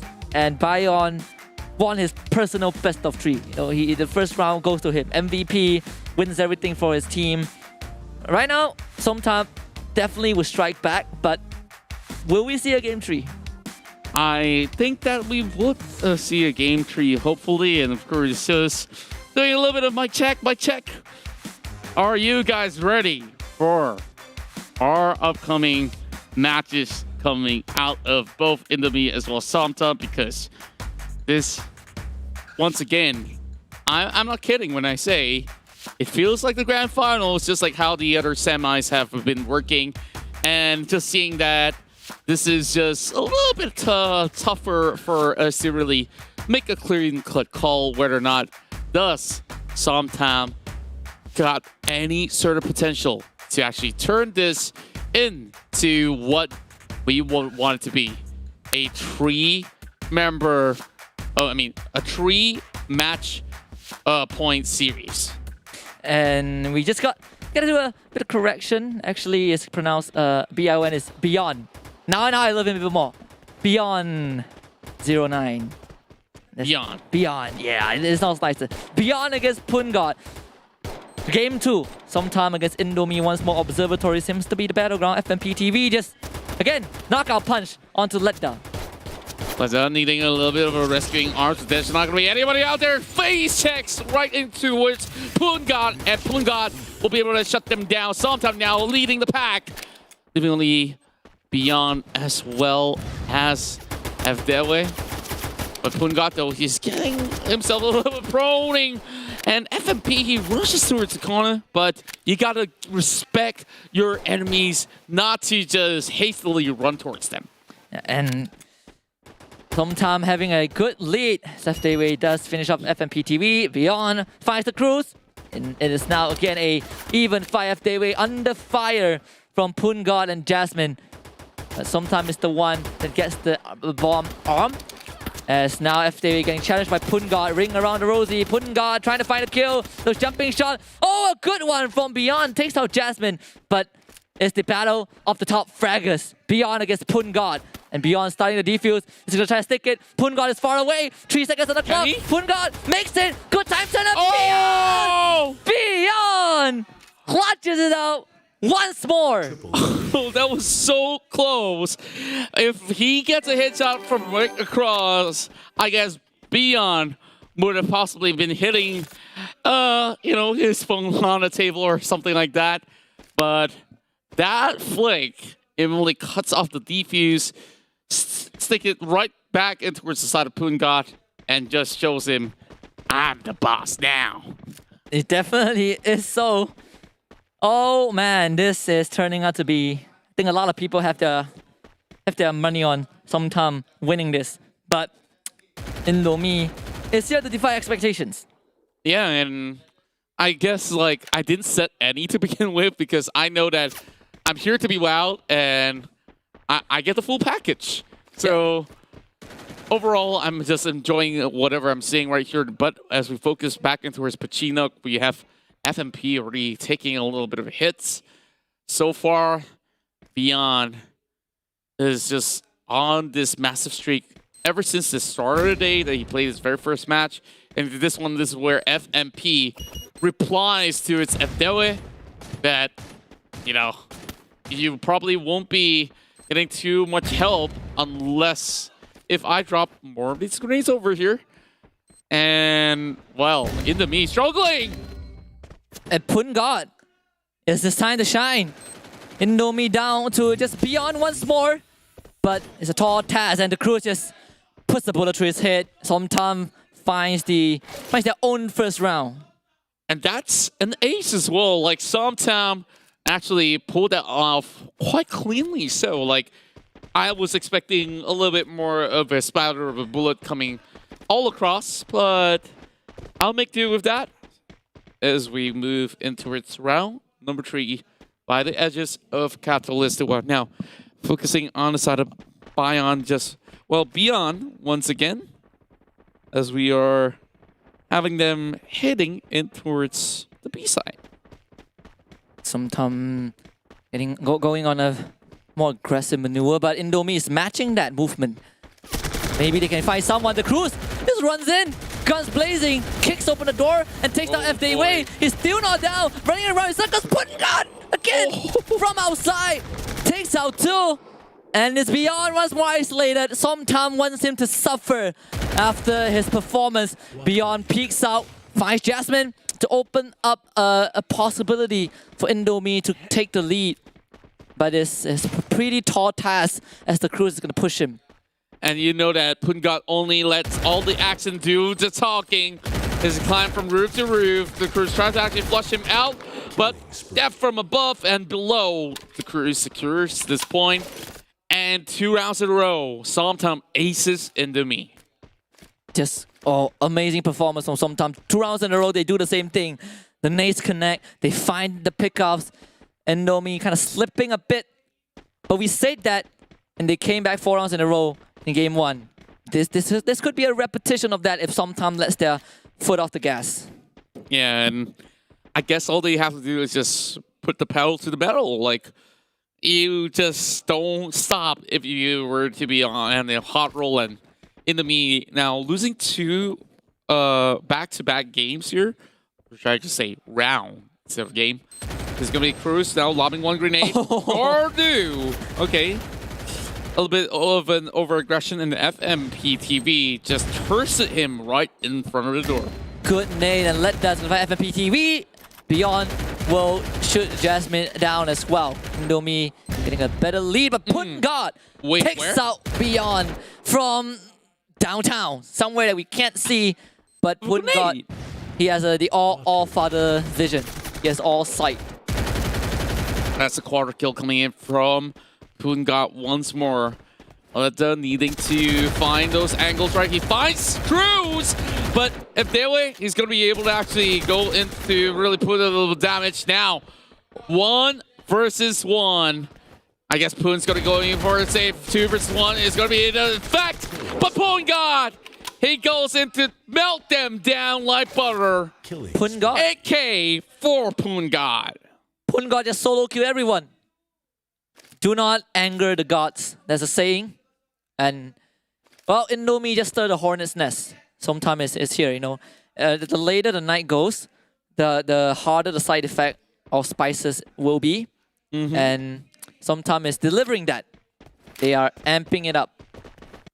So far, things are just going back and forth, moving in towards this sort of pace. So, Poon God, really the red hot chili pepper of that somtam dish. Yep. That usually comes with so many great garnishing. On top of that, salad, fruit. On top, wait, that grenade landed? Wow, FNP TV, he keeps finding these nades. I have no idea. Ow. F Dayway has not been able to play the match too much because the FNP TV keeps finding him with those initial nades. And now Somtam, right off the bat, having a man advantage. Indomie, they're doing it. They're doing it. Oh, here we go. We're looking at it, but they've been spotted out. Okay, flank coming through, and it gets through! You're not gonna stop me on my watch. Oh, Beyond turns around, takes out Poon God as well. Maybe they won't even need to get the bomb planted if they just kill off everyone for some time. Now they can continue that journey, but Jasmine is going to be challenger number 3. It's going to go to revive Cruz first, and here comes Gardu, who is already on the roof. And we are looking at his Contra. They will get the bomb. Beyond finishes off Jasmine. A free round for Indomie for sure, unless Somtam has a way to get up there. But I don't think they do. Well, I guess if they have enough glue walls, that could be something that they could utilize, or unless if they actually go in for those streak of a kill and leave just Gardu all alone, then there is slight chances, but I won't count on them. This is most likely Somtam's round. See, oh, wait. No, Indomie's round. But sometimes they have 3 members alive. Cruz gets a good shot. The Beyond though. It's Beyond dead. So it's just Gardu left on the roof, but there's not enough time that he can get up. I guess the kill is all that they could possibly get. I believe that there may not be just about enough time for them to even come in for the defuse, especially on Gardu's watch. So Gardu right now probably will be just looking around, hoping to find members to be caught out. And I just like the fact that, you know, Somtam, they knew where exactly to, you know, look for those high elevated angles and think that, okay, there is a chance for Indomie to do that. Well, I look at a shipyard, so definitely you definitely can pull off something as sneaky as the factory bomb plant. It's kind of back to basics. Now, back to earth once more. Somtam, one more round, and we get a game 3. But if Indomie ties this up, we're going to go into a deciding round 7. Yeah, and round 7 probably is going to be a trend that we are going to be getting throughout the entire semifinals as well as the finals itself. Oh, a good turnaround coming from Gardu. He does get the pick, looking for a double as well as he juggles with his Kimbo. Oh, my goodness. Wow. Oh my goodness, Gardu just runs in. The bomb is armed by Somtam, but 2v4. Gardu finds the third. Gardu finds Poon God. Gardu single-handedly is the Poon God of Indomie. Suddenly, it's only the Cruz left alive, and the Cruz is going to be challenged by everyone from Indomie. And we are looking at round number 7. Indomie comes back swinging once more. And now they just need to defuse the bomb, and they will do just that. I just like how Indomie usually loses the first few initial rounds, and after that come out of this mid game with some insane plays. And well, Gardu this time was the one that really popped off overall, taking their sweet time to defuse it. So yep, they finally got it. Part of my mind was like, what if they messed around too much and the bomb actually goes off? And we, I've seen that. Oh, yeah, we have seen that as well. This is what we call a tragedy. Wow, round 7 once more. Indomie seemingly doing the impossible. I just wanted a little bit of room for us to really, calm down for a bit while we are waiting for round number 7 to actually kick off, because there's so many of all these possibilities that sometimes could still push it in for an equalizer here. This is the only chance because Indomie has already won the first series point.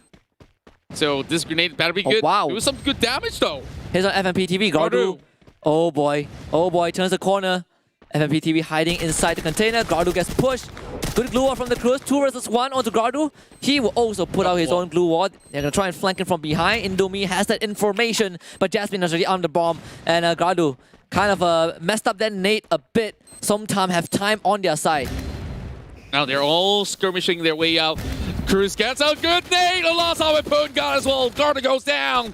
Now they're all stuck in the corner with nowhere to run, nowhere to hide. One member left for the side of Indomie. And this is where Game 7 most likely in the hands of Sometime. Game 3 inbound, ladies and gentlemen, and indeed, it will happen. Booyah for Sometime. We are going all the way. 11 frags coming out of Punga, and we never have doubted him at all on what the potential is. So once again, this is that beautiful booyah that they've been waiting for, and they fought with every inch of their nails to get this one. Indomie pushed Sometime to the absolute limit. And it's deserving that Sometime came back for a serious worthy of the grand finals, but unfortunately we won't be seeing the the best of 5 for this one. But I'm happy that we're getting a great Game 3. Yeah, Game 3 now being locked and loaded, just like how we saw in the previous semifinals. Now, best of 5 is going to look very interesting, my friend. I don't know what to expect. Grand finals, like if each series has seven rounds in total to decide. What if it goes 5 games and every time we just go 7 and 7 and 7? So we get 35 rounds in total. Yeah. That's a royal treat. Royal treat indeed, and our voice may be royally crushed, but don't worry, we just absolutely enjoy all of the matches here in the Free Fire All-Stars Asia 2021. All of this, of course, is presented to you by Arena themselves and brought to you by them as well. So, in a few more minutes, I guess we will see who moves into face-off against Pho for that Grand Finals Championship title. Yeah, and I cannot wait to witness this. I wish we could speed out the countdown and just go in-game, because I really want to just witness Sometime and Indomie take on each other. This could go on forever, and I would not complain. But all good things come to an end, and we are at the final lap. 7 more rounds to determine whether Indomie or Sometime is gonna earn that grand final spot to face up against Pho, or just waiting for that best of 5 to happen. What I really do like coming in from both teams is that there's very unique style of play, and these two are just ultra aggro, especially when you have Gardu alongside with Beyond, who can easily cover each other with the sword flank. So if the Indomie makes it against the likes of Sometime, I do fancy their chances against the side of Pho, which usually plays a little bit more tactically. But then again, you got Punga here. I don't want to leave this guy out, because this dude is just a legend. And, well, this Prodigy got so many things lined up for him. Yeah, and this is where maybe Sometime against Durian was just kind of it was a dominating series, right? Sometime won it hands down, but Punga and the rest of his team got pushed to the limit. This is where we see Sometime unleash their final form. It is now or never. Indomie have already done that with Beyond, just playing like an absolute madman, and it's a fitting matchup between Indomie and Sometime. Yeah, and it cannot get any easier better than this. I hope, because or else I will just be really losing our voices by the end of the day. And we've still got what? 2 more days to go. We still got 2 more. And the match quality is just off the charts. It is something that is worth, worth staying out for. Like if this broadcast is in the middle of the night, I would stay up for this. There's just top quality gameplay. And I think now we have seen the distinct play style of these 2 teams. Maybe Indomie is kind of the answer to Sometown, right? Sometown is very aggressive, but Indomie, in their defensive stance, were able to fend off Sometown in a lot of these rounds. And this is where you guys just decide, man. Like, I don't want to be the one to make calls and predictions. It's Indomie versus Somtam. Winner advances to meet for the grand finals happening right after the series. A crazy day 1. Started with not too much expectations, but at least when it comes out to going a full series, right? We are here for the All-Stars. We are here to look at the best of the best from these respective regions, and what we got was more than that. We got the best of every region, and we also got the best possible games. But ladies and gentlemen, this is it. Final game of this best of 3. Somtam against Indomie. Oh, just going back towards Observatory, it just gives me a little bit of flashback of some of the big plays that have happened in this map itself. Here comes the grenades down below. Pungod getting challenged. Head on. And Pungod, what? Pungod, how did he win that? How? How did Pungod win that? But no, Indomie still able to kind of win their own fights. As Indomie has 2 more left alive, and it's Pungod against the world. Pungod could possibly do this. He still has the frag grenade. He knows where exactly to lob it. That's going to do a little bit of chunk damage. Now he already knows a little bit more, tad bit of information. Beyond, though, he's going to be watching from the insides of the building, so this is going to be a little bit more difficult for the likes of him, but he's found Letta! What? Pungod with 1? Triple kill. And that's it. FDW puts him to... asked him to take a 15-second nap. Indomie with round 1 to start off the first round of the 3rd match. 15-second snap. I think that's something that I wish I could actually get from day-to-day superpower level nap. So, yeah. But then, of course, we got a show to run. No naps available. And yeah, I'm just trying to see whether or not can we get a clear winner here in the semis. How is this a semi-finals? How is Doesn't this? feel like it. It Not feels at like a all. grand finals. We say the same about Fur against Boba, and now with Indomie sometimes it also feels like a grand finals. Everything should be a grand finals. Gradu, good time turner to block the nade. Leap coming from the cruise. Jasmine is already in the building. Challenge coming through. Oh, Gardu coming with the double factor, coring down Jasmine and making an unfair battle right now. The Cruz is going to be able to actually get his health bar all regened. But now that it's, pretty much SMG versus pistols, it's a lot more difficult now. Pungod getting spotted out. Easy pickoffs there, but it's just a couple of taps coming in from the Deagle, and won't be able to actually find much. Somtam losing grip of the game a bit. Indomie already armed the bomb, but Somtam have not been able to find a way to get on the side, to penetrate the defenses of Indomie. And judging by how this game is going, even with Pungod getting the shot off, Indomie most likely will get the round because the clock is ticking and is ticking down very fast. Beyond just going in for a rush, and they successfully break it all the way down. Indomie coming in with a little bit of a barrage of victory bullets over the walls. 2-0 streak. Sometown needing to catch back up. So heading in towards this round itself, it's very vital for them to set something up, whether if they really want to commit to this A plan or B plan. A little bit of a difficulty going on for the side of Somtam unless they can get pretty much a clean passage without getting picked off. Speaking of pickoffs here, There is bullets flying off from the side of FMP TV. F that way.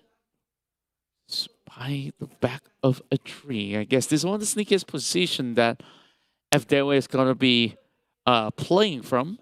Meanwhile, Sometown now is crossing over and he's received all the information that the team needs. Yeah, it's sometimes putting themselves outside of that B side. You can see smoke grenade also blocking out the vision. Maybe Sometimes wants to use this opportunity to get the bomb arm. Pungod tries to flush out F Dayway, but good time turner is going to protect him, and Indomie continues to buy time. And things are going pretty well, but with the cover of the smoke, Jasmine will be able to just walk in and get the bomb arm. It's Indomie's turn to try and retake the site. Ledda has vision of the Cruise. Alongside F Dayway, they both go for the white swing, but it's going to be the Cruise that responds, taking out F Dayway.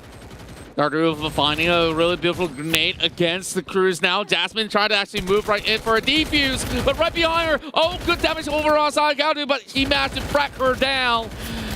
With all the sort of members being cornered up, the Cruise does find the rest of the members of Indomie, but how much more can they get as Gardu as well as Bion? Well, Bion is still going to be around the corner. It's 1 versus 1. Bion just needs a bit more time. Oh, he sees the Cruise. Cruise, good time turner to protect himself. Bomb is about to explode soon. Bion needs to go do it as fast as possible. And the Cruise wants to take him down. But Bion is taking it. Oh! So close. Oh, Bion almost putting out the clutch of the series. But Sometimes ends it and gets the first round. That is just about 1.5 seconds away from that detonation. And oh, what is just going on overall? Because when we look at how close this gets, even members of the side of Sometown, you could see from the way that they play, they really want to get to the grand finals. They'll do whatever it takes to get there. And whether it's camping body open with pretty much the time turner and maybe one corner just to squeeze one bullet through. And this is, all the chips on the table, all hands on deck, whatever you call it. Play every round like it's the last round. The nade from Beyond takes out Jasmine, and Indomie opens up as Beyond will get the best secure possible. Gardu does get tagged, but he heals himself back out. Now Ledda gets control of that bomb site. F Dayway just jumps down from the roof, going for the challenge, but Pungod will not let it happen. F Dayway will surely lose his life. Yeah, and now a little bit of a flurry of nades being popped right through as well. Gardu trying to juke it all out. Meanwhile, FMP finds the opening to actually get a little bit of a health force down coming from Gardu. But the Cruise, though, is getting flanked. And FMP TV and Pungod are the last vestige. For some time, Indomie will have the man advantage. 3 against 2 after all. Pungod takes out Ledda to equalize the playing, to even out the playing field. And he will definitely get this finisher in. However, Sometimes still needs to get the bomb down. 35 seconds, more than enough time. And now Nate coming through Beyond. He was waiting for Pungod, and he finds Pungod. They fell for it once again. I couldn't really believe my eyes that, heading towards such a late game, he still kept a grenade for this special occasion. Yeah, and happy birthday to Pungod, he says. But definitely not the present you want to receive. This one was not even wrapped. Beyond just threw it there. Pungod didn't know where it is. Time is going to run out. Guess what, Indomie? Series point for Indomie. What a fight it is. And they may just be able to actually go on this hot streak and end it right here, right now in Sentosa and not give a single chance at all to Sometown. I did not expect us to get to the stage where Indomie just dominates Sometown. Maybe, Indomie just gives you a bit more carbohydrate to go on. Yeah. A bit more energy to last the night. And as a typical supper dish, Indomie is starting to demonstrate their effects. Yeah. So far, I guess, it's not really about the carbs, I guess. It's also the fact that if you can have one noodle already of the grand finals, you really want to put it out there to make comparisons, right? Yeah. And like the fight is just to do exactly that. Good frag coming outside of Beyond. They may be able to actually connect another one as they both just slop nades after nades, but that also opens a little bit more room to Cruz. A key member of Songtown is now down 3 versus 4 and needing to actually get the plan off. Plan's gonna go down for some time for sure. They arm the bomb. Jasmine gets it done, but Indomie are rushing in for the retake. Seems like Pungot wants to go for flank, but Indomie are prepared for that. Gardu is watching, and he sees Pungot. And if he catches Pungot right now, this is going to be catastrophic, and Pungot is going to be under fire. Good one from Gardu. He was waiting. They were all waiting for Pungot. They laid out the candy trail, and Pungot comes running. F Dayway finds Jasmine as well. FMPTV, can he do this? Indomie, taking the defense. 3 HP for Lenda, and 3 HP is all they need. Indomie, they've done it. It's grand finals for that region. It's going to be the Vietnam region versus the Indonesia region here, with Indomie booking their ticket to the finals. Wow, this match went all the way here with pretty much a good way to actually seal the deal. And I guess sometime after some of all these letdown of rounds, they've definitely have gotten the white flag up in the air already by the end of it all. And with the catch onto his Pungot, that pretty much secures it alongside with the Cruz already being the first blood in that very final round. And it's just unfortunate for some time. You know, they were doing so well. They definitely won the hearts of many. And when it comes down to that semi-finals, it's the Indonesia region. Indomie is closing it out in a more dominant fashion. And of course, well, there's going to be so many of all these big plays that we really have to talk about here. And the stakes are high. And we start off with a very interesting interaction, and they didn't manage to defuse the C4. And hence, Santa starts off with a 3-0 lead. But look how quickly this changes from here on.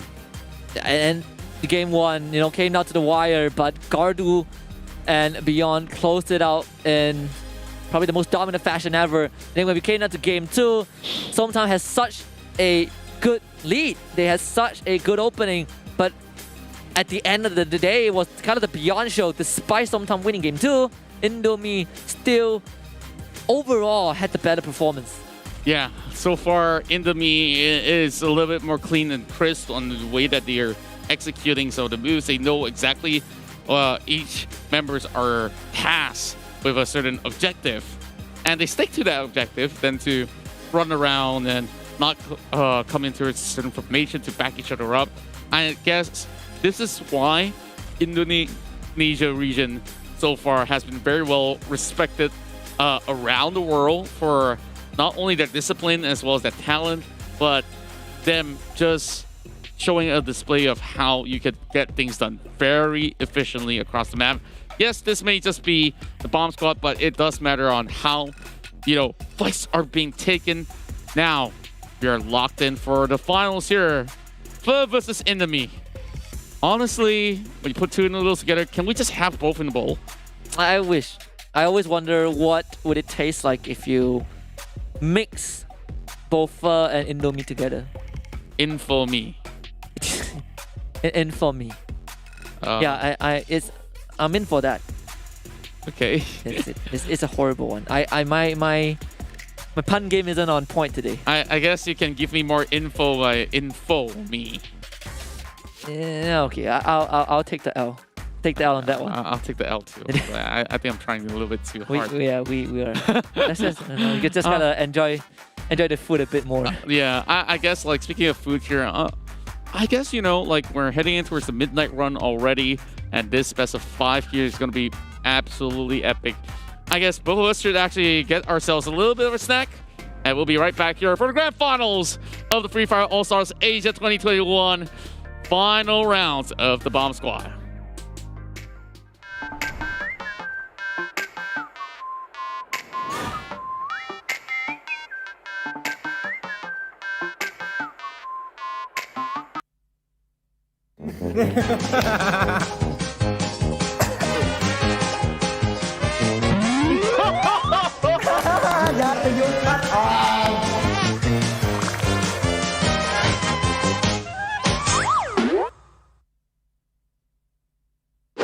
¿Qué pierna cae primero después de que un personaje aterriza después de un brinco? Tiki. Con la izquierda. ¿Cuánto daño hace en total un carro que explota a todos los personajes que están alrededor? No, God.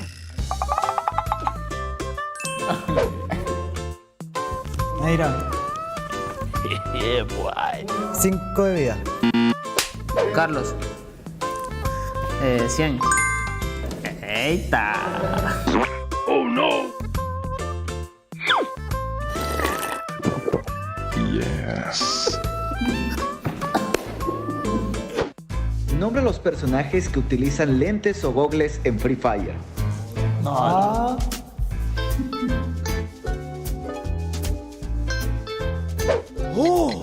Neira. Maxim.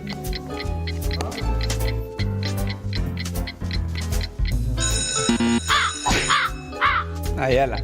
Maxim, Nikita, Alok. Ya no sé.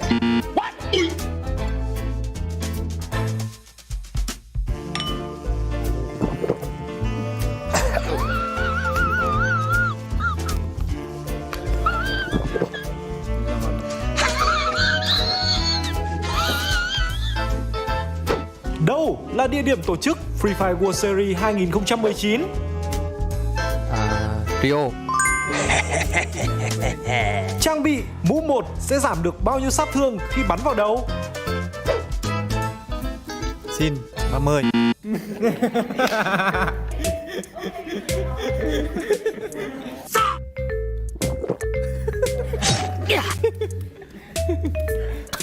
Vũ khí nào sau đây có tốc độ thay đạn nhanh nhất?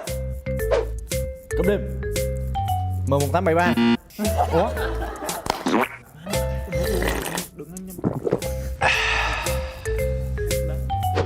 Khi nhảy thì chân nào đáp đất trước?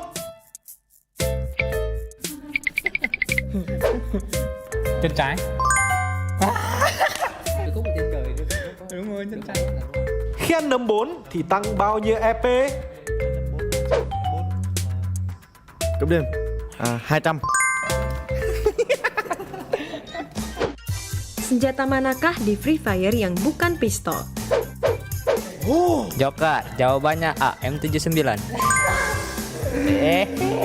Masih inget gak apa sih Elite Pass yang pertama?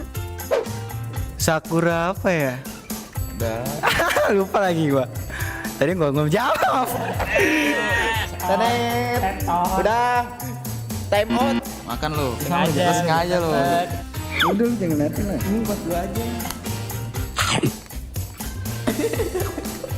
Iya betul.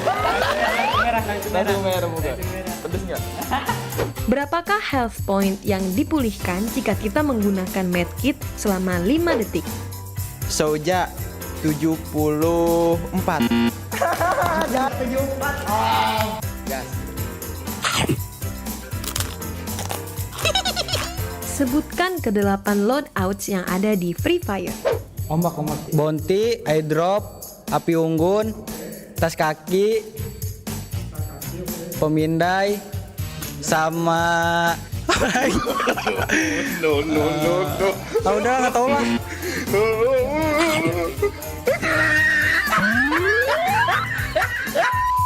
Berapa banyak IP yang dipulihkan dengan jamur level 4? Soja 200. Kayaknya gampang kok telat. Senjata manakah yang mempunyai 5 slot untuk attachment? Ombak, AK. Ya, makan lagi lu. Mamam lu. Senjata manakah yang mempunyai reload speed tercepat? Dark Call B M1873. Harusnya up ya. Senjata manakah yang damage-nya paling besar? Dark Call C M79. Bangkit. Kalah lu, makan lagi lu. Masa gua tadi udah bingung. Hukumannya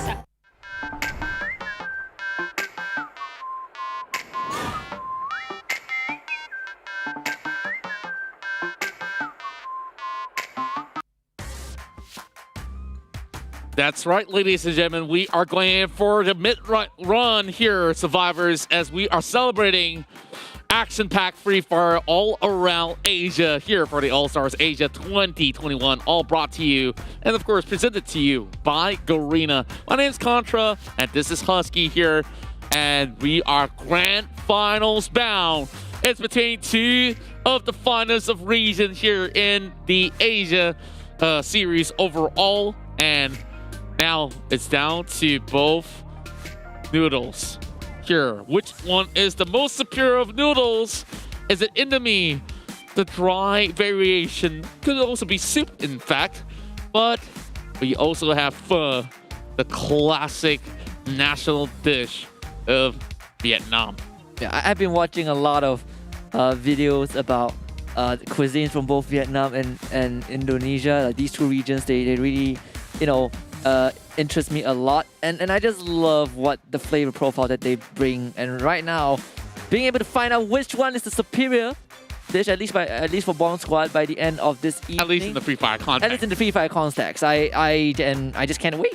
Yeah, I can't wait as well. So let's look at some of all the stars that we have here aligned for us between these two regions. So, they came in very, very close against the likes of Boba, and it was all about time that was off the X's, and they have bought just about enough to lock themselves right in here in the grand finals. And they've been watching some of the matches against these two teams that have just concluded their games. So now for the likes of Indomie, who constantly have gone through games after games after games, this is going to be pretty much a tough battle for them to really go on that hot streak once more. But Vietnam, we've got Bon, is mobile, as well as Mon Gaming, and not forgetting Hai Dang, that has been able to really pull together some of the most interesting plays that we have seen overall throughout the All-Stars Day 1. Yeah, Indonesia needs no introduction at this stage. Gardu beyond F Dayway, and let the play 8 of the best players, at least for Bomb Squad, and only 4 of them will be crowned the best team for the best or super all-star region for Bomb Squad. And I'm very excited to see these two teams are about to be put to the test in a marathon, in a best of 5 series. Yeah, and it's all about the first to the 3 points, meaning to say that they need to secure a total of 12 rounds. Oh, yeah. So that is the number to get themselves that ticket to be called. Well, can't really say ticket because they're already at the top, at the peak, where they are fighting for the championship title in this Bomb Squad division. It's like 2 teams at the summit, and only one gets the right to plant their flag. That's right. So this is like a battle of Spartans, but instead, of course, in an Asian context, bring in all kinds of weapons, chopsticks, forks, or anything that you could scoop out of the opposite bowl.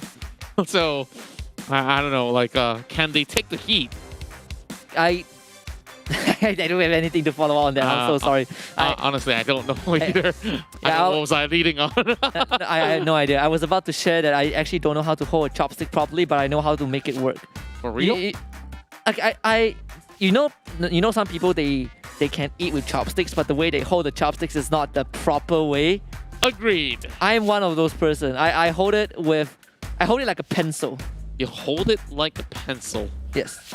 So I give you 2 pencils to hold, I guess. So here we are, grand finals, baby. We got Bon, AS Mobile, Ma Gaming is all high down from the likes of Pho here on your left side of the screen. Meanwhile, Indomie representing Indonesia region overall. And now they are to be crowned as the best squad of Bomb Squad. Now, of course, between the 2 teams, there can only be one in this, of course, fun exhibition that we have had for the entirety span of the weekend. And if you think that this is all that we're getting, hey, tomorrow we have even more to come, as we have shown early on. If you did miss, maybe the earlier parts of the stream, tomorrow is going to be Clash Squad. So get excited, and we got first blood already going in for Pho. Oh my goodness, Ma Gaming actually did not go down, so instantly Hughes back up to full. Huge value for Pho, and Beyond getting caught up by Ban as well. He is going all the way, but Beyond punishes him, but Ma Gaming comes in. Good refrag. Ledda challenges Ma Gaming with a time turner in Ma Gaming's favor. Ledda and Ma Gaming running in and out of time turner. Ma Gaming will run away, and Ledda will have time to bring Beyond back up, but Ma Gaming comes back. Round number 2, not letting Ledda go for the rest. And Ma Gaming gets the knockdown, and F Dayway becomes the last standing member of Indomie in this pistol round. And things are looking very tough. F Dayway have to take on everyone from the side of Pho, and Ma Gaming will secure round 1 for his squad. Ma Gaming coming in with a triple kill, and look at how well they go in for refracts after refracts, and they manage to keep everybody alive. Good job coming in from the side of Pho to start off with the opening rounds. Now, moving in towards Shipyard here. So, majority of the time, we've been seeing a lot of priority being given over on towards the A side overall. So, I'm just seeing if this is going to be the exact case for both of these two squads going in. Back to Shipyard we go. Kind of the one of my more favorite areas, to be honest. A lot of angles to work with. Ma Gaming with the very first nade, trying to look for Gardu, but good time turner will deflect that utility. But that is just a diversion, because Haidang was waiting for time turner to be used before he rushes in, and instantly Pho gets the first knockdown. But F Dayway also found is mobile on top, and Ma Gaming just responds. Beyond will trade Ma Gaming back. This is just trade after trade after trade. Yeah, now going for the stairs as well, almost clipping onto both members of the side of Indomie. And Pho has got another round in the bag. Oh, wow. What a triple coming out of Bond. Clutching it all out once again. So now we're going to be moving in towards Pachinok. So making sure that they really get some really good covers, holding in towards at least the mid side as well as on towards the left and right flank. I think that they're opting to run directly in towards B side if they could. Yeah, and Pho, a team that has played the most games, the most rounds, pushed to the absolute limit from the quarterfinals. So they have been trained. They are battle hardened, taking on Indomie as their the grand finale. And so far, leading 2 rounds in a very convincing manner as well. Is definitely a good morale boost, and they aim to continue that. If they weigh, the nay is a bit too late. Yeah, and I think that he had a little bit of hindsight of it, that there's going to be a little bit of lob right in towards the corner. Haidang now getting caught up right in the open as well. He's being stuck in between a tree. A very tough position for them, but look at the side of Pho. They're actually coming in from all angles, though. Yeah, they're getting they're going for the flanks as well. Indomie getting caught in the middle. Ma Gaming and Bun, in a blink of an eye, they just wipe out Indomie. Pho playing guerrilla warfare to its finest. Just tactical brilliance. From exactly what we saw from the quarterfinals. 3-0. They are already leading 3-0. Can't believe my eyes, Bond so far getting a quarter out of that sort of scuffle out there is just magnificent display coming out of Pho. And you see, 3 points back to back is just being all the way secured for the likes of Pho. Well, I guess if members of the side of Indomie don't really find an answer to this sort of the great coordinate aggression, the masterclass of a chess cheese that's being set up here, it's going to be looking good!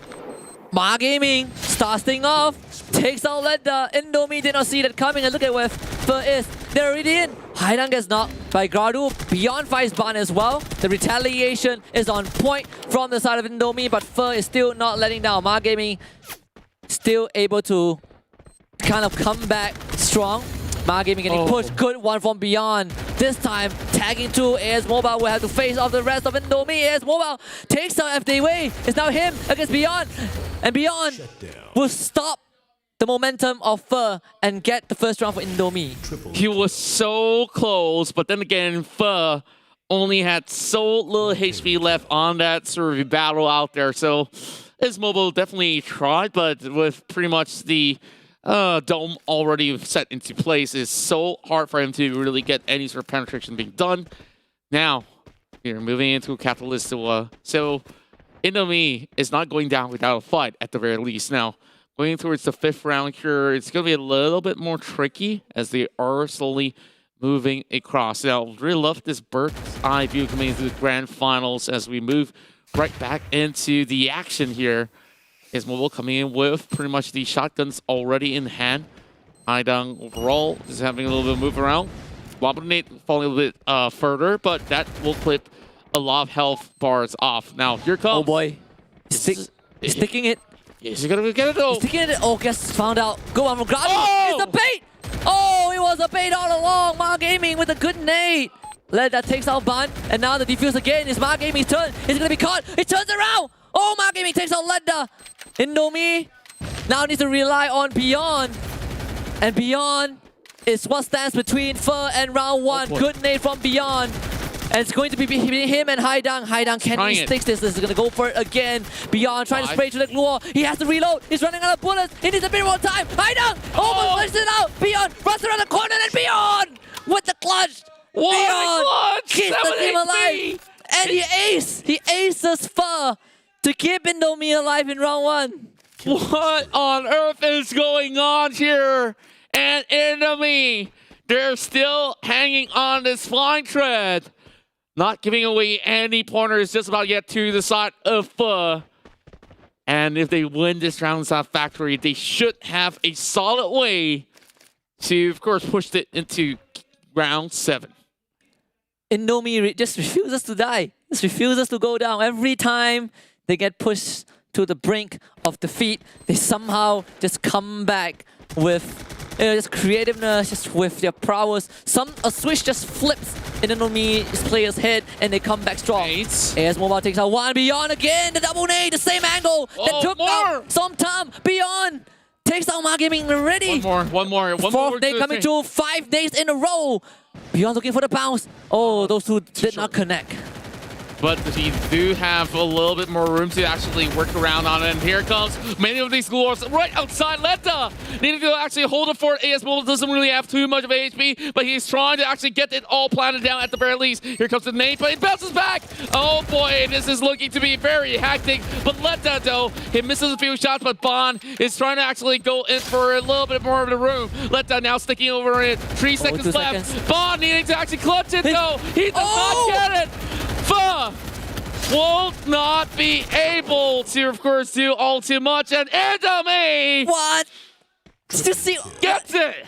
F-Dayway! Oh my goodness. The absolute god that was defusing an F-Dayway. He used his body to block all the shots. Guy threw his life for Indomie. And somehow we are at this stage, at round 7 of game 1. Oh man, Indomie. They just keep surprising us over and over again. How does Fer respond to this? Well, there's just only one way to find out. Grenade now being lobbed right in, flushing the side of Bond. He's going to be taking a little bit of a hit here, but he's going to be all right for now. Balls now being brought right up.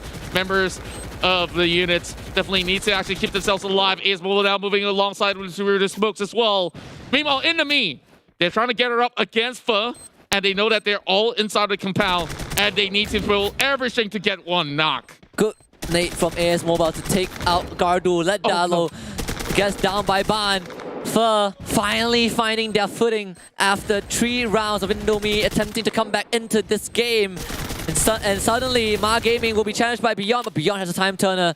And Ma Gaming is trying to buy time. Beyond's not going to give him that time. But good trade from the side of Fer. It's down to F-Dayway. Ma Gaming doesn't even go down. Fer surely has this round in the bag.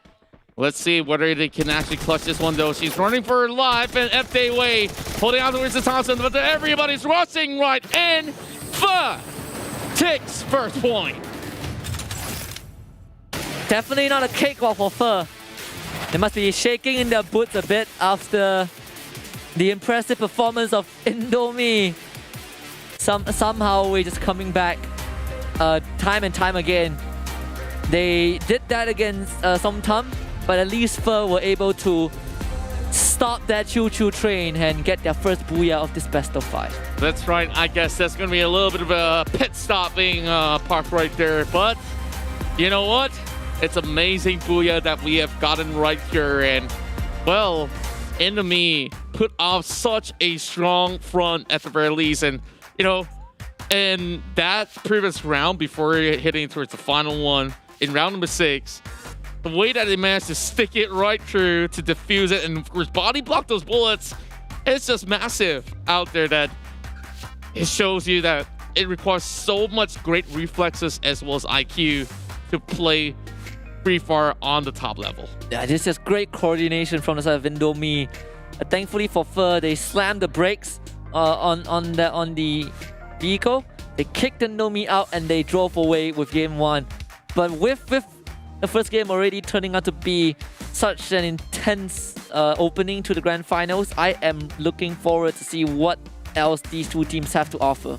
Yeah, and I'm just looking at probably some of the best quality that we have been expecting so far coming out of the All-Stars. And I just hope that you guys could give all the superstars that's participating right here a little bit of love by giving them a follow or even subscribe, whichever social media that you're going to be visiting them on, because they absolutely deserve it. And this is where you can actually learn how to do a lot of all these great tricks and get tips from them through their live streams or even whatever content that they churn out. Yeah, and especially when it comes to Bomber Squad mode, right? I think now a lot of players have learned some creative tricks from all the series that has been played, you know, leading up to the grand finals. We're gonna see a lot more interesting approaches when we ourselves get into Free Fire and start a couple of rounds. But right now, it seems like we're still witnessing the tactical brilliance of Fur. We're also looking at the great adaptation of Indomie. Yeah, so far Indomie, of course, booming in a little bit late in towards that very first round point itself, where they only started to garner it coming in towards the third point onwards, but managing to equalize that obviously was no easy task. Now it's more of them needing to take that initiative to actually secure that sort of lead. So if they were to actually go on towards more of a attacking side, I guess this is where things will be a little bit more different to see how Pho actually approaches it. Yeah, and I can't wait to see how Game 2 is going to turn out, because we're jumping into Match 2 in a bit. Pho continues to deliver and amaze us with how brilliant they are with their moves, but Indomie is slowly catching up. And in fact, I would say there are some moves that Indomie did that we didn't even see from Pho in the first place. And this is where we will see can Pho continue with their sort of streak that they had, or will Indomie, you know, go into match whatever point that they have garnered back in the very first pointer that Pho has secured. So now, let's dive right into our second set of the series. And, well, starting off with round number 1, we do see a little bit more of a trading being done. Meanwhile, over on towards this side of Observatory here, it does get a little bit tougher as that way already soaking a little bit more of that flows. Just having pretty much a time turner all being popped up already. While Pho trying hard to really defend this, but in the mid, they're pushing in. Wow, good cover from Ban to protect Ma Gaming, but Ma Gaming still goes down, and now Ban is caught in a 1v2. Playing ring around Roses, they will push him, and Gardu will get the second knockdown. Pho losing 2-man in the beginning, as AS Mobile does get the bomb arm. Gardu will take out the third member of Pho, and Haidang will be the only last man alive. Wow. FDW will drop, but Indomie will get a convincing round 1. You can see that Indomie feels a lot more confident when it comes down to the way they want to set up certain attacks. And it has definitely shown that they will run at you whenever given a sort of chance. But managing to actually go in for pretty much a beautiful diffuse here is just perfect. And with that, maybe we will see a different storyline in this game too. Maybe Indomie will be the one leading, and we see a miraculous bounce back from Pho. Well, I think I got a little bit of a mix-up here as well, which I thought that, enemy side is going to be on the offensive side, which, like, they will go ahead to play a very offensive defense squad. And AS Mobile opens the round alongside Letta, securing the knock over AS Mobile. And just the gun advantage coming out from Indomie, giving them that edge. Good time turn from Beyond. Gardu also finds Haidang. AS Mobile is back up and healing, and Ban also wants to join the fight. But Indomie already established their dominance, and they are looking to clean out round number 2. Beyond getting challenged by Ban. Chose out the nade before he ducks away, but Fer is already losing ground. AS Mobile is going to be dropped, and Ban is the last man alive.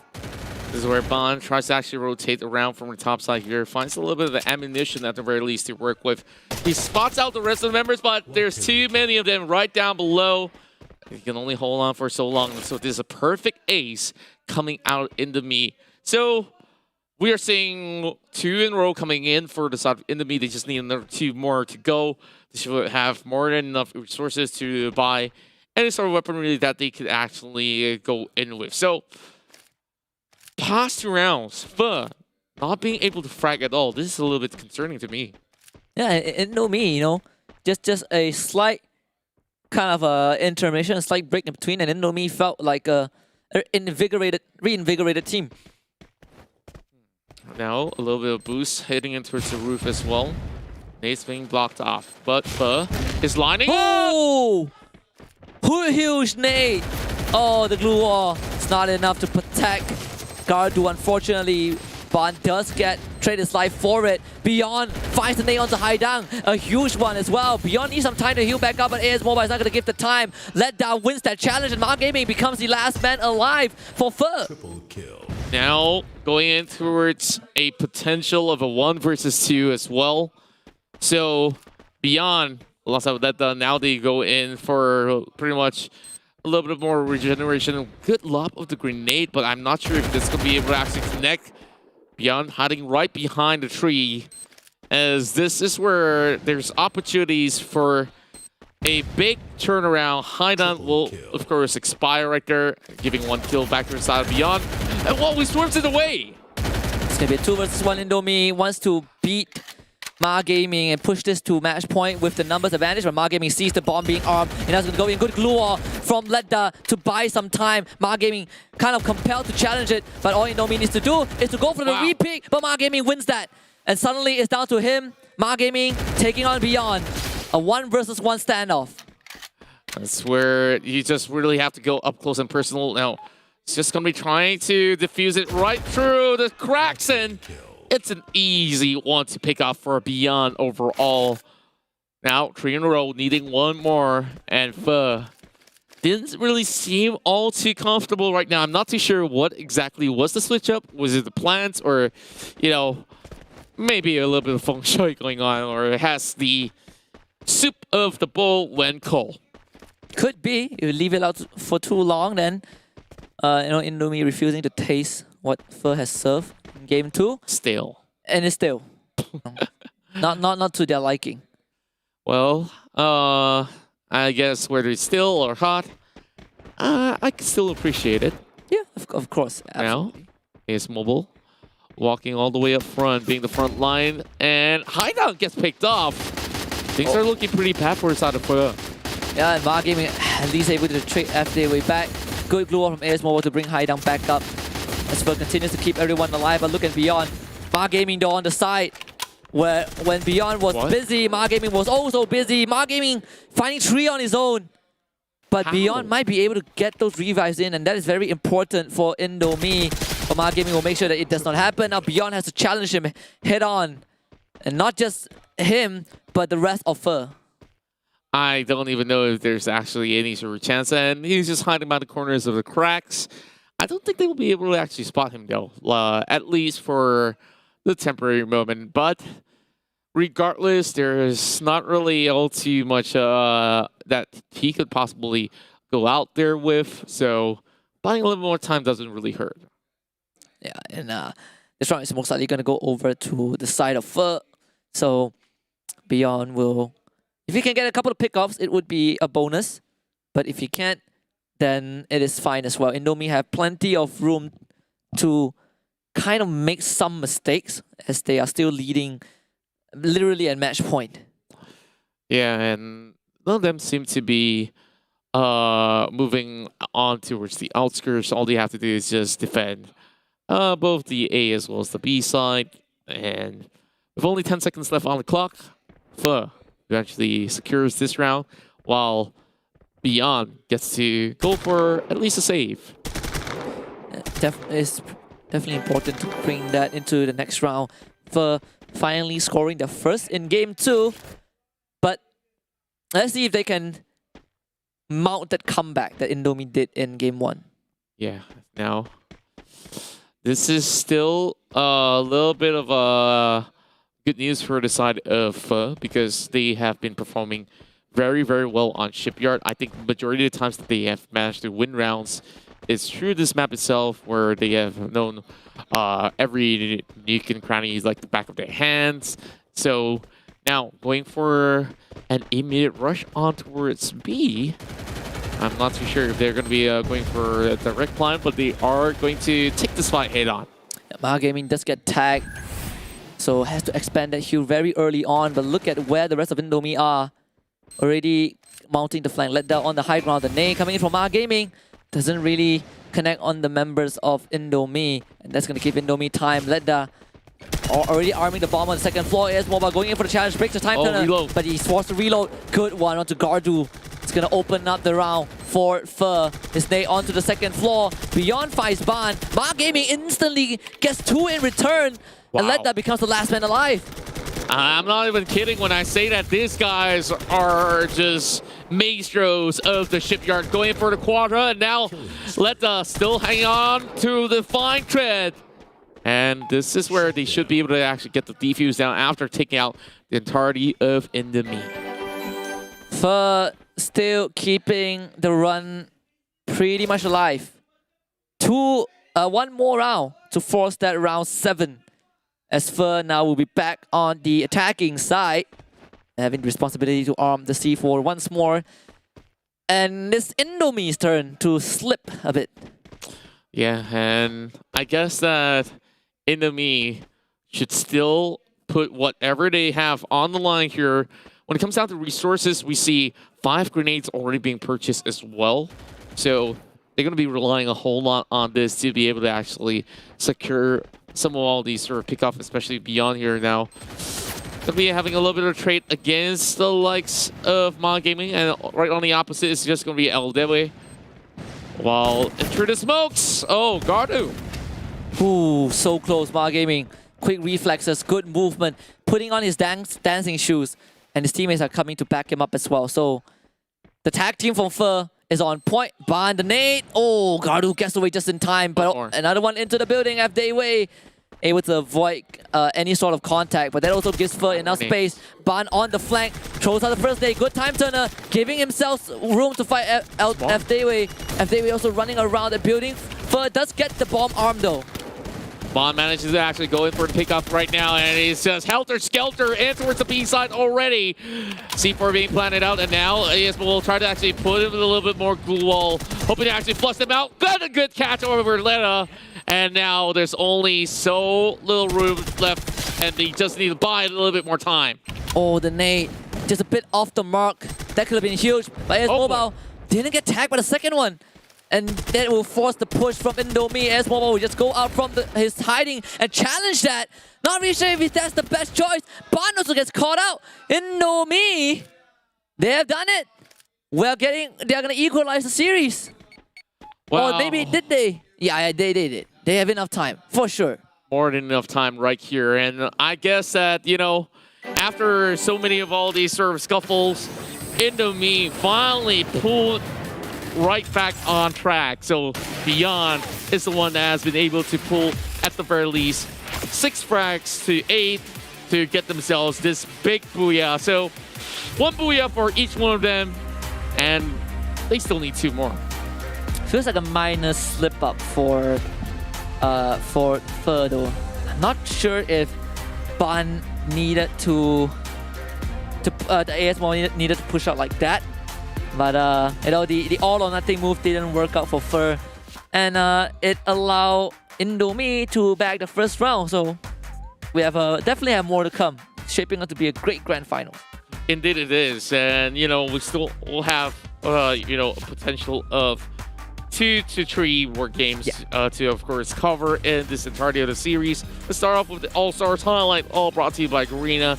Now, Mod Gaming definitely had some really eye-opening frags to actually get a few catches here, but this was where that refrag comes in, and it was so close. Just look at Haidang getting pretty much a little bit of that crazy flick going on, that grenade looking absolutely beautiful. And alongside Indomie, they tied 3-all, and it has to be this very final moment where they just went in for a chase against Deadway. Yeah, and then you look at game 2, Indomie just came up the gates, guns blazing, but put up a pretty good fight, but it was not good enough. Indomie just had the better composure at when it mattered the most, and they were able to take that second game away and equalize the series at least. Yeah, and this is where Fur definitely shines best, especially when they get their plays into a shipyard. And there was just so much hard flex going on, and Fur. Okay, this was the round that was just concluded, which we look back into what exactly happened. Well, didn't really have to stare into Gardu overall. Like, the final few moments, he was really trying to out-juggle some of all these sort of pressure coming out just to stop the defuse from happening. Yeah, and he was able to do so, right? I think Indomie in that final sequence, they knew that it's risky to kind of run into Fur, so they let Fur make the move, and they punished the mistakes coming up from the players of the Vietnam region, and it worked out. And going into game 3 with both teams tied up in this neck-and-neck grand finals, I honestly expect another full 7-round game, but it does feel like despite Fur winning out game 1, Indomie somehow still felt better overall. Yeah, and Indomie definitely is a team which, has this sort of composure going on with them. Doesn't matter if they drop the first 1 round or 2 rounds, they always find a way to be able to recuperate and immediately adapt to some of all these sort of the things that they have committed as either mistakes or unforced errors overall. And they just look at, this sort of pattern that's coming up from the side of Fur so far is just trying to outmaneuver them with sure firepower that they do have. And just look at AS Mobile, right? Like, the way that he's been playing impeccably well, it's just going to show that the Vietnamese region still have so much of a stamina to really go all the way through alongside with the Indonesia region. But, in about 45 seconds from now, I guess whoever takes the next series here will really convert that pressure towards the enemy side. That pressure may make or break the enemy side. And I completely agree. There's always this saying of what doesn't kill you makes you stronger. And if there's one team that has bounced back time and time again, it's Fur. But Indomie is also showing the same amount of resilience. You can say that both teams are battle hardened, they are battle ready, but they were forged in different environments. Fur was consistently pushed to the limit with even scores. They win 1, they lose 1, but Indomie always comes back strong with a 0-2 or 0-3 deficit. So now they put that to the test, and we are going to get ready for game 3 of this best of 5 between Fur versus Indomie. The epic battle continues right here, right now, in the Free Fire All-Stars Asia 2021, presented to you by Garena. Well, Fur, as much as they had the initial pointer being secured, they couldn't really hold on to that for all too long. So they just really gotta try a lot harder, because Indomie so far has been so resilient, just like how you said. The never say die spirit of Indomie is as remarkable. It's an understatement. This is something that it can not just help you in game, but also help you in life. It's like a good life lesson that Indomie is teaching everyone out there. Yeah, and I guess that we will start off the round right here. Pochino is definitely the usual playground. Oh, AS Mobile on the top though. Very risky move coming in from the side of Pho. And that's where members of the side of Pho, they are still trying to look for an opening pick, but nobody's falling just about yet. All those time turners is providing so much layer of safety. That dome is the insurance policy that keeps everyone alive. And it seems like Pho is going to be challenged, and Beyond will start things off. Guns now AS Mobile.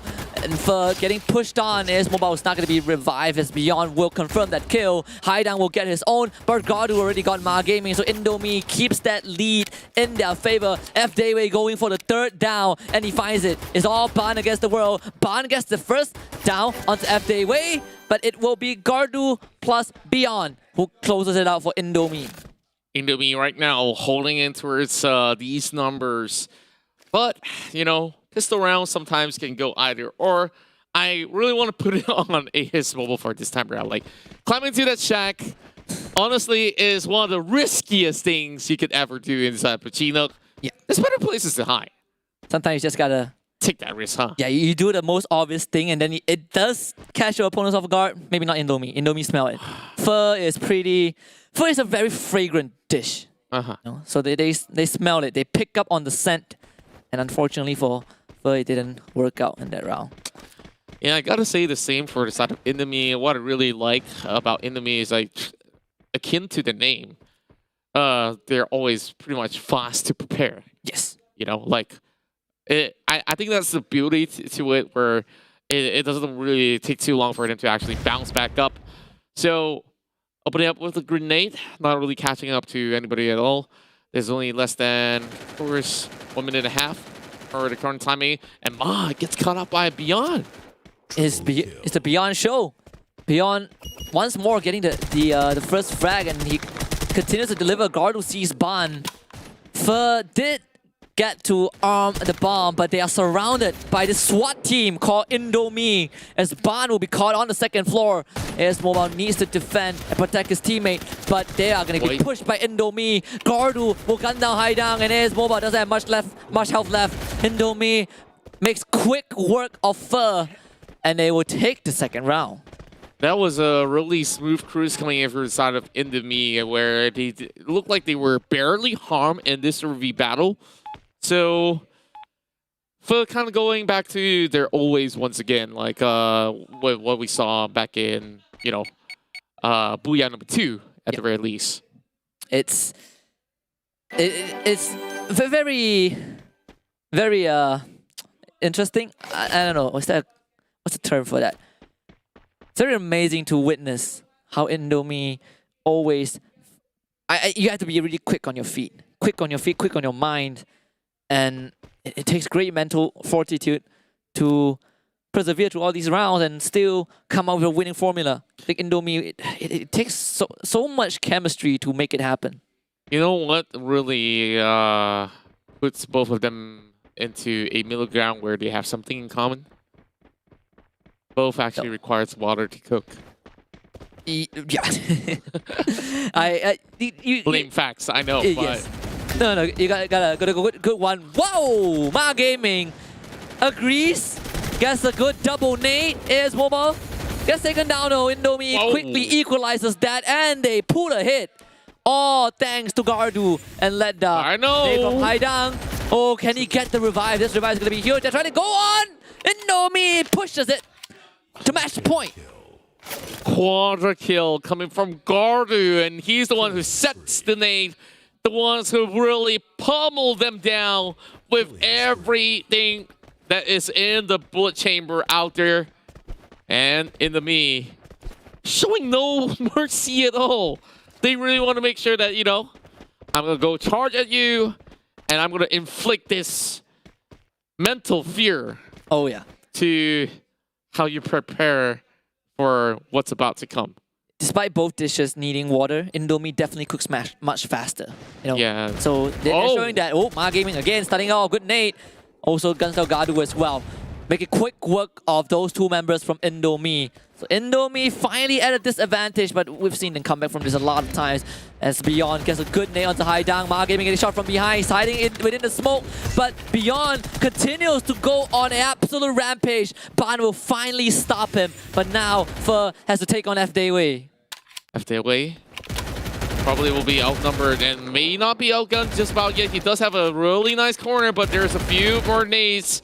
It's expendable right across, but he's just going to be, of course, taking down Cole. Fer might just be able to find a way to turn around. We are back into factory, and, you know, Fer likes to play a little bit more of that elevated angle coming into at least level 1 or level 2 of this building to be able to pull a couple of strings. Deja vu. This is like game 2 where Indomie... I've just been in this place before. Tired in the streets? Yes. Took me a while. It feels like these two teams kind of have the same characteristics. Not that it's just noodles, not only you need no water to prepare both, but also they somehow come alive when the enemy team climb. Gets the 3-point lead, and Gadu already doing it. Is the match point as well. Let that good nade onto Ma Gaming, and Gadu's gonna throw a high nade. And Beyond again with 2. Okay, that's where they managed to go in to pull this high. So, shots being fired, they don't really care anymore. Members of Fer probably won't be able to actually do all too much. He's treading down the blue walls though, as if it's gonna help. Maybe they're already on the roof, helping him instead. You know, like, yep, he knows this one's going down, and Indomie probably knows how to settle the score straight. This gotta be their round, right?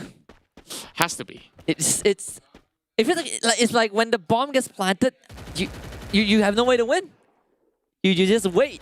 I guess Fer can start discussing how do they come back from this. Unless they find some really interesting picks, and then there's still more glue walls to be expended here. Beyond right now getting onto it fan.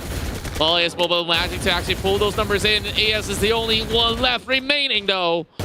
And how would he actually pull it off? Now with the nades all set up, C4 blast their way in for a massive booyah on the side of Indomie. Now, we are at championship point for Indomie on the next round. And we'll see, can they finally get their hands on this all-star title for Bomb Squad? I am not going to lie, but Indomie they brave the storm, they survive the tides, and they continue to deliver. They continue to amp up the pressure, and they continue to amaze all the competitors. Yeah, and they didn't really just amaze the competitors. I think they just wowed us off on this caster's desk as well. Like, there's so many great plays, great highlights that we do have here. Now that we've already concluded another 2 games, and this next one could potentially be the final one if, and only if, Indomie managed to, of course, close everything off the chapter and, of course, write history for themselves to secure the All-Star Asia title for, you know, their own respective region, Indonesia. Yeah, and they are not far away from doing that. Just potential 7 more rounds, Indomie will be able to crown themselves the best all-star team for Bomb Squad, at least. Yeah, so far, you know, there's also 2 other titles to be competed over on our weekend run here from Saturday as well as Sunday. So make sure you guys stay tuned. And it will be happening from what? 7 GMT plus 8. And you guys can, of course, adjust it according to your tentative schedule of your own, wherever you guys are from. But, you know, we'll still be here hanging out with you. I know that we will definitely have even more of all these crazy action here, only happening in the Free Fire All-Stars Asia 2021. Yeah, and 60 more seconds until we kick off Game 4 between Fer and Indomie. And so far, I think Beyond continues to show us why he is not just one of the best, but the best player of the entire All-Star so far. Yeah, and I think that there's also proven track record coming in for this respective player that has been, of course, a superstar back in the Indonesian circuit itself, that his name definitely has been cemented as amongst the greats of Free Fire. And you know how huge it is back in their home grounds where there's all these grand tournaments happening out there. And of course, even for the Vietnam region, they've been able to hone their craft to be able to really make a mark in the international stages. And what better way here to, of course, snatch this one away from the Indonesian region if they get their chance to stop Indomie on their tracks and force a reverse sweep. It definitely would be, you know, revenge is best served cold. But in this case, Indomie feels like the antagonist that eventually might win. And, you know, we hardly get plots where the bad guy turns out to be the victors. Maybe Indomie can rewrite that and prove that, you know, they are the strongest team. Yeah, and I really wonder what time it is right now in the Vietnamese region. So it's definitely running late, but then again, we gamers definitely will run all the way into the night so long as we don't end the game on the loss. You know what they say, the night is always young. Yeah. And both teams just starts off the round, guns blazing, and all those utilities used. The angles. Look at this. Also creative, but let that FDW both find one. And for already losing two of the members, Indomie getting the bomb arm as well. For in a 2 versus 4, Haidan getting absolutely bomb rush. He does down Gardu as the challengers from Indomie continue to pour in. Beyond is also on the ground. Let Dao heal himself back up and finish on Maha Gaming, but at least Haidan will be able to heal himself and, you know, kind of tie up the score. So far, things are looking pretty bright for the side of Indomie. They can still possibly save Beyond, but now going in for the flank. Jump shot's not really happening though. Haidan does clutches it. Now it's only going to be F their way on the edge, and I don't think he can reach any of his members at the moment. So is this possible? Maybe not. He's already going for the defusal. Already FDLA trying to actually pull him right back. He does get the shot right in. Can he actually find it all with the form of Bond? Now going for a reload. He's going to try to, of course, go in for a quick revive. But that should be pretty much secured. Pho takes the first round. Not the first round. Oh, wait. They have no time. There's no time. FDLA messed around with Pho. All he had to do was to buy time.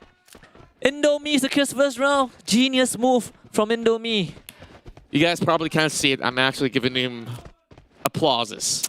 Yeah, deserve a standing ovation. You know, our buddies from the BN broadcast is going wild. Yeah, for very obvious reasons. For very obvious reasons. You know, this is a really sick clutch on pistol round. Not gonna lie, like it could have gone horribly wrong, but it went right for Indomie. So here comes grenade, but what? It goes down immediately. Oh my goodness, Gardu. No chill at all. You gotta calm down. Ban got a double nade to kind of bring Pho back into the game, and Ban also finds the third one as well, but Beyond is still alive, and every time Beyond is alive, there's a chance for Indomie to clutch out the round. Haidan and Ban, Beyond getting hunted down, getting pushed as well.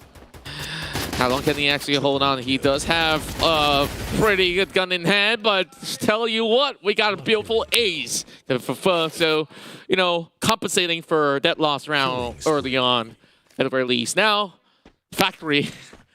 Every time we go into F Factory, we expect something that is crazy overall. Like, but now, is there something that we have not seen just about yet, other than that high food plant over on the top of the factory? I guess that's going to be pretty much the sort of trend that we'll be looking at, but easily members to the side of, you know, the defense could have actually halted them by getting into the right position, and that's why they're taking the fight outdoors. Oh, and Maha Gaming just stops Gardu in his track. A good opening for Pho. Definitely what they need after losing 2 straight games to Indomie. But Indomie always don't let up, and Ledda will be challenged by AS Mobile from behind, so he has to take this fight and ASML continues to be a thorn in Indomie's side.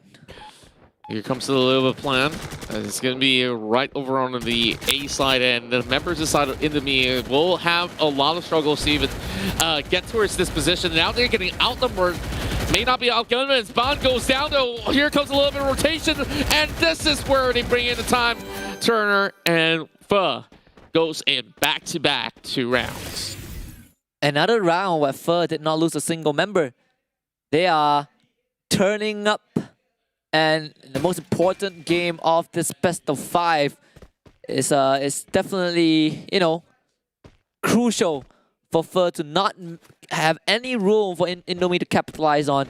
And they are so far doing sublime. Bond with 6 kills and no death just yet. Yeah, and this is where we just look into some of all the other possibilities as well. What if Indomie comes in swinging really hot from this point onwards, and is mobile now, moves all the way forward with a double glue wall. Emily hops downward but gets out. He knocks himself down instead. Too much of a fall damage, but can they recuperate though? They should be able to do that. And yes, AS Mobile just need a bit of time to bring himself back up. If they wait, let's get down in the process as Pho continues to lay on the siege on the Indomie. Gardu also spotted out by Gaming as well. At the same time, Indomie taking the fight straight to Pho, but they were not able to win those challenges. Gardu now caught, but a good double nade from Gardu equalizes the playing field. Wow. Gardu looking for the third. Gaming has to prone and get those banished on. Gardu doesn't want to give him the space to heal, so Gaming will draw the glue wall just to buy enough time, but Gardu still pushes forward, and Gardu, if he gets this one, it's going to be massive for Indomie, but Gaming still wins it out, and it's up to Beyond once more. What a save in the clutch situation. Now Bound's going to be looking over his side. Here comes a massive Beyond! grenade. Oh, what? Beyond! Is this going to be it? Oh my goodness. It might be it. Beyond 1 versus 2. Very doable. Getting pushed. Glue wall coming through. Ban is going there. Ban gets not good time turner. It's Beyond again! It is Beyond again! It is always Beyond, but Pho still shuts him down. Oh my, so close. That shove down the stairs. He was just inches away from hitting those last few bullets. What a downer out there, and I think that Indomie just gets stunted after this massive performance coming from inside Beyond 09. Now he's cooking up many more grenades. There's like 6 in his bag. Yeah, he is ready to go out with a bang. But Pho have a firm lead in game 4. Gaming instantly getting challenged by Gardu, and so far Gardu hasn't been winning a lot of these CQCs. Indomie might need to kind of rectify that. Pho immediately brings him back up. This is what they're good at, tag team. Yeah, and just look at the formation being set up as well. Remember, side of Indomie, they do have a little bit of decoy going on, and that's where Bond goes in for a beautiful nade. Here comes the charge coming from inside of Ma as well. Just moving all the way forward, and there's going to be Gardu just over the corner, and he does whip the shuttle. But thank goodness Haidan was there to rescue him in time. And Haidan should be able to bring him back up as well. Gaming is still alive. Indomie kind of on the ropes. FDWay will need some time to heal up, and he will get it. But AS Mobile finished off. Good one from Ledda. Ledda getting burned down as well. And Ledda also finding Gaming. It is a Ledda game. The nades are flying through. Haidang downs Beyond. And it's a 2v1. Haidang still has some time to heal himself, but Indomie will also get the space to bring Beyond back up. It's a little bit hard for them to actually do all too much at this point, and Indomie will halt this point away from Pho to secure that booyah. Indomie catching up, but Pho still has the lead. Still has a round, or at least they just need a round.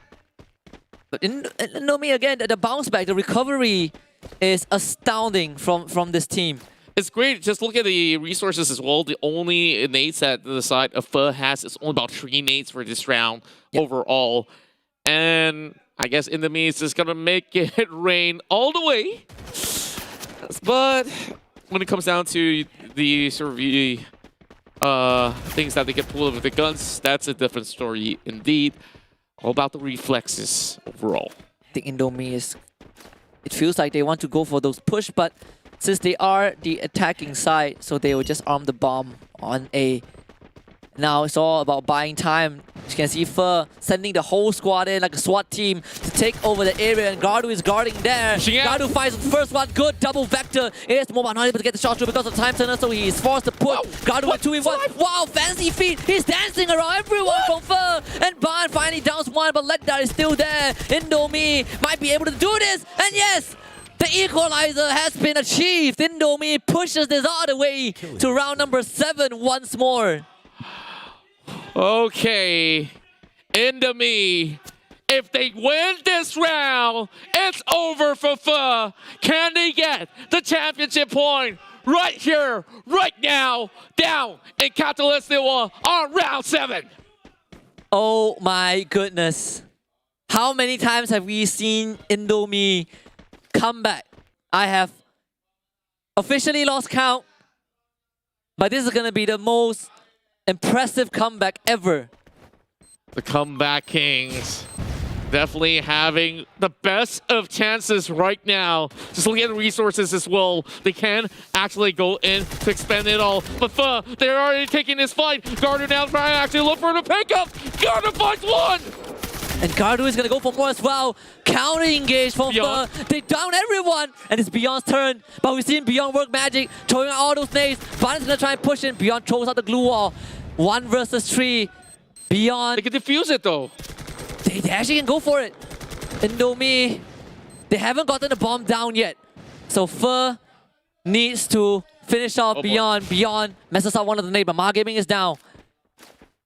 Giving him a whole lot of respect as well. Now it's down to this fight. He is bad! And he does bring in the wall. Oh! Shotgun! Oh boy! You have underestimated Beyond's power. Oh, and Beyond continues to do this. For going for Beyond! Yes, Mobile is down. Ma Gaming has the nade, but Beyond has one as well. Oh, is this the nade of the game? Beyond gets the finisher. Second one going through. Ma Gaming can get it. They both bounce. They both go sideways, but Beyond is down. 18 HP, a nade. But he does have to medkit the hill up. 25 seconds on the clock. He doesn't really have too much. He does want to run at him full speed. Here comes the lob of the century. Will it connect though? It will miss. Here comes another exchange. And they're just trying with their luck to secure this point. Will it be pushed in towards the 5th rounds here? Or will Indomie come close? He's going very closely. He needs the shot. He needs it. It almost finds it. No! Yo! Indomie! Beyond falls! And this is where Ma Gaming sees it! The reversal is true! Pho pushes it game 5! A fitting grand finals as Pho gets the booyah for game 4. And Ma Gaming bought enough time. It was almost the Beyond clutch once more, but Pho refuses to let that happen. And we go the full distance. What a day of free fire this is. And is there anything like this that you've ever seen when it comes down to an all-star match? No. I think this is one of the most stacked when it comes down to all these stars all aligned together to put up a show. And this is probably one of the best ones I have ever casted in my career of Free Fire. I have to agree with that wholeheartedly. If you look up into the sky right now, it's a starry night. Not just in the skies, but also in this all-star tournament. And this was only day 1. It felt like we are at the grand finale, but no, it's only day 1. And we are already seeing the best out of all these regions. Pho, and it's the comeback kings versus the clutch kings. You can say, oh my goodness, Pho just refuses to go quietly into the night. Indeed, and they show that there is all the hope and all the chances in the world if only you will take it. And now it's only down to that finale of a championship point, and just look at all this great display. There was instances where Indomie was just outrightly shutting down many of the members, and I think this is one of the most impressive ones that we've seen, with Indomie really dancing it out and absolutely destroyed them. But it went down to this 1 versus 1 to really set it all the way, and look at this go. That clutch onto its AS Mobile and made it happen for Beyond, but that 2 pumps did not land perfectly intact towards the side of Ma. Yeah, I mean, if that one landed, he probably would have won Bomb Squad with a fraction of a second left. Fate has it. Destiny, has everything planned out. Everyone wanted a game 5, and the Free Fire God says, you will get a game 5. So here we are. The last time I've been so stoked about any sort of the major event for Free Fire was back in the days when I was casting the World Series for Brazil, and like Korean teams made a crazy massive comeback of those rounds. But this is a little bit different. I thought, Bomb Squad, all these stars would just go for it, like have some fun, and walk away with win or lose mentality. It's fine. But no, everybody wants to, of course, get their hands on that big title to be brought home in their respective region. Right, we thought that this is just a fun match. Everyone comes here, enjoy, get some giggles and laughs, but that's not the case. Everyone is out for blood. Everyone is hungry to get some glory. Win. Everyone's out for glory. This is for all the marbles. Like when it comes down to Foot Wars, it's a serious deal. When we go in for MCP, I was hoping there's also Singapore on, there's going to be the Malaysia versus Singapore. That foot fight will never end. But never mind. We leave that aside. It's about this one right now. It's about the foot, and it's serious when all the games go to full 7 rounds. Who would have thought?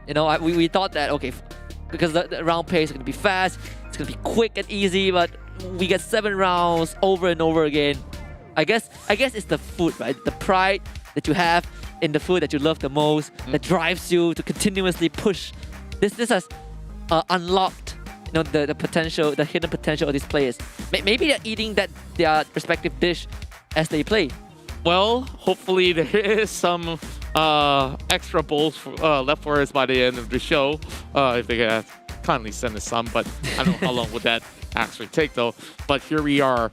Guys, throw in your prediction right now, because we are in for the finale, Pho versus Indomie.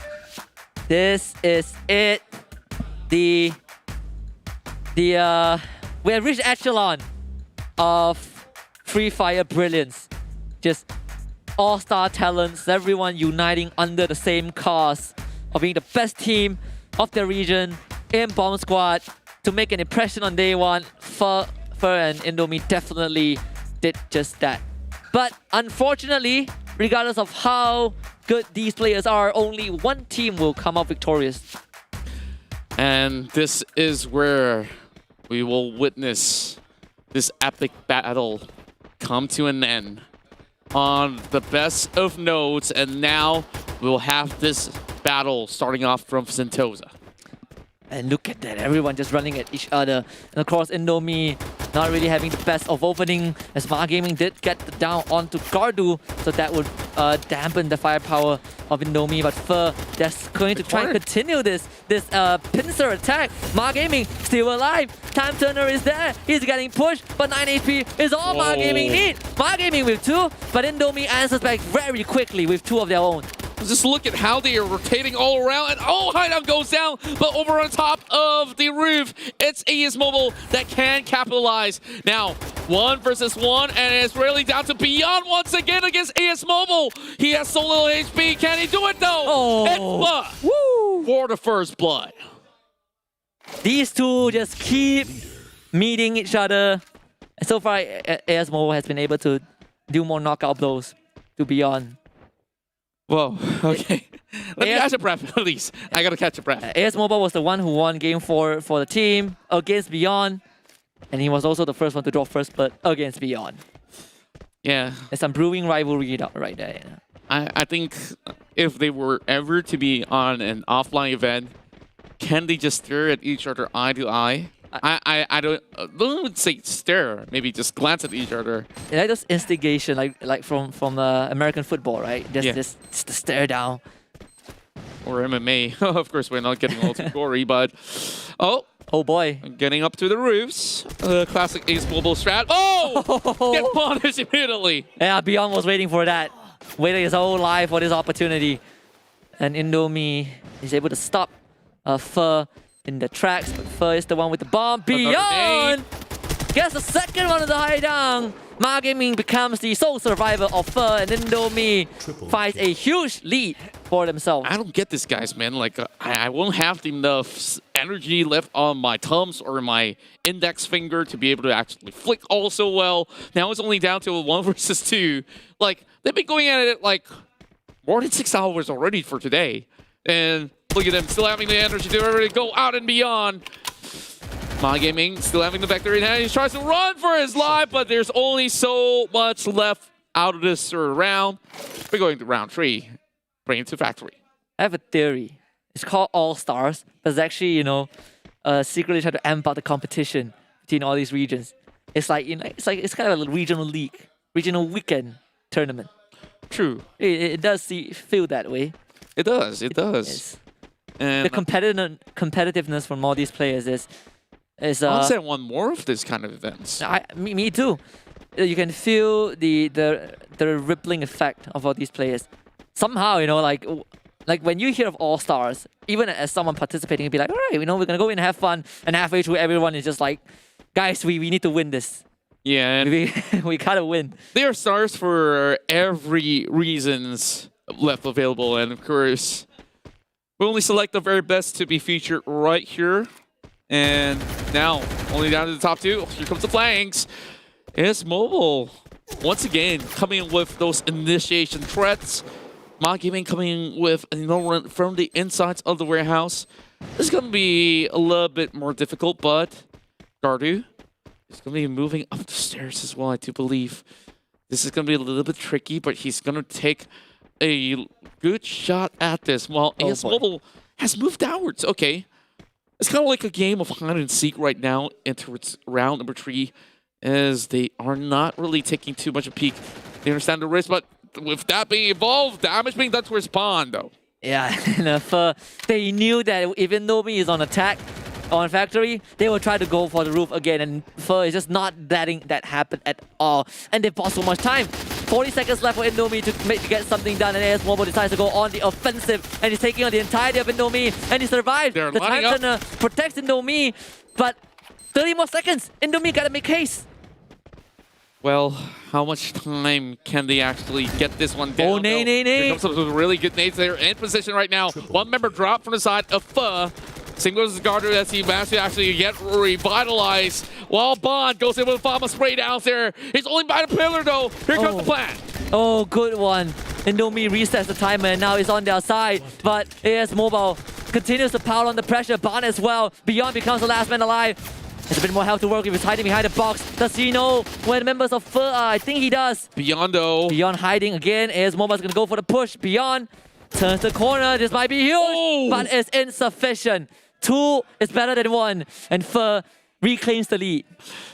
Oh, wow. If that was a 1 versus 1, it's a very, very close call. But, of course, Bond is the difference maker here to be able to secure point number 2 for Pho. Amazing display, as always, but you gotta commend Pho being the first team in doing in bomb squad to stop the strat of planting on the roof. Courtesy of Team Boba, courtesy of Yo-Yo, the guy who did it, but at the same time, it was Indomie who kind of started the idea of planting in a creative manner. Yeah, and After that, it's just a lot of different ways to go about the factory battle. But oh my! Wow! Oh my! Oh my God! What can I say? Ma game. Instant frags. Too sharp. Yeah, just precise. Just pinpoint precision. Pixel perfect. Yep. Just having some of the sharpest guns out there on the block. Ace Mobile's going to be going for a push as well. The wall's being pulled up, getting a little bit more defense. Ace Mobile finds FDLA, and this is going to look a little bit more dicey for the side of Enemy. Just have so much going on for them, and AS Mobile is just having great fun with the grenades being lobbed right in. And it's not AS Mobile that challenge Beyond. Head on. Good nade from Beyond. And it's always Beyond that you can rely on if you are Indomie. But does he know where they are? Maybe he does. Haidan's gonna go for the push, and Beyond needs a bit of time. Gets the regen through. Haidan closes it out. Championship point for Phe. We're looking at a possible reverse sweep. A back and forth might just actually end here in the shipyard. And guess what? This is the best map for Phe that they have hardly lost much of a match. And even when they do, they will only be left with one member standing. And this is where we see, is this the decider between the two of them? Enemy, they have everything on the table here to lose. About to witness the All-Stars 2021 for Asia. History is about to be written by one of these teams. Bomb will be armed very quickly by Indomie. So at least they will get the advantage on their side. Gardu will do the D. Mark Gaming going in for the push again. Mark Gaming with the first frag and immediately finishes off F Dayway, not giving Indomie any room to breathe. But the rest of Phe, they're kind of far away, but they are trying to march up the stairs from every angle. Ismol goes down though. There's a chance coming from the side of Enemy. Bomb is ticking right now. Hideout doing whatever he can. Oh, he's actually getting double volley. Double volley. He might do 4 seconds. He's going for the turn. He's sticking it. It's sticking right through. He's done it. A little bit more. Oh, my goodness. Oh, so close.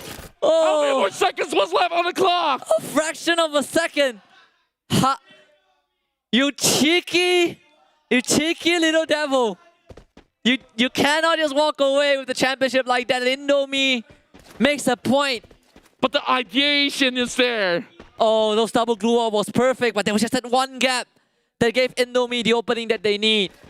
And there's now more resources for the side of Enemy as well. But it honestly isn't all too much of a difference now that Phe, they know what exactly to do. Now with many more of these nades that they will have to dance off to. Enemy thinking which side will be the best way to go about.